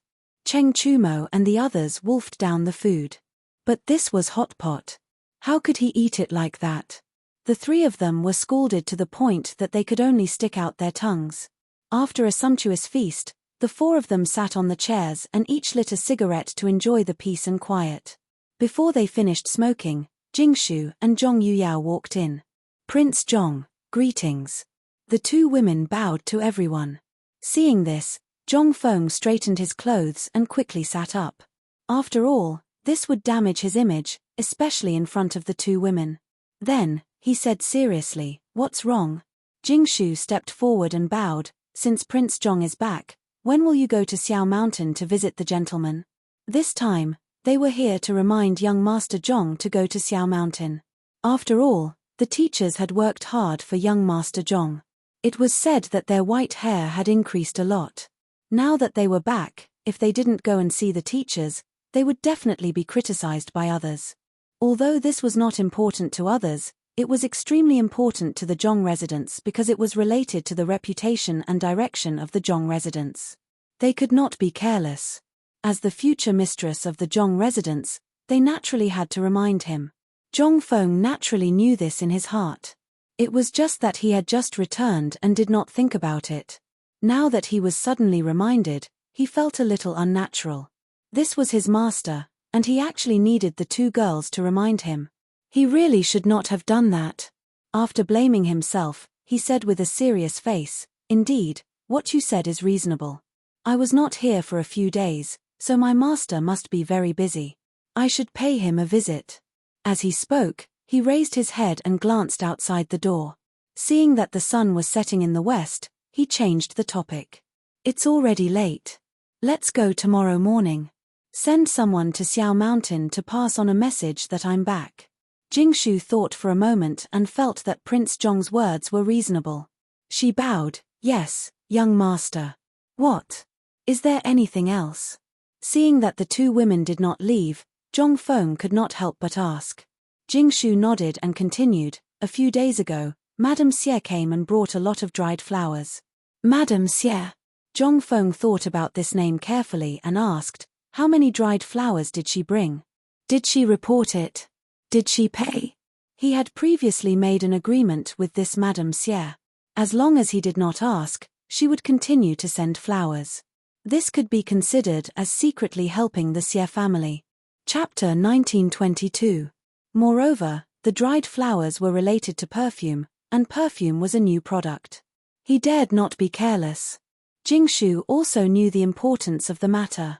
She took out an account book from her sleeve and handed it to Zhong Feng. "Young master, this is the account book. There are a total of 30 stones." Zhong Feng took the account book and looked at it carefully. Seeing that there was no problem, he closed the account book and handed it back to Jingshu. "Well, there is no problem. Tell old Du to take good care of the dried flowers. I will have great use for them in the future." Jingshu nodded. She seemed to have thought of something and said, "A few days ago, Mr. Zihuai also came. He brought some news. He said that the teachers of the academy sent some servants to Shengju in order to find you." Hearing this, Zhong Feng couldn't help but feel a little touched. The teachers on the mountain really treated him well. They really did help him when he needed them. Especially the old Shotsai. Although he usually did not show it, he knew that he was the one who cared about him the most. The old Shotsai was usually lonely and had no one to rely on. Since he met him, he even treated him like a nephew. This kind of feeling could not be understood by others. Only he knew. Thinking of this, the corners of his eyes became wet. Zhong Yuyao seemed to have noticed something. She quickly took a handkerchief from the ground and said, "Prince Zhong, don't be sad." "Who said I was sad?" Zhong Feng tilted his head. He was not convinced. How could a man cry in front of a woman? So he waved his sleeve and wiped the corners of his eyes. He tried to be brave and said, "See, I said I am fine. You don't have to say anything." He thought that he had covered up all of this well. However, he did not know that the two women saw through all of this. They looked at each other and giggled. "Okay, don't laugh." Zhong Feng waved his hand. He felt that his face was a little hot. "Keep laughing and see how I will deal with you in the future." As soon as he finished speaking, the two women reluctantly agreed and waved their hands before leaving the room. After the two women left, Zhong Feng felt that someone was looking at him strangely. When he turned around, he saw Cheng Chumo and the others smiling slyly. He was a little stupid. It was one thing for women to laugh at Lao Tzu, but they actually dared to laugh too? He stood up abruptly, pointed at the crowd, and said angrily, "What are you bastards laughing at?" "Nothing, nothing." The three of them shivered and hurriedly waved their hands. Just now, they had seen everything with their own eyes. They had no choice but to laugh. Who would have thought that a grown man would be like this? However, this fellow seemed to not allow others to laugh. He was even fiercer than a dog. Naturally, they didn't dare to say anything. Zhong Feng knew in his heart what these bastards were laughing at. However, if they did not want to admit it, there was nothing he could do. He could only scold. If Lao Tzu sees you laughing in the Zhong mansion in the future, Lao Tzu will spread your scandal throughout Chang'an City. After saying that, he waved his sleeves and turned around to leave. Only the dumbfounded crowd was left in the room. This was too domineering, wasn't it? He didn't allow them to laugh. However, after thinking about it, they were in the Zhong mansion and they were still injured. They could only endure it and teach this bastard a lesson in the future. Therefore, the three of them decided to swallow their anger. Without anyone to vent their anger, they could only find a guest room to rest. It was night. The sky was grey and not a single star could be seen. However, the Zhong mansion was brightly lit. The flames swayed under the veil as if they were cheering for the return of the owner. The night gradually deepened. Small snowflakes began to float in the sky. Slowly, the snowflakes became bigger and bigger. The houses, flowers, and trees were all covered in a snowy white. The entire Zhong mansion became a world of silver and white. The servant on night patrol was holding a lantern with his hands tucked into his sleeves. From time to time, he would shiver. When he stepped on the ground, creaking sounds could be heard from time to time. Behind him, there would always be a string of beautiful footprints. The wind blew gently, and the snow on the branches rustled and fell. The snowflakes danced in the wind like jade shavings. Winter in Guangzhou was like this. It was dry and cold. Once it started to get cold, it would make one's nose ache and head ache. Their feet were like 2 blocks of ice. Fortunately, everyone had fallen asleep. Tomorrow, they would be able to re-examine this snow-white world. The next day, with the crowing of roosters, the courtyard of the Zhong mansion was busy again. The servants needed to shovel the snow in the courtyard. Otherwise, it would be a big deal if a noble got up and fell. In the backyard, the Zhong mansion was woken up by the housekeeper. After washing up, he hurriedly ate breakfast and gathered in the main hall. He had important matters to attend to today. Thus, he had to explain to everyone in the main hall. He scanned the crowd and found that Cheng Chumo and the others were not present. He couldn't help but ask curiously, "Where are Tai Nyo and the others?" Du Zitting took a step forward and said awkwardly, "Master, the 3 young masters are still sleeping. These 3 pigs only know how to sleep all day." Zhong Feng secretly spat. He was a little angry, but after thinking about it, he realized that going up the mountain to see his teacher had nothing to do with them, so he felt relieved. He then said with a serious face, "Old Du, how is the gift that I prepared for my teacher?" Chapter 1923. Yesterday, he told Du Zitting that he would go to Mount Xiao today to visit his teachers, so he needed to prepare some gifts. At first, he felt strange to prepare gifts. Mount Xiao was his own place, and he had to give gifts when he went back. But on second thought, his teachers had been busy these days, and if he didn't prepare something, he would feel that he didn't value them. After thinking about it, he decided to prepare something. After all, there was no harm in being prepared. Du Zitting also knew the importance of this matter. She pointed to the gift boxes on the table and said, "Master, according to your instructions, each gift box contains old ginseng, tea leaves, and wine. There is no problem." Zhong Feng nodded. He knew that his teachers were experts who were not greedy for gold, silver, and jade, so he could only use these to cater to their liking. He hoped that they would like it. After saying that, he turned around and walked out of the door. But at this time, Jingshu grabbed Zhong Feng and pleaded, "Prince Zhong, let us sisters go with you." "Yes, Prince Zhong, we also want to go," Zhong Yuyao also said with a hopeful look. This made Zhong Feng confused. He asked, "I'm going to see my teachers. What are you going to do?" "And I will be back soon." Jingshu shook her head and said with a bitter face, "Prince Zhong, you don't know how we sisters survived when you were not here. We were worried that you would not come back after leaving. We have been looking forward to it for a long time, but you finally came back. Now that you are leaving, please take us with you. We were really worried that you would not come back." Zhong Feng looked at the 2 women affectionately. He didn't expect that the two women had such deep feelings for him and were so worried about him. If he didn't take them with him now, he felt a little wrong. He had to say, "Okay, then let's go together." Hearing this, the two women were overjoyed. Du Zitting stood on the side and smiled without saying anything. Young people, she could understand.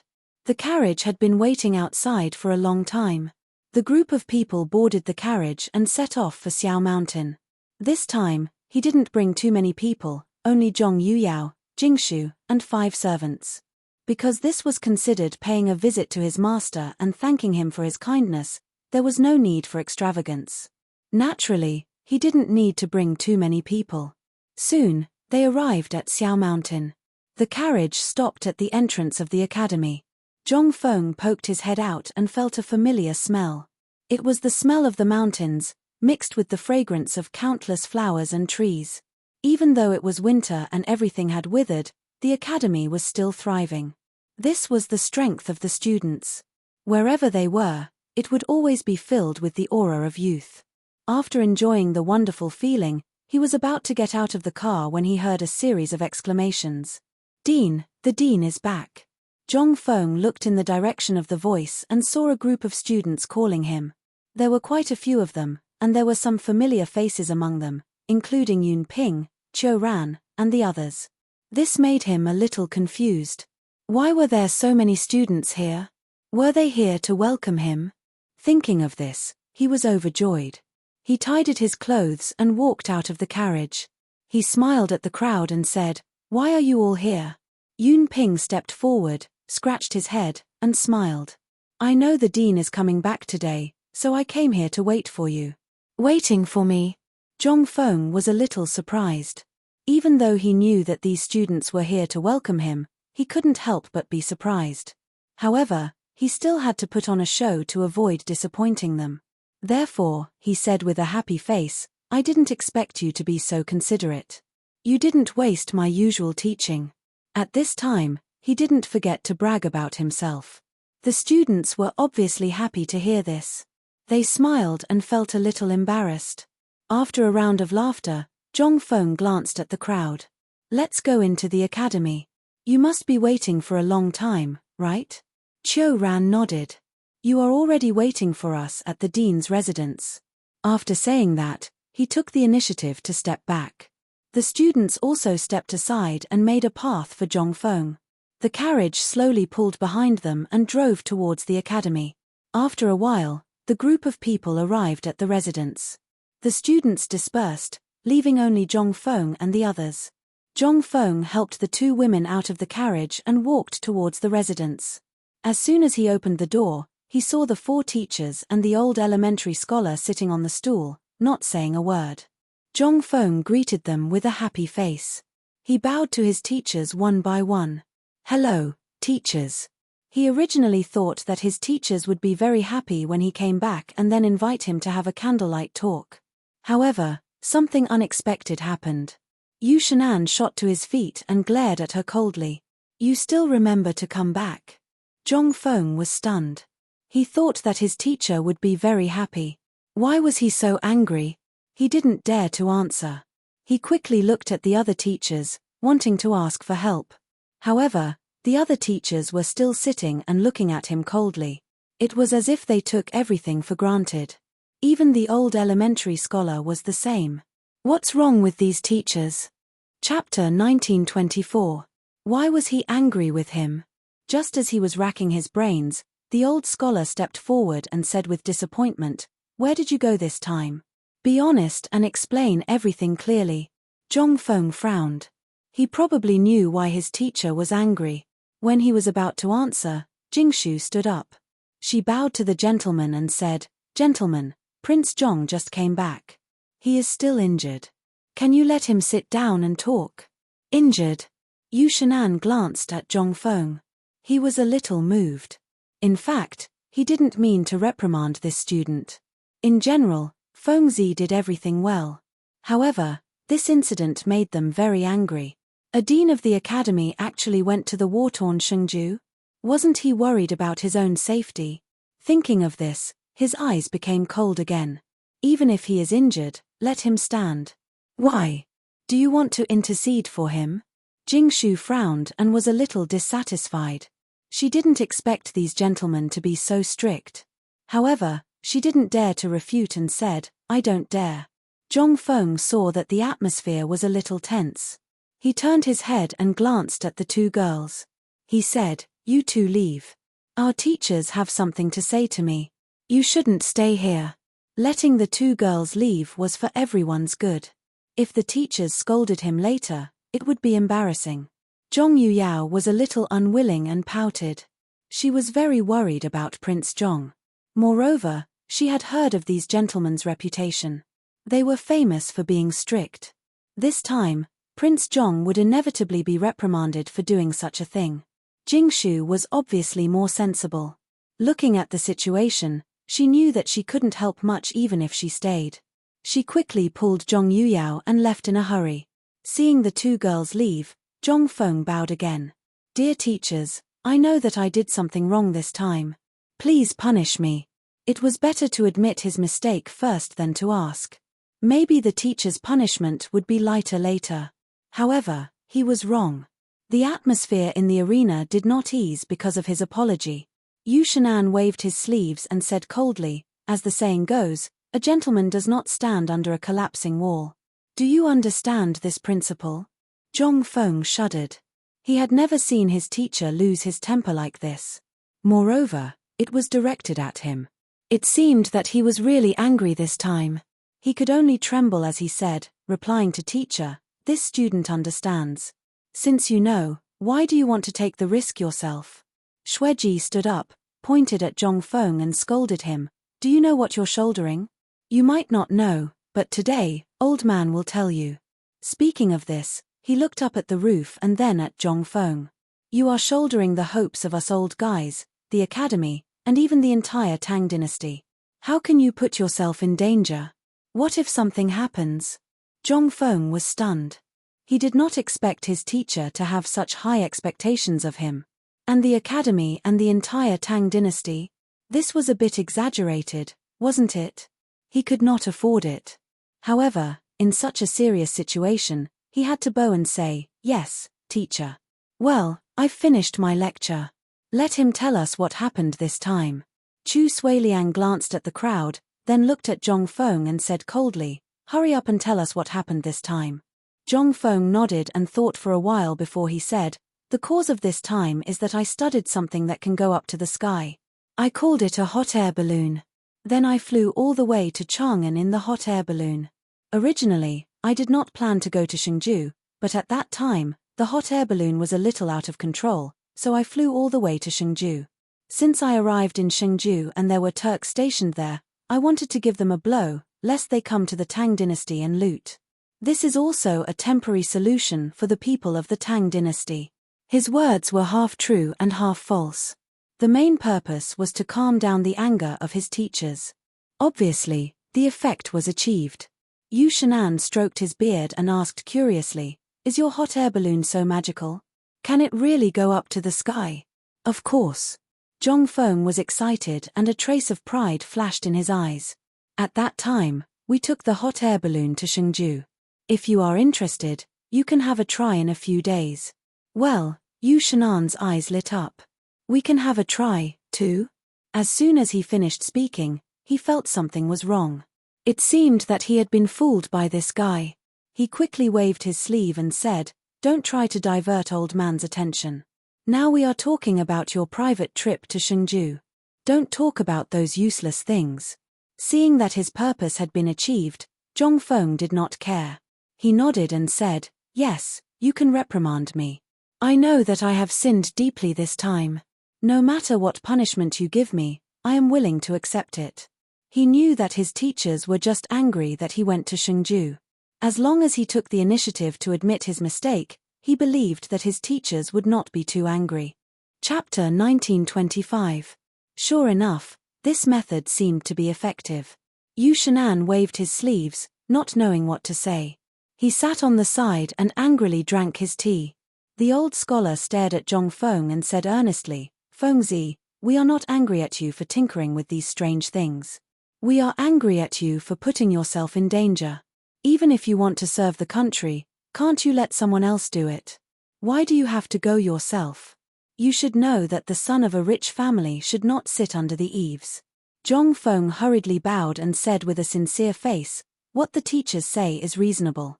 This student will keep it in mind and will not do it again in the future." Only then did everyone nod in satisfaction. Chu Suiliang stroked his beard. "Since you already know, then we will not say anything more. You are still injured, so rest well." After saying this, he turned and left. Everyone saw that Chu Suiliang had left and did not stay any longer, so they all left. But when they left, they all gave Zhong Feng a meaningful look that was hard to understand. Zhong Feng was the only one left in the room. He lowered his eyebrows and glanced around. Seeing that his teachers had all left, he slowly got up. But at this moment, the door was pushed open again. Zhong Feng was so scared that he hurriedly bowed and said respectfully, "Teachers, do you have any other orders?" A voice came from in front of him, "Prince Zhong, it's us." Zhong Feng could not help but be surprised.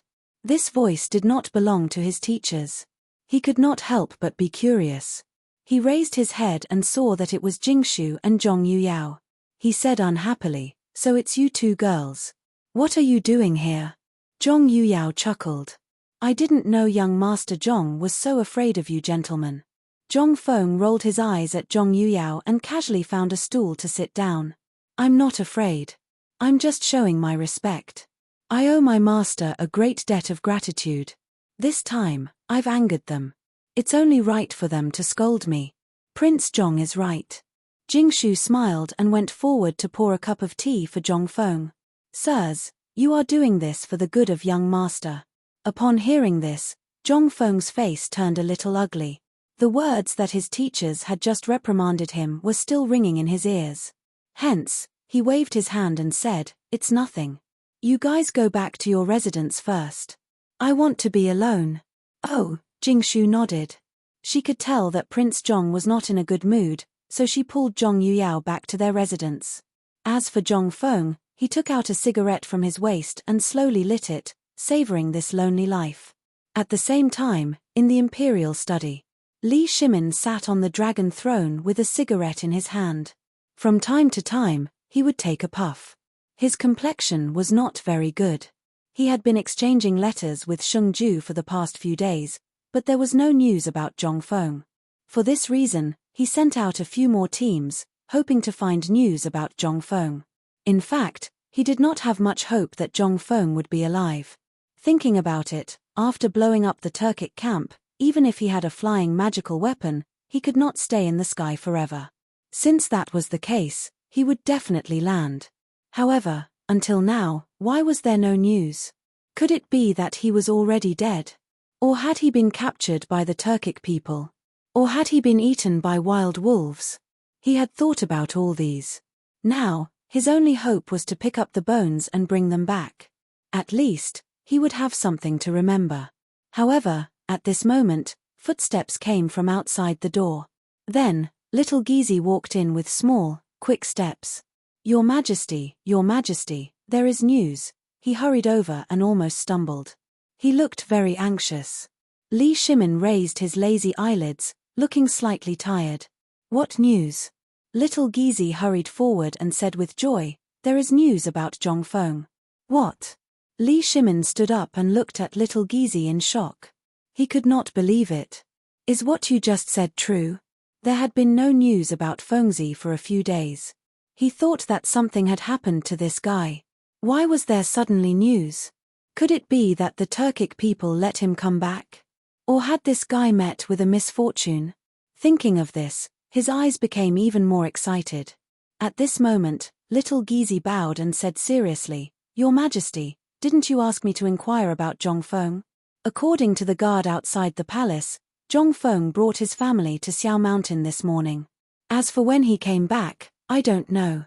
Li Shimin frowned. He felt that something was wrong. Shengju was at least a few hundred miles away from Chang'an. How could Fengzi come back so soon? This did not make sense. Moreover, even if this guy came back, why was there no news before? Why did he only get the news this morning? All of this was strange. He could not help but be suspicious. Is what you said true? Are you trying to deceive me? Hearing this, little Gizi felt bad. How could he dare to deceive His Majesty? His legs went soft and he crawled on the ground. Your Majesty, what I said is true. The news came from outside the palace. A guard saw Zhongfeng go to Xiao Mountain. Li Shimin knew that little Gizi did not dare to deceive him. However, this news was a bit strange. How did Fengzi come back? How did he escape the eyes and ears of Chang'an?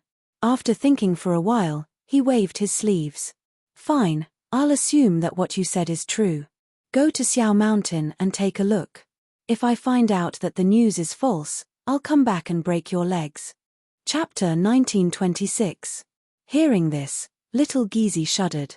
In fact, he didn't know if Zhongfeng had really returned. The news came from outside the palace, and he was only a messenger. Now, he could only pray that the news was true. Otherwise, his leg, what are you waiting for? Li Shimin glanced at little Gizi and said impatiently, hurry up and help me change my clothes. Did Fengzi really come back? He had to confirm it. Otherwise, he wouldn't be at ease. Relying on these messengers wasn't a solution. Moreover, if Fengzi really came back, he had to check if he was injured. This was very important. Soon, the clothes were changed. Just as he was about to leave, Fang Xianling, Wei Zheng, and the others walked up. Fang Xianling looked at Li Shimin's plain clothes and asked curiously, Your Majesty, what are you doing? Li Shimin waved his hand impatiently. Aya, there's news that Fengzi is back. I want to go take a look. Fengzi was back. Everyone's eyes widened in surprise. They knew that Zhongfeng had been in Shengju. Why was he back so soon? There was no news about him. Why was he back so suddenly? Even though they didn't believe it, seeing that His Majesty was so impatient, it seemed to be true. Wei Zheng stepped forward and cupped his hands. Your Majesty, I'm willing to go too. Li Shimin was already impatient. Seeing that everyone wanted to go, he replied casually, do as you wish. With that, he waved his sleeves and left. Wei Zheng and the others looked at each other and followed closely.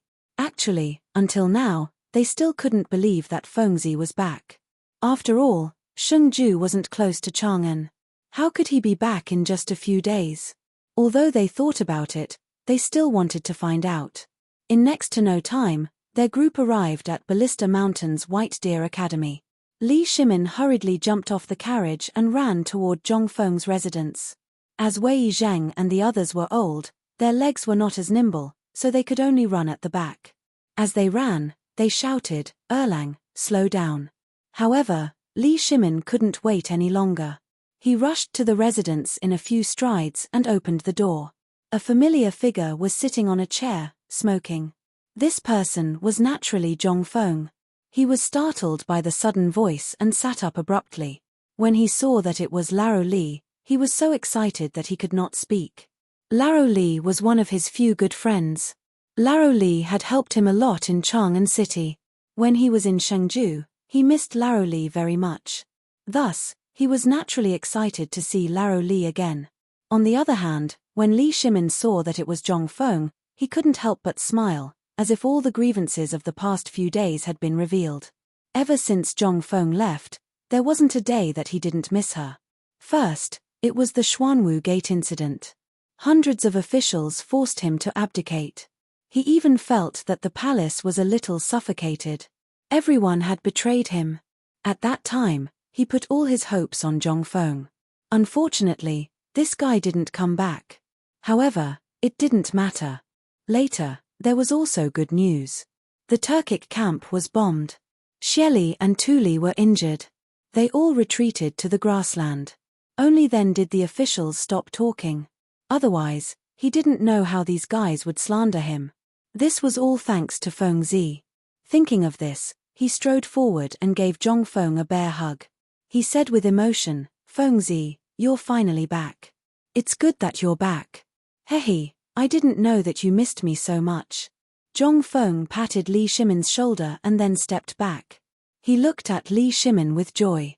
How have you been these days when I wasn't here? Li Shimin patted Zhongfeng's shoulder and smiled. I'm fine. How about you? When did you come back? Why didn't anyone find out? He naturally wouldn't take the initiative to tell Fengzi about what happened in the palace.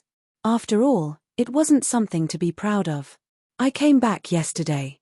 Zhongfeng smiled as if he thought of something happy. As for why I didn't find out, it's because I have a unique skill. As soon as he finished speaking, Fang Xianling and others rushed in. When they saw that it was really Zhongfeng, they were so excited that they couldn't speak. They were also very worried about Fengzi. After all, they had been friends for so long. At that time, they all thought that this guy died in Shengju. They didn't expect that he was still alive and standing in front of them. How could they not be happy? In fact, the happiest one was Xiao Gizi. Just now, when he passed the news of Zhongfeng's return to His Majesty was still doubtful. Now that it was true, His Majesty could hug his leg, right? Zhongfeng, this brat, is usually not much, but now he has become our family's savior. Thinking about it, comparisons were odious. Zhongfeng didn't know this. Seeing that everyone was stunned, he couldn't help but ask, "What? Don't you recognize me?" This voice broke the silence in the room and interrupted everyone's thoughts. Wei Yizheng stepped forward and looked at Zhongfeng. Not simple, not simple. From Chang'an to Shengju, and then from Shengju back to Chang'an. Boy, how did you do it? Chapter 1927. To be honest, he was very curious about this. Although he knew that Fengzi had made something that could fly up into the sky, no one had seen it before and no one knew about it. He was not the only one who was curious. Everyone present was curious as well. Li Shimin was also curious and asked, "Fengzi, what's going on? Tell us." "Hee, don't rush." Zhongfeng chuckled and waved for everyone to sit down. "Sit down first. I'll get the canteen to prepare some dishes. We'll talk while eating." Upon hearing this, Li Shimin swallowed his saliva and felt his taste buds begin to bloom. He had not been able to eat or sleep well in the past few days in the palace. Now that Fengzi was back, he felt a little better. It would be great if he could freeload off the academy's delicacies. Thus, he said, "Okay, let's talk while eating." Zhongfeng was naturally happy. He turned and waved at the door to ask someone to prepare the dishes. Not long after, a few students came up with braised meat, roasted chicken, and other things. They placed everything neatly on the table, turned around, and left. Zhongfeng waved to everyone and smiled. Come, sit down. Don't be shy." Li Shimin smiled faintly and sat down near Zhongfeng. "Old Wei, old Fang, why aren't you sitting?" Zhongfeng saw that Wei Zhang and the others had not sat down and asked subconsciously. Wei Zhang and the others looked expectantly at the food and wine, and then at Li Shimin. They had no choice. Without His Majesty's order, they did not dare to sit. Li Shimin naturally knew what everyone was thinking. He waved his hand and said, "Sit down. We're happy today. Don't worry about this." Then, he glanced at little Gizi. "You sit too."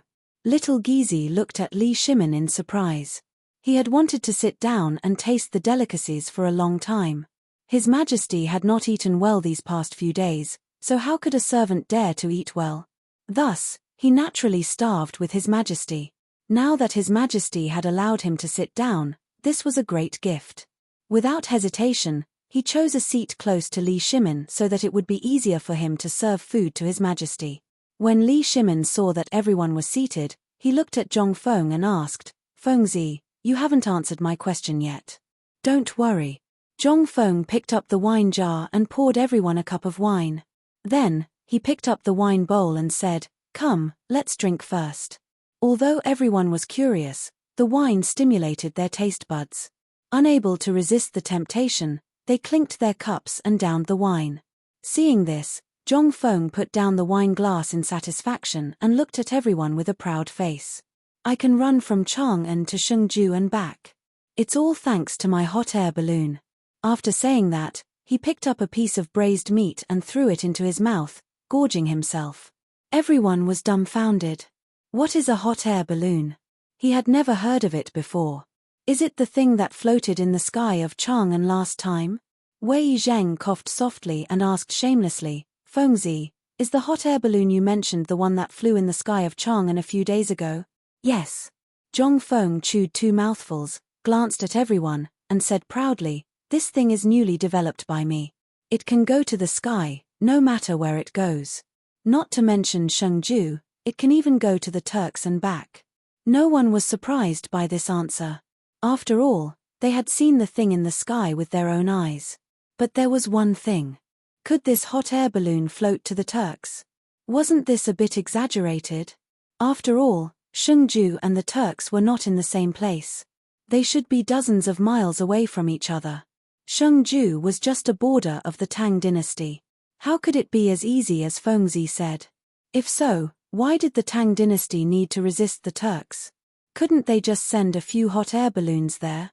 Therefore, Wei Zheng, who had always been strict and old-fashioned, questioned, "Fengzi, you said that it is possible to go to Shengju. After all, many people have seen it. But isn't it a bit exaggerated to go to the Turks?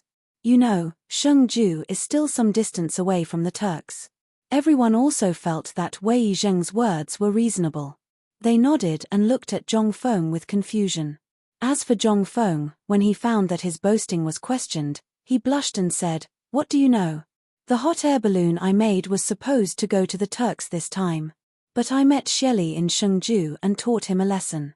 Otherwise, I would have gone to the Turks and blown up these bastards." Oh, Li Shimin nodded and pretended to be suddenly enlightened. "Then what did you do to Shelley in the end?" In fact, he could see that Fengzi was boasting. But he was too lazy to expose him. Therefore, he could only change the topic. Zhong Feng did not pay too much attention to it. The moment he heard Shelley's name, he seemed to have regained all his strength. With an excited look on his face, he said, "Let me tell you, when Cheng Chumo and I arrived at the Turkic camp, those fellows actually did not dodge or hide when they saw us. They even kept cheering on the ground as if they were celebrating something. This really made me mad. Why didn't those Turks run when they saw you? Didn't they know that you were going to blow them up?"